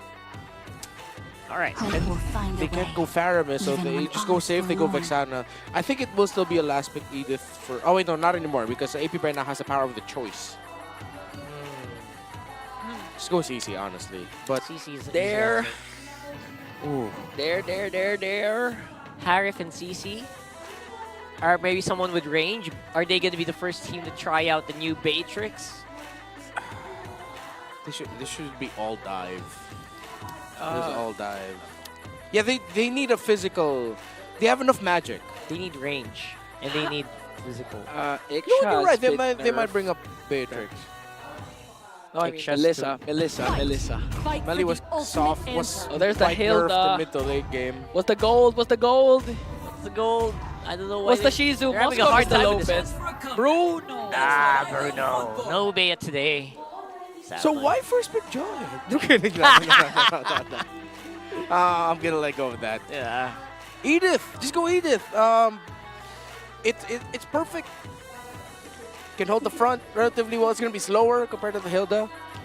And they're overloaded with good ultimates anyway, so it's Yeah. very unlikely Primal Wrath is gonna Yeah. be a big difference. If they take Primal Wrath, you won't have Way the Dragon, you won't have Eternal Guard. If it's not the Edith, it's the CC. Either or, you can't go wrong with that choice. Edith CC. Yeah. So relatively close to mid-range for AP Bren. Omega definitely has the reach advantage. Oh, this is the best pick, actually, that they could have gone for. Excuse me, yeah. Also give Hilda a hard time. Yeah. Yeah, you're right. I prefer the draft of Omega. I'm just going to say that now. We are glue. And you know what? These are two teams who look like they're very used to the global ban system with all the picks that's happening right now. Yep. I like it. I like the way that they approach this draft. They kind of threw off my draft brain, my usual MPL draft brain. It threw off our stats a bit. Because now Joehead has been selected first pick. That's true though. First pick. If they can avoid the initial... If they can win the first 2-3 minion wave trade in the center of the map, if they can outsmart Ukir and just blast him early on, I think that's what they might try to go for here. Because the Jawhead and Valentina together, they actually can be quite deadly within the first 5 minion waves in the center of the map. So they can get a pick off there early on. They can ride that momentum. And that'll force SuperYoshi to create the play elsewhere. Welcome force to Mobile something out of him. Legends. So let's see if that's what they're going to play towards. Let's see. It's going to be game number 1. Yes, believe it or not. Yes, it's game number 1 of AP Bren versus Omega. In what I am thinking will be a short game match. Okay. Nope, they don't get it. Checklist number 1, X. X'd. What? It's X'd. It's X'd. It was supposed to be AP Bren doing what happened to Chove's skirt. Yeah. But the folks from SuperYoshi, they know the importance again of having control of the center of the map, as you mentioned. And Omega's not going to let up at any given moment. Yeah. Let's see. Wow, very early on. Yeah. Skid Lizard, okay. Kick it out, helping out James Spans. Okay, he still got it though. But he had to use a Retribution to get it. Oh, Here man. is outlaning Chove's skirt heavily after the blast. And yeah, good control by Ukir in the center of the map. By the way, pull yourself together for the Cho. So the change for PYT, that is 12% cooldown reduction given right away, but you gain 1% extra for each kill or assist, max at 8 stacks. So you can potentially end with 20% cooldown reduction for your battle spells and equipment active skills.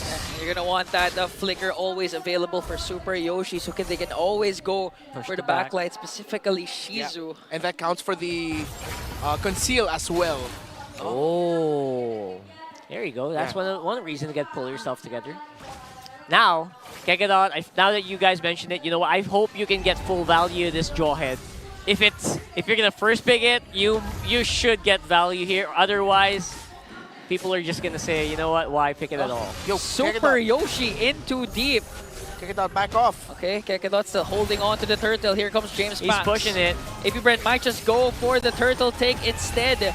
But the clapback coming in from Omega. Andoryu very low here as there goes in with the power of Wilderness. Gonna bring down the jungler of Omega. Lewis with a split. Gonna get stacks up there, but they're just gonna disengage. Whoa. Respect to AP Bren, they should have played that so much better. James Pax, no fear. SuperYoshi just a bit late on the last activation of the Jeet Kune Do, hence James Pax able to secure the turtle. I thought Kekedot was making a wrong decision for holding onto the turtle instead of backing off, but he stood his ground, ignored Kekedot, and they were still able to walk, ignored SuperYoshi, and they were still able to walk away with the turtle. So there's that. Add to that, something that Jome has been doing since last week is rushing Skypiercer actually as a Granger. So that's his first item build. There you go. And it works very well, especially for Grangers, right? Especially considering you have very good trust. SuperYoshi's on the Cho. More likely than not, you guys are going to be the ones who will do the hunting, not the other way around. Especially with Andoryu on the Suyo, feels like Jome will have a lot of free time, a lot of free opportunities here to get that last hit and charge up that Skypiercer. Yeah, but again, that could be used up against them if Kekedot manages to have a good throw either onto SuperYoshi, but SuperYoshi goes in with a Jeet Kune Do. Here comes the Unstoppable Force, the clapback once again for AP Bren. That's another kill for the Bees. There you go, Renmar. He's getting some value on that Jawhead. You know what? Sure, yeah. First pick Jawhead working out very well for AP Bren. At least for now. At least for now. But they're taking the right conditions. They're not being overly aggressive with it. He's supplementing James Pax very well, helping him get vision in the areas where he could potentially invade. He's holding the right shrub right now for this turtle to show up. Holding on to it. All right. Kekedot's been great so far in this Jawhead. Okir, though, very spicy on the damage for this Vexana. Have to be very careful here. SuperYoshi looking for one. Okay, there onto the back. Got stopped there by SuperYoshi with a kick. Unstoppable Force coming in from Kekedot to zone them out as James Pax secures the turtle. They spent a lot of effort trying to take that guy here. Yeah. That was there. Very clean right now for AP Bren. Good structure for how they're approaching things. And now the first item locked in for the Valentina is the Enchanted Talisman. And the Valentina did get Inspire, so at this point that's already a 30% cooldown reduction on him. So be able to dish out the combos much quicker. Although crucial. Nice snipe. Yoshi. Trying to get some fight onto that vision. Vision very important, especially on the bottom side of the map where you have to still keep Shizu alive. Don't never forget that if you're AP Bren. Yeah. And now I think Omega are making the right call here. They're going to have to start focusing a little bit more onto this Bruno. Because this lineup of AP Bren, though they're not getting the super aggressive, kill-hungry playstyle that you're used to seeing from Jawhead, they're doing the right things. Controlling the center, winning the turtles. Oh! There's a 5-man rotation in the middle lane as SuperYoshi manages to find it there. Here comes the throw coming in from Kekedot as he brings down SuperYoshi as well. James Pax on the back, electrifying beats onto Ukir, forcing out the flicker. But Lewis got caught in the middle, got taken down by the man with a million moves. Oh, so unfortunate for Omega. That was a Hail Mary play to break the tower in the center of the map. And what they ended up giving was just 2 more kills to AP Bren. And even Shizu being able to break the tower in the lower portion of the map first. That's completely opposite of what Omega needs at this point. And it's safe to say AP Bren has taken control. Yeah, 100%. I feel like it should be the other way around, right? Shizu getting hunted down, but look at this, another one! Another throw! Even the Unstoppable Force didn't have time to connect because literally SuperYoshi got blasted down by the members of the Beast. I go for it once more. Omega looks like they're just back onto the defense. can't really move out too much because there has their number. He's looking at him. He's checking these bushes. There's just no way for a steal to happen. Every time I doubt a pick, it just ends up going really well for them. Against all odds. Yeah. Someone's going to make a video there somewhere again. It's like, oh, Caster Renmar doubting Kekadot's Jawhead. And then it becomes a highlight show of Kekadot's Jawhead. To be fair, again, he has been playing this very well. Their rotations have been correct. Omega, unfortunately, just lost the first 2 objectives. And then they made the wrong rotation into the center of the map, full committing as 5. But now they're forcing the issue top side, and it means that Derek can just stand and watch. But it's a trade. So Omega, instead of playing passive, play proactive, willing to give up the tower in the bottom lane so that they can get more farm and push for Jome in the top lane. Oh, okay. Here comes SuperYoshi. Managing to keep there at bay, but James Banks goes in. He already commits a kick, but there's an electrifying beat. SuperYoshi flickers out, but gets spotted down and taken down by James Banks. Someone bumped into a wall there somewhere. And, I don't want to bring that up, but that's exactly what happened there. SuperYoshi going down might be the tempo swing that AP Bren needs to really put them on the driver's seat. Yeah, he just tried to dash through the chunky part of the wall, forced to commit the flicker. If he was able to successfully dash through and flicker, good chance he might actually be able to escape or at least make it under tower. But no point crying over spilled milk now. AP Bren just say, you know what? Sure, we'll go ahead and continue taking control here. But I like the proactive decisions that Omega have been making across the map. They've traded out the far lanes for both. Now they're both just going to be playing around the mid. And if ever, Omega will just look to send one to manage the minion waves in the bottom so that they can get a push off of there. Oof, while all this happening though, some resources really do have to get defended here. Yep. 4.5k for AP Bren is no joke, especially in this early on in the game. Okay, Chauve Skirt has his own way of the dragon, so if ever SuperYoshi dashes in, they can full commit, but they're gonna decide not to because there's a major objective respawning in 4 seconds. It's going to be hard to make a position happen, especially knowing that your opponent actually has Way of the Dragon as well. 8-minute Lord is starting to become really important to our teams. Oh, there was a flicker from there, but James Banks secures the Lord. Omega, will they look for the engage? SuperYoshi goes in with a double man knockup plus the flicker combination, but the damage is there for James Banks. AP Bren got the Lord plus the kill off the Yoshi. Just one down here for Omega. We might see a lot of towers get pulled off here. Oh, James Banks goes right after Andoryu. Omega forced to back away as the Lord marching in on the bottom lane. Ooh. Luckily, they missed with the Deathly Grasp as well. SuperYoshi has had a tough time here. And maybe that's also one of the things that AP Bren were thinking of, rushing this Jawhead. Bait out the Cho of SuperYoshi. Go ahead and pick that up. It was risky, but they've played very well against it. Again, the pick that surprised me that I doubted is the one that set the tempo for them and why they have a massive lead heading into 10 minutes into the game, around 7,000. They're getting close to that point. Marching in with Lord of the Bot. Shizo was undisturbed. James Banks, no deaths just yet, alongside Chovsker, Kekadot, and Shizo as well. They might not be able to win it here, but they'll be able to get a lot out of this push, AP Bren. Holy defense popped in the bottom lane as Omega already clears out the first Lord. Minions for AP Bren are marching up top, so all outer turrets might get taken down by the Beast. Already hit 7k gold lead earlier for AP Bren. That is as big of a lead as they have ever gotten so far in the season against any team. They're looking really good. Wow. Since Omega lost the center of the map here, Shizo has been having a grand time as this Bruno. Crazy damage already, level 12. Jome close by though. In terms of the gold, we're going to be seeing it in just a bit, just how big the lead that Shizo has against Jome. There it is, and it is, oh, not that massive. Jome was able to get some farm. He's up to 3 items. But the fact that this Bruno is already up to a Malefic Gun, and that there's already a Magic Lantern and Holy Crystal for this Joy, means that AP Bren can still continue to be aggressive. However, they just need to be careful of the clapback of Omega. Their lineup is high risk if you're engaging at the wrong time, but very high reward. Oh! No! Almost. Missed flicker Way of the Dragon for SuperYoshi. That's why AP Bren was able to take him down plus steal away the purple buff. If Naisu likes to call big damn, that's a big yikes. For SuperYoshi. Can't fault the man for trying. Have to. You really have to in these moments, right? Especially when your enemy doesn't really expect it that much. Exactly. But people will not remember the effort. People remember the mishap, unfortunately.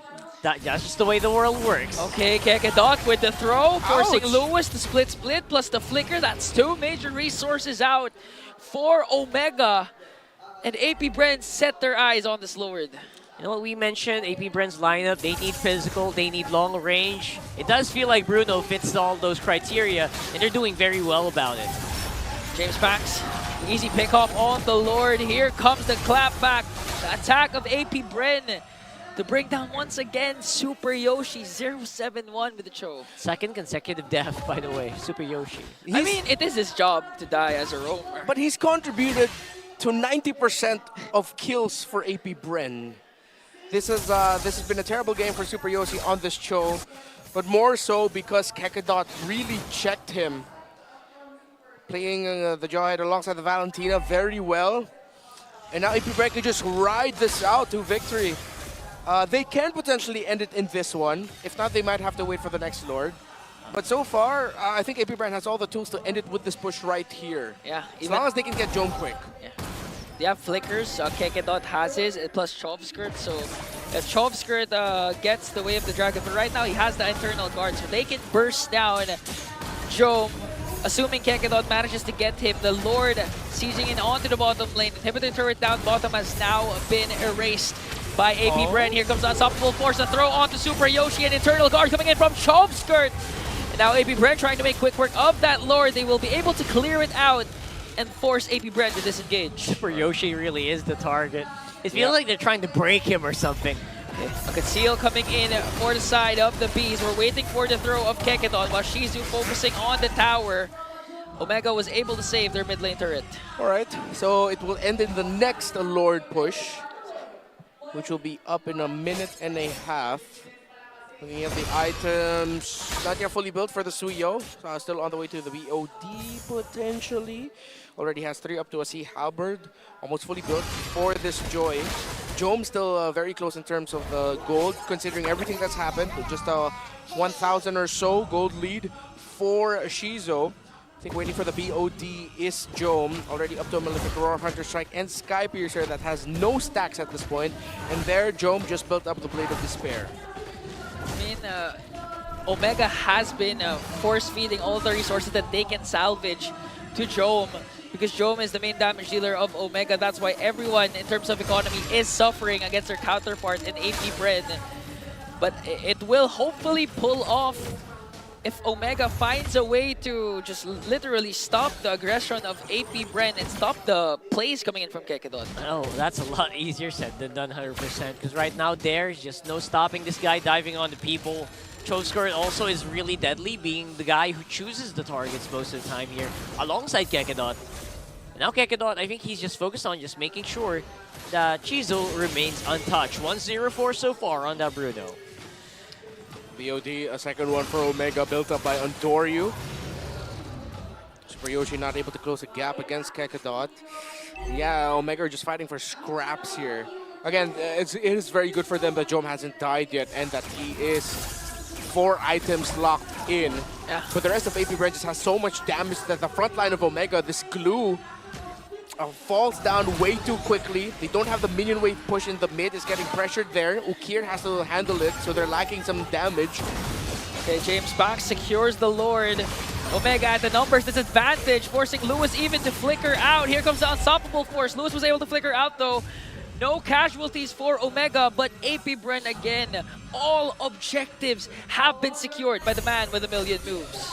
It should end here for AP Bren. If they don't, they're getting closer to the territory of Omega might actually be able to win game number 1. Yeah, they gotta win it here. Despite the 10k gold lead, right? Yeah. I thought that was game 2. Well, here we go though. Okay. Now Lord walking up on bottom. Kekadot, he's warming up, he's going for the wine. There's the Unstoppable Force. SuperYoshi was able to dodge the throw. Here comes the internal guard though. Lord still there present as Dare got caught up, has to flicker out. Immortality will be popped. Is this the clapback coming in from Omega? AP Bren slowly scattering away. No casualties yet for both of these teams. Not gonna get ended here yet. I thought that was it. Ooh. Okay, this is tough now for AP Bren because Omega are definitely within comebackable territory. Once Lewis has one more item locked in, and once SuperYoshi can get his third item completed as well, he's on the way to the anti-Cuirass. Yeah, third item locked in for both the EXP laner and Roamer for Omega is their go sign that they're ready to come back into this. Because Divine Glaive is already built up by the Vexana. On the way to the Rose Gold Meteor is Jome. Just built it too. Okay. So most of their core items actually are locked in and ready to go. And despite the 10k gold lead, your enemy already has most of their items, maybe 80 to 90% there.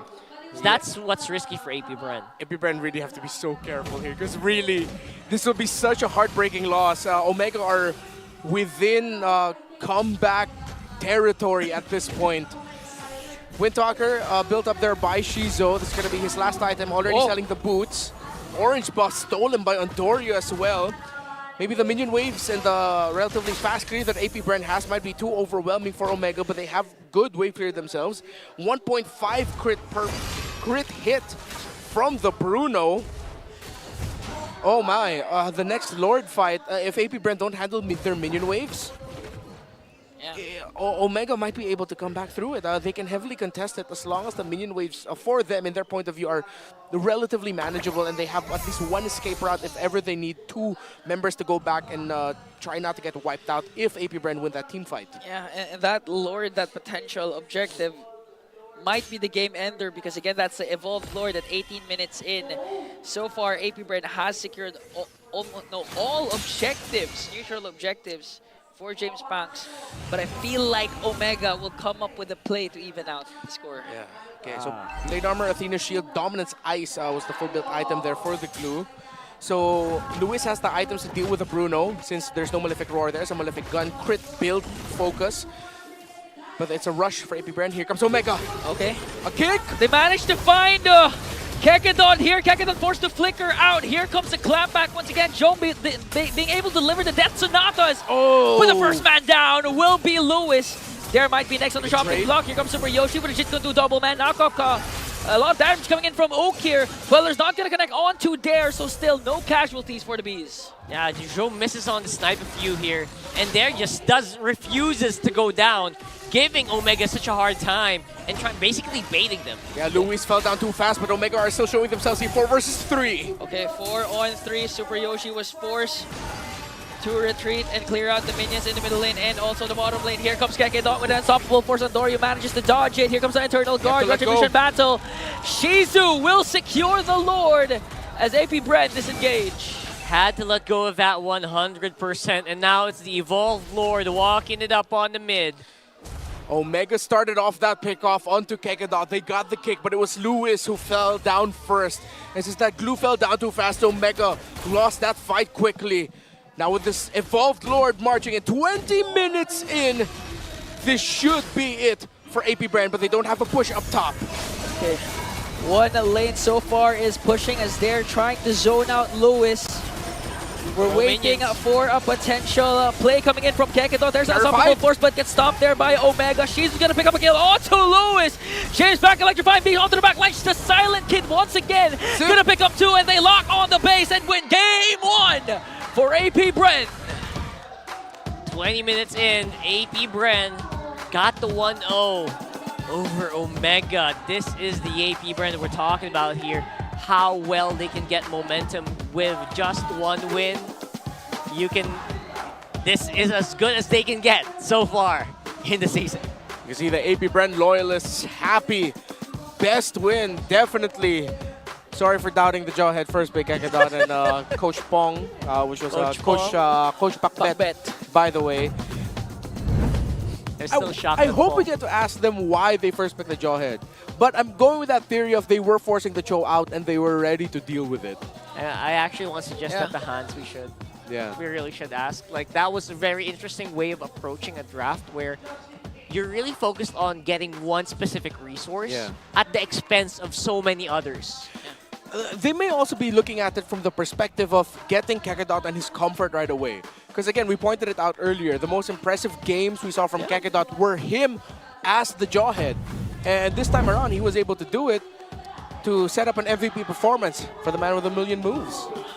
James Banks with the MVP performance that we're talking about here. No deaths on the Joy. And he really did go in the right time each and every single time. I know you have a lot of fond memories of MDL with James Banks. All those late entries from this man. Entries, so good. You thought it's late, but technically it's the right timing for James Banks. And they're always decisive when it comes to those Lord dances. Not going for the kills, instead just focusing on the objective. And a huge credit also goes to the XP laner and the roamer. Kekedot and Dare has been phenomenal, making sure that the damage dealers or the course of AP Bren are literally miles away from the aggression that SuperYoshi has been doing the past games. It looks like they were really just ready to answer this Cho. With everything that's been happening, I think the Cho also was a very rushed pick by Omega. But I think they were just also waiting to see, instead of locking in their course right away, they wanted to get a safe pick in that roamer. Kekadot, Cho Skirt, James Banks, they took control of the center of the map. SuperYoshi had some mistimed engages as well. That was one of them. And the rest was just AP Bren punishing the entry of the Cho. They played into that trade, they rushed the Jawhead, and the Jawhead rush in the draft worked out for them. And it was easy for James Banks, and most importantly, easy for Shizo to just farm up. He was undisturbed in the lane. And that Hail Mary play that Omega decided to call to go for a 5-man rotation in the center of the map to try and balance out the control, which ended terribly for them, and which ended with even Shizo breaking the tower in the gold lane first, opposite of what they wanted. No surprise here that AP Bren just never lost control. That's true. It's mainly because of their discipline, because if you're gonna go back to the first few minutes of the game, Kekedot wasn't even that aggressive. He was actually defensive. Just mid-aggressive. Yeah, SuperYoshi was just really going in, and Kekedot was expecting those kinds of Jit Kundus. That's why he was just using the ejector right on time every single moment that SuperYoshi has the Jit Kundu. And you know what? There's also some things in my brain going on why this Jawhead did get picked up. It also kind of works well against heroes like the Ruby, which Omega has been known to just really do well with. Yeah. Right? It did get banned out eventually, but that was a bit later on in the draft. So maybe they just... Coach Pong now, says, you know what, lock that in. Go ahead, lock that in. It'll deal with a lot. Trust me. And that's what they did. And it worked out with a 10k goal lead. 12-1, by the way, on the kill score. That is impressive. This is our third 20-minute game for today.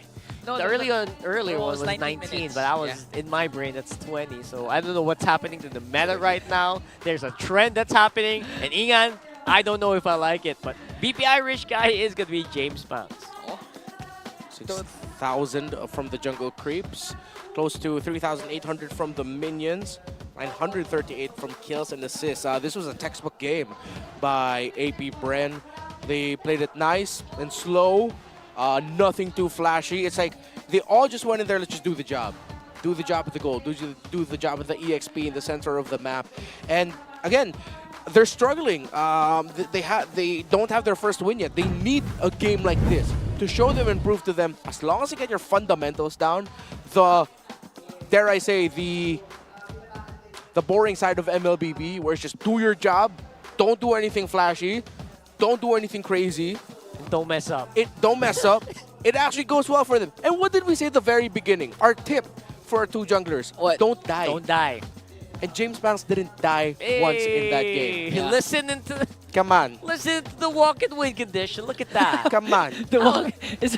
Yeah, he I names these things. I remember the Andorius tip actually to some of the fans who are struggling in their games. But he doesn't know what to say. He's also struggling. I know what to tell you, man. I'm also on a lose streak. Yeah, the lose streak, right. Yeah, that was my favorite highlight of the ping test. Again, he was asked beforehand to say something to a team that's struggling. What's his message for that? He said, I don't know what to say. We're also having a hard time. Wise words from It's so Andorio. true, very transparent, and very just straight to the point. I like Yeah. Adore You. And this, for this one, it is going to be a big question mark for me, like how this game got so out of hand for Omega. Like, it was so bad. It was 12-1, 10K on the gold lead. What the heck happened? I mean, they were at the point trying to be proactive when it comes to trading. They weren't being reactive to what AP Bren was doing. They're feeding a lot of resources to Joe, but it all came to the point where Omega could not really contest to any Lord take. Yeah. And that's where in the fundamentals, the boring stuff of ML comes in, wherein AP Bren was just really determined to secure the objectives, not to go after kills. It also feels like we've seen Omega somewhat regress in that game number 1. The difficulties, the mistimings between the roam and the mid were evident when Chaknu was playing here. It went away when SuperYoshi got in, but now it looks like it's coming back slowly. That's right. That's exactly it, right? So we'll talk about that a little bit more later. But for now, the Athena Cup is happening at this moment. So this is an exclusive league for female pro players and the official qualifier for the MLBB Women's Invitational. And it's also will take place on March 7 until May 27. So let's all support this growing league that empowers women, more women to be in esports. Yeah, I have to go back and watch the VODs. I've been seeing some of the updates here and there. It seems like it's getting quite heated from the Athena League, and I have to go back and watch that. And maybe some of those players want to use the Edith Prismatic Sentinel skin, which is now available in-game with 30% off. You can also get it from a chest. So join Edith and experience MLBB's esports charm. All that, the big MPL logo every time you dash, that's really something. You know, honestly, if we promote all the skins available right now that are on sale as well, it's going to take us like 5 minutes to go through everything, because even emotes are being sold right now for all the teams. That's right. You would know. You spent all your 20,000 diamonds on today. Why? Yeah. No. Only 10. You said 11 earlier, so what is it actually? I said 10. I never said 11. I hate the number 11. All right. So Navi and Evos, by the way, has just begun on MPL Indonesia, and you know that's very exciting. Everyone who watches knows why. I feel like it is possibly an uphill trend for one of these teams. Yeah. For Navi, Navi's the one been struggling. EVOS has been doing really good so far this season. The inclusion of Albert, their adjusted lineup, and EVOS has been great. Also a big pleasure to see Albert play once again. I know he's been like on bench warming since like last season. But last SBS, he was doing a good job with their MDL team. Yeah, we saw a glimpse of that, and I think it's just gonna be a continuous uphill, not climb, but they're gonna stay up top. They're gonna be good. They're gonna maintain. EVOS is gonna be fine. Yeah. A big contrast. Again, if you said this to me like a few seasons ago, I would have like looked at you very oddly. But yes, that's exactly where EVOS is right now. Yeah, like and it's a happy thought. It's a happy. You would have the same reaction of how Redmore reacted a while ago. Just about that reaction. What? The first pick, John. I'm not gonna doubt it anymore, folks. Straight up, it worked out for them. It was in line with the conditions that we mentioned for Kekadot. It allowed him to set the tempo, play aggressive. His partnership with Chovskirt was on point, despite the early trading not going well for Chovskirt. They were able to rebalance things. Yeah. Good for them. You know what? That might be their identity coming into this one. First, they'll pick blue side, and then they'll pick someone who doesn't usually get picked up, and then the other teams like gonna be surprised, like what the heck, and then they're gonna get two really good ones as well. Yeah, maybe. Let's see. Right? Yeah, I mean, there was a time when Coach Pacbet was very active in MPL Philippines before, of course, he went to other countries and then eventually became a championship-winning coach in MPL. We did call him the drafter of the universe. So let's see if we get that. The master drafter. Yeah. Yeah, so right now, game 2, we're looking at Omega timers. I don't know what timers Omega's timers are allowed. Used to be 18 way back a few seasons. Yeah. But now that the average game time is 20 minutes, it's the actual average game time right now, 21, 22 minutes. Yeah. By the way. I'm expecting almost all 90% of the games to go 20 minutes or more. I even thought the patch would make the games faster because of it the made it longer. a jumping level at 8-minute Lord. I thought so too. I thought so too, but apparently that's not the case. I thought turrets would be crashing down 8 minutes, 9 minutes in, no more inhibitor turrets, but maybe because we are in the hardest region. That's what I was thinking as well.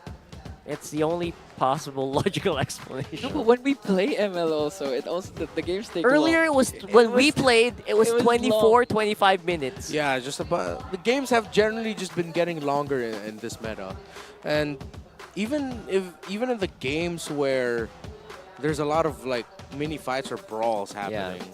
Ooh, top of total kills in all mid laners. Okay. Sheesh. 29, 82.76%. The problem with him, though, is that the rest of his team just keeps dying. He's getting the kills, but the opposing team is also killing his team. It's just like, guys, what am I supposed to do with this? So you're making Ukir's mind, guys, stop dying, please. Imagine Ukir's POV tunnel visioning whenever he's doing a 1v1 versus opposing mid laners, and he eventually wins, and after he looks back, all his teammates are in death timers mode. He's like, all right, guys, I've set up the way for us. Let's wait. You're Where are you guys? You gotta go back. Come on. Right. It's a bit fair to say that, right? Ukir's stats individually has been super high. He's a sleeper here, by the way. And there's Omega with the blue side. They said, well, you know what? We're going to do that first pick Jawhead. Let's see how that works out for you. They have exactly the same blue side win rate with AP Bren, 14.29. Especially after that. I don't know after that win, right? After that win for AP Bren, it probably doubled or something. But yeah, this was AP Bren's blue side win earlier. All right. Will we get a Jawhead first pick? Let's see. Will we get Lo Yi getting acknowledged because it was completely forgotten about in the first draft? Or will it, though? I don't know. Who said there are no I actually was a little shocked by how invented one. How little acknowledgement Lo Yi had in the first one. Yeah. In my mind, it was like, maybe these teams just don't like Where global there is plays. light, there are also shadows. I don't know. There we go. There you go. Finally, someone acknowledged Lo Yi. We're back in the... we do acknowledge one effect of the draft. Chip keeps getting banned out red side. Oh, that's Jushin big. Yeah. might be an opening for the Zushin mid lane. Come on, please give the juice in. Zushin, We need come to on. see what happens to a draft. Yes. And give the juice in.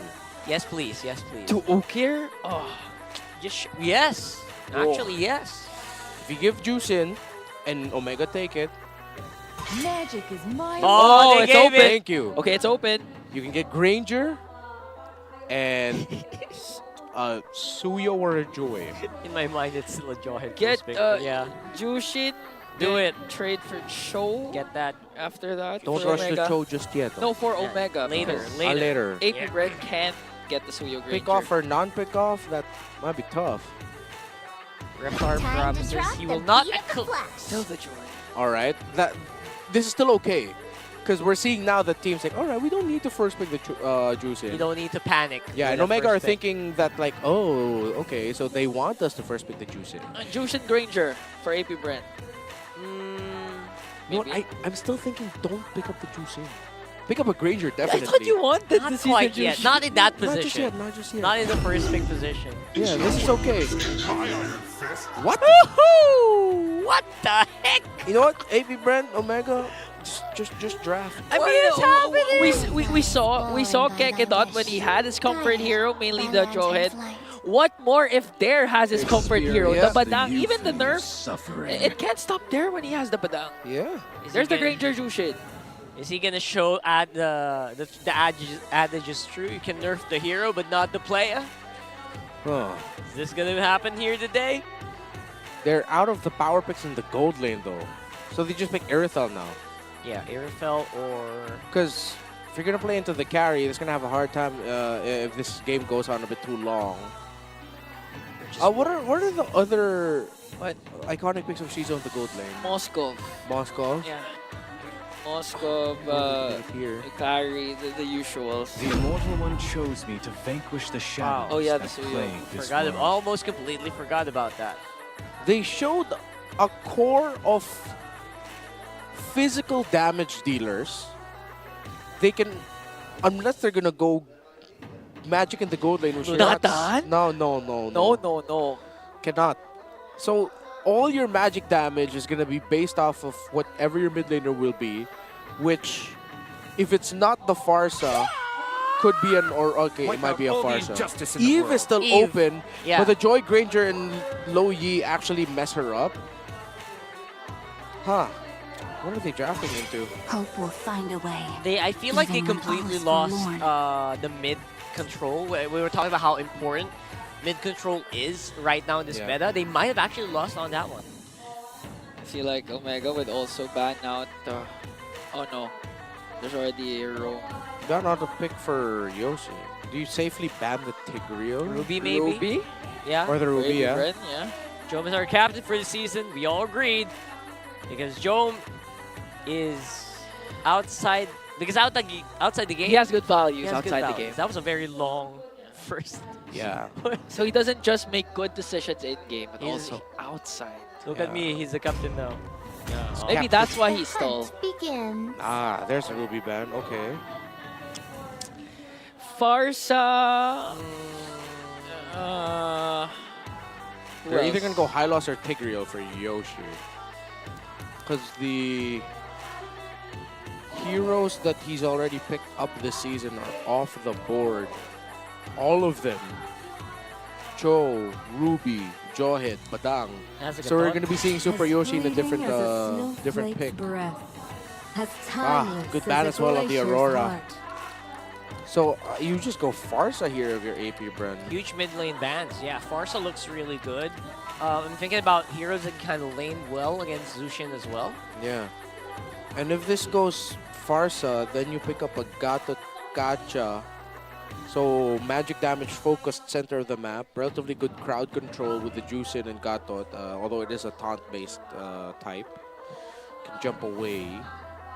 And then your EXP laner, you can go Lucas. Because I want to see them have a little bit more physical as well. I didn't cure the pain. Now you can't go Lucas. They block the Lucas pick with the Valentina. That's a good pick. I am really wondering about this Valentina pick. Because you can't really get any good ultimates. Yeah, but you block the Lucas. That's what they're thinking of. I think you're really Just just that? gonna be getting the whatever ultimate Super Yoshi will have, and or the the roam. ultimate, or the ultimate of the Joy. Electrifying Beats is one of the old favorites for Valentina players to pick up. It's a good escape, good initiation as well. Wonder if we'll see Hylos here. Usually pairs well with a Zushin. Yeah, they can go double. The priestess of primal Edith. lightning. Oh, Edith. The hunter of Oh, all okay, the that's one evil good gods. ultimate for the Valentina to get the Primal Wrath. XP as well. Get something Tig? chunky. Tig? No, you're giving Blue? They go Gatot. Gatot. You mentioned. Alright. And for the gold. Beatrix. Beatrix. Come on, Shizu. Nah, but there's a Joy. They might just settle for Bruno? Irthel or Moskov. Maybe go Bruno again. Moskov is what they're highlighting. Yeah, might just be that. Because with the Joy on the other side. They're looking at it. And the Moskov is right next to Irfan. There we go. All right, you mentioned that this was his one of his signature picks in MDL Philippines. So let's see if finally we'll get a very iconic Moskov game for Shizo. Part of me, something tells me we might be going to game number 3, folks. Not gonna lie. Feels like game number 3 Yeah, as well. with the Edith and the Granger Joy on the side of Omega. But maybe we'll get another replay of what happened in game number 1, wherein AP Bren just takes control of the center of the map and just completely messes up Omega's early game. You saw it on the field as well, right, Ingan? Yeah, I hate the nerf. It's really bad. But it's a well-deserved nerf up against for Badang, yeah. Oh, yeah. So we're on to game number 2. I don't know what you guys think in the comment section. Please let us know if you think this is still worth picking up. If maybe you Welcome still to use Mobile Legends. it. And how well is that going to do against this specific lineup? Let's go into it. And it's going to be a really fun one to watch for sure. All right. Slightly faster clear here for Omega. Playing slow around the middle, though Ukir wants to be aggressive against Choveskirt. Super Yoshi is here.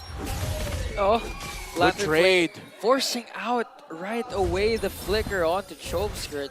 Yeah, very good trade at the beginning of the center of the map. Although we did see that was a similar start in game number 1.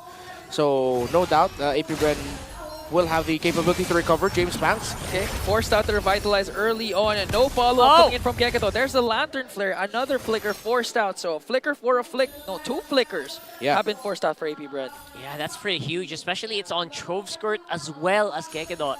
You know what? They can't really be too aggressive with that one. They'll have 2 minutes, 2 solid minutes where Omega can basically do whatever they want on the map. You know, I thought the Zushin, I would see the nerf on the early game, the Zushin. But so far, what's the nerf? Ukir's been playing phenomenal, even despite the nerf, has been playing aggressive with or without SuperYoshi in the mid lane up against Kekedot and Choveskirt. Yep. Okay. So start for both. Fury Hammer already for the Suyo. So putting up on the first item for the Joy. Despite some heavy aggressive trading in the center of the map. Nothing too crazy just yet. In fairness, the nerf isn't like super hero breaking. It just enables like the Zushin to get really picked up. Oh! Okay, first man down. There actually is gonna fall down. Got spotted out by Andoryu with SuperYoshi. Now AP Bren not in a good position to contest for this turtle as Andoryu this time is taking full control of the objectives. Oh, big invade here by Omega. This is not going good for AP Bren. Oh, look at that. Luis up on front. Andoryu already got the turtle. Okay. Oh, still got his purple buff though. So good thing Omega didn't lose their buff as well. They did pressure the rotation a bit of AP Bren. Still, AP Bren are within the realms of being able to come back. They might find Jome. Here comes a flicker from Jome. Kekedot wasn't there in time as Jome was able to walk away scot-free. Didn't toss him up. I think Kekedot was thinking Jome was a bit too far to the edge, that even if he casted the animation of the ejector, he'd still be able to get away. And at least he was able to force out the flicker. So there is that. 200 gold lead for 3 members of Omega right now, and AP Bren need to find a way to recover. They might be getting that with a trade. They might be willing to trade up the second turtle for a push in another portion of the map, if the minion waves are looking good for them. All right. In fairness, right? I mean, Kekedot, maybe he played pretty much the same last game, right? He didn't play too aggressive, played within their means, and it's just all about like measuring up your opponent. How far can you extend? How far can you push? Choveskirt though, suffering quite some damage in that trade. Okir really tearing it up on the lane. If it's not gonna come from Okir, it's gonna come from somewhere else, and then Doryu seems like to be the damage dealer of Omega. How many times have they sent Choveskirt home, recalling because of the dives that Omega can do? Now here comes the Lantern Flare, spams from Ukir. They might go for the top lane push eventually and just force Keketo to stay and babysit Shizu. Here's the problem with that Moskov matchup against Granger. Just really can't move out of your turret that much. You're getting punished over and over again. It's gonna be hard for that Moskov, at least for the meantime. Okay, Choveskirt has the Primal Wrath. Let's see if they'll be willing to contest this next objective. Because with that, they should have an angle here, but the difference is 2 tanky members at the side of Omega against the 1 pick-off based comp. Omega can just brute force this, stand their ground, and bully AP Bren out of the objective. Oof, exactly what they're trying to do right now. Trying to push him back, looking for an angle. Kekedot as well has that flicker charged up.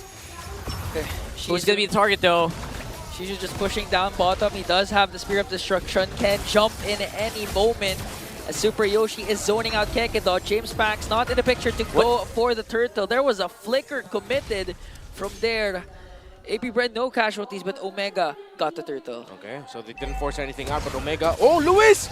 Oh, didn't force anything. Everything is gonna connect for them. The AOG plus Earth Shatter combination. James Pax was able to walk away, but Uker picks him up with the lantern flare, gonna bring down Andor. Oh my goodness, Shizu in the picture now with a Spear of Destruction.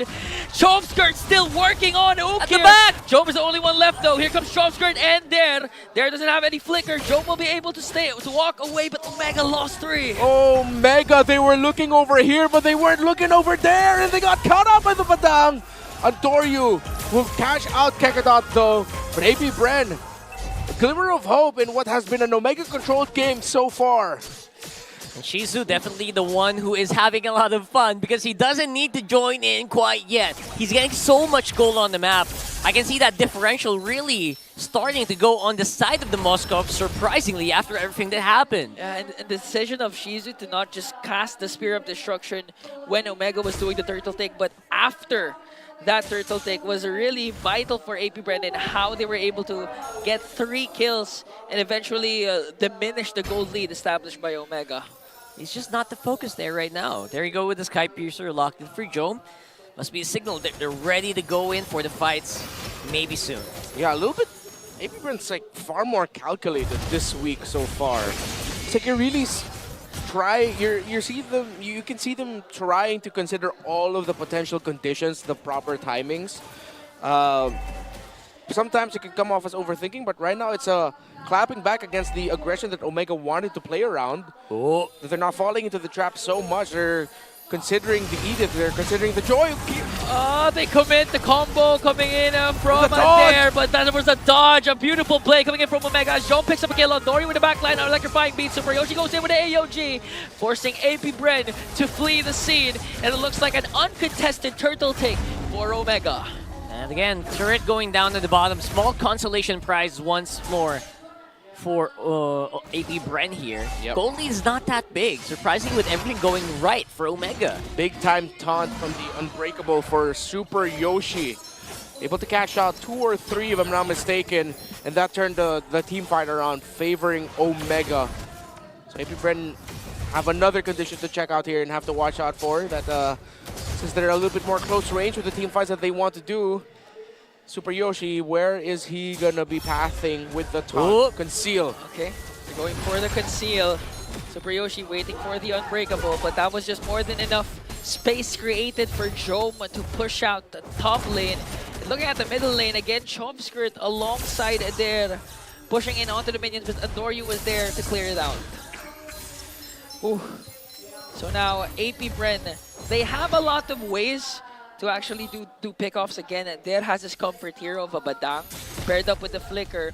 If it connects properly to the right target, specifically Jom or Andoryu, AP Bren can make waves again and turn things around. Some of those games where the Jawhead doesn't feel as big of an impact as we did see in game number 1. And you could feel it, wow, right there. Ready to pull the trigger there. I think they call that stretching. Stretching, there you go. The good dynamic stretching. Oh, Kekadot. Okay, there was the conceal. Okay, Andoryu commits the retry. SuperYoshi commits the AOG. Kekadot just walks out of danger. Alright, that's a big consequence, honestly, because right now Kekadot will be forced to play a lot more defensive. Maybe try to just keep James Banks alive or keep Dare alive, right? Other than that, it's still Shizu not joining the fights quite yet. I don't think he's quite ready to face off against Andoryu right now, not even Jom. Uh-oh. It just feels worse and worse, but Lord is up. Ooh, this might not be good for Andoryu. Hey! Oh! Andoryu was able to dash out of the Frisk break coming in from there. So that was an initiation AP Bren really Wait, what's happening? Oh, okay. Even Lewis forcing out there's Flicker. Now a conceal for the squad of Omega. Ukir zoning out the members. Kekadot lifting him up with the Lantern Flare. And Jom picks up the Lord for Omega. Yeah, no attempt whatsoever for Shizu to actually join the fight there. I thought that Shizu would maybe even toss out an SOD to just try and for the steal? It. Yeah, that's what I was thinking too. I was waiting for it. But no. But yeah, they decided to go up against it, playing it safe. And I think that's the best way I could describe how these two have been playing so far right now. Of course, minus the aggressive nature of SuperYoshi getting punched in game number 1. These two are playing not to lose. Like, that's the best way I could describe it. Like, with how they're moving, how they're really saving their flickers. You see the thought process getting shown out. They're playing not to lose here. It's like a passive, aggressive partner. Especially AP Bren. Yeah. I feel like they're just... What are they waiting for? That's the big question. Okay, but Andoryu doesn't want to wait any longer. They're going for James Banks. Here comes the electrifying beats, but Kekadon with the throw. Shovskirt with the Primal Wrath, and there with the final blow to bring down Andoryu. Big punish, but Omega will be able to get a tower in the mid. Let's see if AP Bren can find a little bit more after that pick off onto Andoryu. A bit too aggressive there to try and take down James Banks. Able to dash over the wall, and a good stop by the Jawhead with him, as well as Shovskirt. Oh, okay, SuperYoshi commits Unbreakable onto there. Here comes the throw once again from Kekadon. He's going to find SuperYoshi. Jom delivering the Death Sonatas. Ukir with a pickup onto there once again. And Jom gets the kill. 2-0-0 for Big J. Yeah, 2 Sky Piercers, by the way, on the side of Omega. 1 for the Granger and 1 for the Juice Sin. That was the first item that Ukir actually went for. Went for the Elegant Gem, then the Sky Piercer onto the Blood Wings. While Jom went a little bit more traditional, went for the Hunter Strike first and then the Sky Piercer. So at this point, I think Jom should either have 1 or 2 stacks. No, 1 stack should be, right? Yeah, 1 stack on the Sky Piercer, if I'm not mistaken. I don't think we're going to get to see that quite yet. But yeah, it's either if it not 1, 2. I don't know who got the other one. Yeah. Now we're here. 46 seconds on the next objective. I feel like AP Bren wasn't really completely able to utilize that pick-off we saw earlier. And now it just feels we're back on even Stevens with free K almost to Omega this time around. Yeah, fortunately for AP Bren so far, no inhibitor turrets has been taken down. All Holy Shields have now been gone, so it's going to be detrimental if AP Bren lets go of a potential Lord take coming in from Omega. But again, we do, however, see that there are trades coming in from AP Bren, especially the ones initiated by Daryl Kekadon. Okay, so now, I don't know, man. There, you have to show us your moves, man. This is not the I remember. Not the Dare Badang I remember, right? Yeah. I'm looking for those really big wobble combo plays. I guess Omega's not just grouping up as much as we thought they would, and maybe they're just aware of the Badang's possibility. That's why they're trying to avoid it. Yeah, I don't know. I'm looking for it. I mean, for me, I could already feel the nerf. Okay, Fist crack already committed by there. Tori just dashes out. Lewis making sure that brushes are occupied by the squad of Omega. Kekadon right in the brush. James Max, will he be able to make a move and steal away this Lord? Here comes there! What a beautiful setup! And the man with a million moves adds another move to his list as they take down 2 plus the Lord. A triple for Shizu, and AP Bren making noise once again as they take down 3. No way! It's edible, isn't it? Oh, it's edible! That's what you call a perfect bust! Okay, Shizu works on the turret. Ukin and SuperYoshi left in the bed. Here comes the throw. Here comes the potential wipeout coming in from AP Bren, and that is it. SuperYoshi gone. No minions. And AP Bren, they don't have minions yet, though. It's not yet over. Jom 5 seconds alongside Lewis. They will respond. That was nuts. There on this Badang again, perfectly responded to by AP Bren. Now here comes another chance to end it. Okay, there once again connecting Lewis though. Primal Wrath, not enough time to be casted because he got blasted down in the map, and AP Bren finally has a win in week 4. Their first win after 4 weeks of playing. AP Bren finally on the scoreboards. Thank you, Dare. What an engagement and the perfect clapback and response. Put your ones up in the sky. Recognize and give this team their flowers, because what an amazing comeback from Dare. And the MPL Philippines Season 4 champions, AP Bren. And it's a 2-0. A sweep. Now they're just showing and making a statement that they do belong in this league. It's going to take time for them to adjust, but eventually they can show their full strength. To remind you, Omega are a team that have taken points from Team Liquid and Aurora. Teams on the top of our standings today. And AP Bren, the only team so far that heading into today that has not won a series yet, swept them. I don't even know anymore for this season, man. I don't even know. I don't even know anymore. Congratulations, AP Bren. That was a prolific way to win it all, too, right there at the end. And the faithful have been rewarded. Look at that. Look at these guys. Yeah, like 4 weeks of coming in and day out. That man in the cap on the right, his name is Bren. He has been loyal and he shaved his head. All right, there you go. We know. Let's roll over the interview now. Finally getting their first victory, the Bees flying high. It's AP Bren! Grabe ang celebration ng The Hive ngayon. Kung nakikita niyo lamang sila, napatayo talaga sila sa sayahan. They still have some representation. James Punks, finally, nag-uusap pa lang tayo kanina. Iba yung aura mo ngayon kasi kanina nung nag-uusap kami, ano bang pakiramdam na finally nakakuha ka na ng unang panalo sa MPL PH? Masaya po syempre kasi yun din yung goal namin ngayon week eh. Kasi lagi na lang kami sa likod na interview eh. Lagi sa likod. Oo, At ayun, dito na. Dito na. Yeah. Nakausap kita, James Punks, last week, right? Tapos sabi mo, hanggat merong mga susunod na weeks, babawi pa kayo. And sinabi mo din na talagang hindi kayo susuko hanggat hindi ka nakakuha ng panalo. So ngayon na nandito ka, feel mo ba ito na yung simula ng pagbangon ng AP Bren? Tingin ko po opo kasi ito lang inaantay namin yung momentum. Tapos kailangan lang namin talaga manalo ng isa para yun, makaano kami sa mga susunod pa. Po. Alam mo, sabi nga sa kanta, di ba, it starts with one. Kailangan mag-umpisa ka lang. Now, I wanna throw it over to Der. Der, man, congratulations. Welcome back. Ito ang isa sa magandang naging runs nyo actually for week number 4. Talk to us about the meta, pare. Kasi kamakailan lang, di ba? Wednesday or Thursday, nag-iba tayo ng patch. What do you think? Is this gonna help AP Bren? Pabor ba sa inyo yung meta? Ano ba sa tingin nyo yung patch ngayon? Siguro hindi naman po namin inaano yung dahil nag-patch eh. Siguro may mga mali lang kami talaga in-game. Tsaka yun nga, marami kaming advantage kasi 4 yung coach namin. Mas nare-review yung mga patch, ganun. Kasi kami naglalaro lang. I mean, you showed a lot of composure, right, Odin?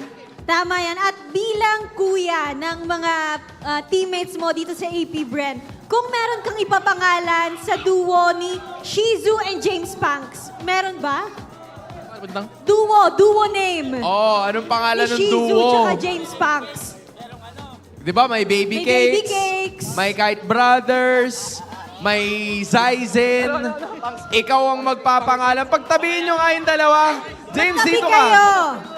Ayan. Yan. May Yan. sinasabi si Coach. Ano? Punks Cakes daw, sabi ni Coach. Punks Cakes. Hindi ko alam kung bakit. Shizu. Sige, ikaw ang kakausapin namin, ha? Payag ka ba doon? Sige. Shizu, tatagalan natin to. Ililista Kamusta? na natin yan I wanna know yung thoughts mo naman kasi we know that you're obviously the silent kid pero ngayon nalabas mo yung laro mo. Kamusta? Anong pakiramdam? Okay naman. Ayun. Sobrang pa rin, underwhelming pa rin yung pakiramdam kasi yun nga. Unang panalo namin. So, feel ko ito na yung simula ng first step namin. Kumbaga, as a team. Para umangat pa. Man, obvious ha. Paralo siya. Who? Coach! Tanungin si Coach. Hanapin si Coach! Huwag ka na magtago. Hanapin si Coach! Coach Pacbet! Coach Pacbet! Kasi going back sa MDL journey nila, kasama ka talaga nila. Oh yeah. Nakikita namin na ikaw yung greatest motivator ng team na to. Up until now. Ano naman mensahe mo ngayon sa team mo na nakakuha na kayo ng first win? Oo nga. Sama mo naman kami sa huddle. Sama mo kami sa huddle. Anong message mo sa kanila? Ako, thankful ako na, na nalabas nila yung laro nila ngayon. Sana magtuloy-tuloy kami dito. Parang naiiyak na si Coach. Ay, hindi, Well, congratulations for your first match win. Oh yeah, for sure. Thank you po. This is a really good victory. Again, your winners, it's AP Bren! Gentlemen, you may now take your walk of victory. All smiles, pure happiness, and joy. Coach Pakbet still holding the mic. You deserve it, Coach. And with that, gentlemen, you may now take your bow. Ang tamis ng ngiti ng AP Bren finally leaving the mark dito sa Season 15. And 2-0 sweep pa ang nagawa nila sa match na to. Ito na nga kaya ang simula ng kanilang momentum, Hans. One thing is for sure, no team is left with a winless record. Lahat sila may tigi-isa na. At magandang simula ito para sa Bees. What do you think, Casters? One thing's for sure. We need a better name for that duo. Pax Kids, 100%. not even in my top 10 list. No. But congratulations. AP Bren. I would also kind of tear up a little bit if it was my first win after 4 weeks of playing. Because imagine if you're a Coach Pakbet, you know the capabilities of your players. You're thinking that it just might be the jitters. They're just nervous, but this time they were able to showcase their full potential with a game, a sweep up against Omega. Yeah, and it's cool because you got to see them do it at a spectrum. Game number 1, dominating. Yeah. Game number 2, come back out of nowhere after playing it fundamentally, looking at just pushing your towers as Shizo. Essentially playing not to lose, Yeah, like you playing mentioned. not to lose. 5-0-3 because Shizo just put in the work here. Again, it was just, Shizo, can you push towers for us? Sure, coach. Can you come in at the right time? All right, Pong. Win it. Sure, coach. And he got it. And it was actually, for me, it was a little nerve-wracking to see Shizu just going for towers, essentially not even trying to join the team fights. Yeah. We were mentioning, where's the SOD? Where's the SOD coming out here? No, he was really hyper-focused on one thing. And then when he did join the fights, this one. Boy, oh boy, he looked so good at it. Yeah. It's clear that Shizu he knows his timers. They know AP Bren really knows when to pick their fights off. And again, it's all gonna boil down to the comfort picks of AP Bren. If you're going to go back to game number 1, the first pick Joehead. This time, AP Bren red side, they go instead for the Joehead and the Badang, and it paid off a lot for AP Bren. Yeah, and look at this. Where's Shizo? He's just managing minion waves, playing it safe. He played to, as well, not to die. Not to die. Yeah. We have a word in the Philippines here for wall. It's pader. And Dare brought down the pader perfectly. A triple kill for Shizo leading up. The rock wall brought out by the Badang was perfect. Massive taunt by SuperYoshi, but at that point, there's no one else to follow up. He even got the wall onto Luis to open it up in the final push. And Shizo just focused. Again, y'all laughed at me, I'm pretty sure. He's literally pader, bro. Yeah, when I said that the condition is simple. Just don't die. And what happens? The ones who didn't die were rewarded very well. James Banks didn't die in game number 1. Shizo didn't die in game number 2. What happened? AP Bren sweep win. Apparently, that was the solution to AP Bren's problems here, right? Yeah. And they made it look easy, honestly. I like it. And Pader is already trademarked by Renmar, just so set the record straight. He literally is Pader with that Badang. Yeah. And that's, for me, I can't believe we didn't pick that up sooner. Imagine three iconic Badang plays for Dare in 4 weeks. His Badang walls, his surprise flicker entry sets with the fist break into fist crack. Because in the Lord, he was able to get Luis and Jove Skirt, dude. Excuse me, not Jove Skirt. Keka, no, that's his teammate. Yoshi. SuperYoshi. Thank you. That's his teammate. He got SuperYoshi and Luis. All right. And that's essentially the front line of Omega gone. That it was so easy for James Banks, even Jove Skirt, to go around the wall of the Lord so that he could just free hit from there. James Banks was in safe retry, and then Chizo coming in at the right time as well. He's the rich guy from BPI. I mean, you were 1v1ing towers nonstop. I would be flabbergasted if you didn't get rich guy. You know the two most silent gold laners? What? Both hate turrets. True. That's Shizu and that's Super Marco. Super Marco, right. Shizu being the BPI rich guy. Turrets gold 990. That's a lot of turrets. Yeah. A lot of turrets, I gotta say. That's a lot. Almost close to the kills and assists goal that he got.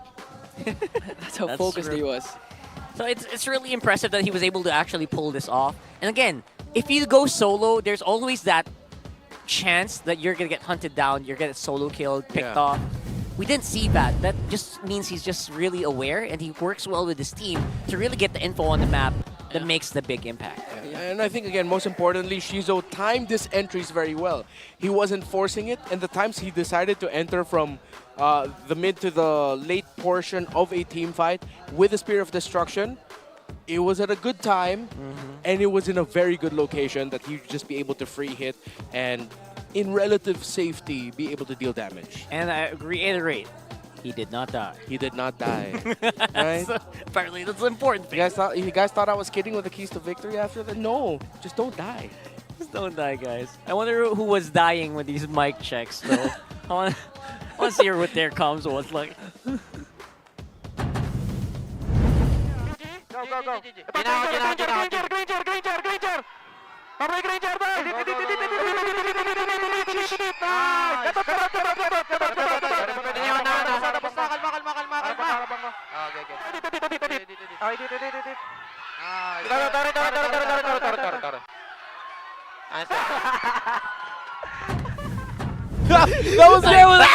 That was a perfectly cut out scream from there after finally getting their first series win. That was perfect. Congratulations. Their first mic check. Yeah, the first time we got to hear them Finally. from a win. And they were locked in on Jome in that one. At the beginning of the very first clip, it was just them screaming, Granger, Granger, Granger, Granger. You just say punch him at one of the moments. Yeah. It's really funny. Well, what are you guys? If you saw the skills that we saw here, are you ready to test your skills and show us what you got? Because right now, MSL Collegiate Cup Season 2 is nearing. It's the premier collegiate league for aspiring MLBB pros featuring student athletes from Luzon, Visayas, and Mindanao. Basically the whole Philippines. You can join now by heading to Munton PH. Munton/ph.org/MCC for more information. Don't miss out on this amazing deal. That's correct, Renmar. What a deal, what a deal. It's a good deal. But, and also, if you guys keep asking us, like, how do we turn pro? How do we turn pro? That's basically it. Yeah. Right? A big community shout out, by the way, for the people who have been commenting. James Panks, please win this. That's from Joyce and Salvador. Yeah, and your request has been granted by James Banks with a 2-0 sweep. A very commanding win for that one. I don't know if that the lady in front might have something to say about the little heart there, but you know what?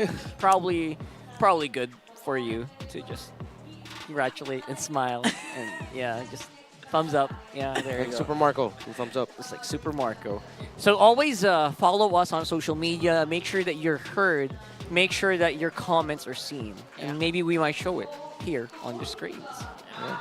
But you know what I want to see? What do you want to see? After this day, what does the standings look like right now? Because so far TLPH solo first, right? Because they won 6-0. Yeah. Ooh, look. AP Wait Bren. a second. Wow, AP Bren! 2 steps up. Good for them. Wow. That game win looking good. 8th place no more. Yeah. So if our playoffs started today, they would be Because they had play-ins, yeah. Okay, so people are probably wondering why isn't Twisted Minds over AP Bren? AP Bren lost at Twisted Minds, or I don't think we have we seen that series? Oh, we have. It's because AP Bren beat Omega. Omega. Did they beat Twisted Minds? Yes, they did. Yeah, they beat Twisted Minds. So that's why AP Bren is above Twisted Minds and Twisted Minds is at the bottom. Because Omega beat Twisted Minds, AP Bren beat Omega. And in fairness for AP Bren, they also have a lot of like 1-2 losses. Yeah. They're above on net games. Yeah. So people are looking at the numbers first, but remember, head-to-head result goes first. So it's match point, head-to-head, then that's when you start taking into account the net game wins. Oh. Yeah, we've been through this so many times. So you can also say, if you can't beat them, beat the one who beat them. That's right. Good one. Exactly. Very good, Ingan. Good for you. And for Fancy Laban, Proud. these are the standings. Honestly, the Bees are having a fun time today as well. Yeah. But they're no longer. They were undefeated at one point. Oh, yeah. That's true. Yeah, but now 4-2. Ooh, the Mines going up. I think Kabarangay climbed up. They were struggling a bit. Sonics and Auroras, though, still having a hard time in the Fancy Laban. This is the fan tournament. It's a big change. That's as of March 21. So if you guys think you have what it takes to maybe bump some of these points up, make sure to watch. Because the people who can join the Fancy Laban are the viewers who can watch, who actually watch on the day. Yeah. You have to have tickets. If you want to be part of these teams, go over and join us. Buy those tickets now on ph.mpl.com. All right? So you can also see the players, you can see us, you can see all the matches happening right now. And as you can see, things can get really wild really quickly here in MPL PH. Yeah, I mean, if for some reason you're only watching now, sorry, we're about to end, but it's cool. TNC put TLPH to the limit. Team Liquid still undefeated, but they had a hard time against TNC Pro Team. And now AP Bren gets their very first win. They climb from dead last to 5th? No, excuse me. Yeah, 6th. from 8th to 6th. From 8th to 6th because of head-to-head matchups. Cool. Crazy. This season's so fun, man. I love the season so far. It's been great. Do you know, guys, what's the best part? What? It's just literally day 1 of week 4. We have a highlight matchup tomorrow. It's TLPH undefeated versus Aurora undefeated. Very first match. The very first match of tomorrow. Oh my god. And it's undefeated versus undefeated. If you didn't get tickets for that one, too bad. It's sold out. Just join us on the stream. It's been a pleasure. It's Rockhart, it's Ingan, and Renmar. That's it for us today. Let's throw it over to our host over there on the stage. Panibagong linggo ang ating nakita at panibagong mga laban na naman ang naging intense. Wouldn't you say, Odin? Oo naman, Hans. Dahil kahit nasa ilalim tayo ng bagyo, still undefeated ang Team Liquid Philippines at sinabayan pa yan ng achievement ni Carl TZ in getting the second most assists in the league. You know what? We're talking about Carl TZ. Nagkaroon din tayo ng pagkakataon na maisama ang isa sa inyo to be part of that winning moment para sa Cavalry as she not only took a walk of victory but also joined them and a bow right there at the Isle of Glory. At patunay lang yan that the MPL arena is definitely not just for the competitive spirit ng ating mga players, but for the fans na patuloy na sumusuporta at nagbibigay ng lakas sa ating mga players. At yung suporta na yon, especially na nanggaling sa Bees ang nag-power sa AP Bren to get a sweep and to finally mark their way into the winning column for the season. Yan at marami pa tayong exciting things na matutunghayan this week moving forward. At bukas, ang iyong favorite day, ang Golden Month celebration. Not only the Golden Month, but you also have a matchup between the two undefeated teams. That's Team Liquid Philippines and Aurora. Nako, marami tayong masasaksihan para sa laban na to. I cannot wait to see what's in store for us. I'm so excited for that, Hans. And I'm sure na kayo rin. Muli, ako si Hans Galeria. And this is your very own Odin. Na nagpapaalala sa lahat na walang makakatumbas sa lakas ng Pinas. Kita-kits bukas!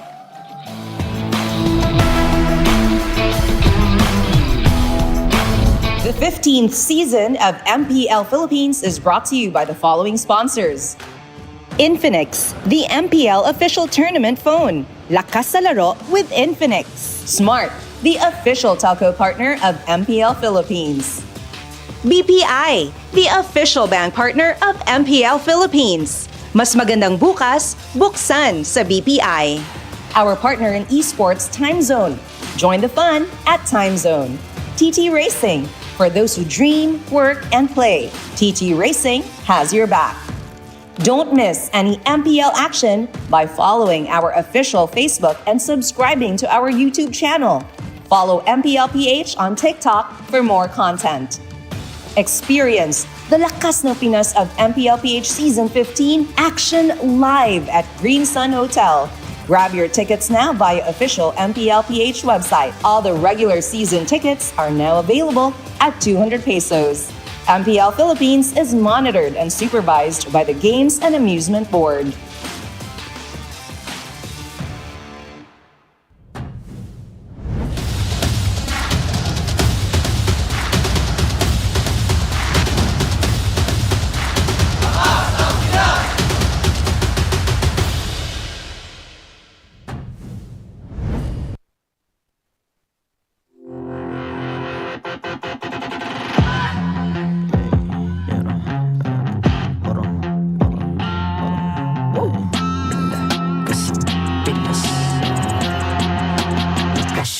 Pinas Malakas, Pilipinas malakas Kahit anong lane, we become the monsters Malakas, Pilipinas malakas Face the golden sun and ribbon for the 3 stars Look at us to the top, no ifs, no buts Winning any game, para to sa PANAS Di mo matitinag aming boses sa new level Nasa kalye man o mobile window I become a legend Open fire, we unite, we winners Built with pressure, like diamonds are made of Switch na lane na parang gera HP Racing may reseta Built na katang buhat ni Hilda Full load SS parang Laila Susundan ko ang iyong bakas Kasama patas Tagumpay natin to Dahil tayo'y malakas Para sa Pinas Nasa amin ang alas Hindi ko atras Kinikilala sa taas Kasi kami ang malakas Para sa Pinas Nasa amin ang alas Hindi ko atras Kinikilala sa taas Ganito kami sa Pinas Wow! Hold on Yeah, wala kasang Pinas We are laging every beat No surrender, no retreat Pag nagsama-sama, just imagine what we can achieve Lacking every beat No surrender, no retreat Giving 100 all my all Cause we just cannot be defeated We are unstoppable, immune and invulnerable Ready ang equipment, lahat frozen, malang crowd control Pakita ko na jab like Beast of the southeast Taas sa watawat, proud and loud Cause every enemy we devour Susundan ko ang iyong bakas Kasama patas Tagumpay natin to Dahil tayo'y malakas Para sa Pinas Nasa amin ang alas Hindi ko atras Kinikilala sa taas Kasi kami ang malakas Para sa Pinas Nasa amin ang alas Hindi ko atras Kinikilala sa taas Ganito kami sa Pinas Wow!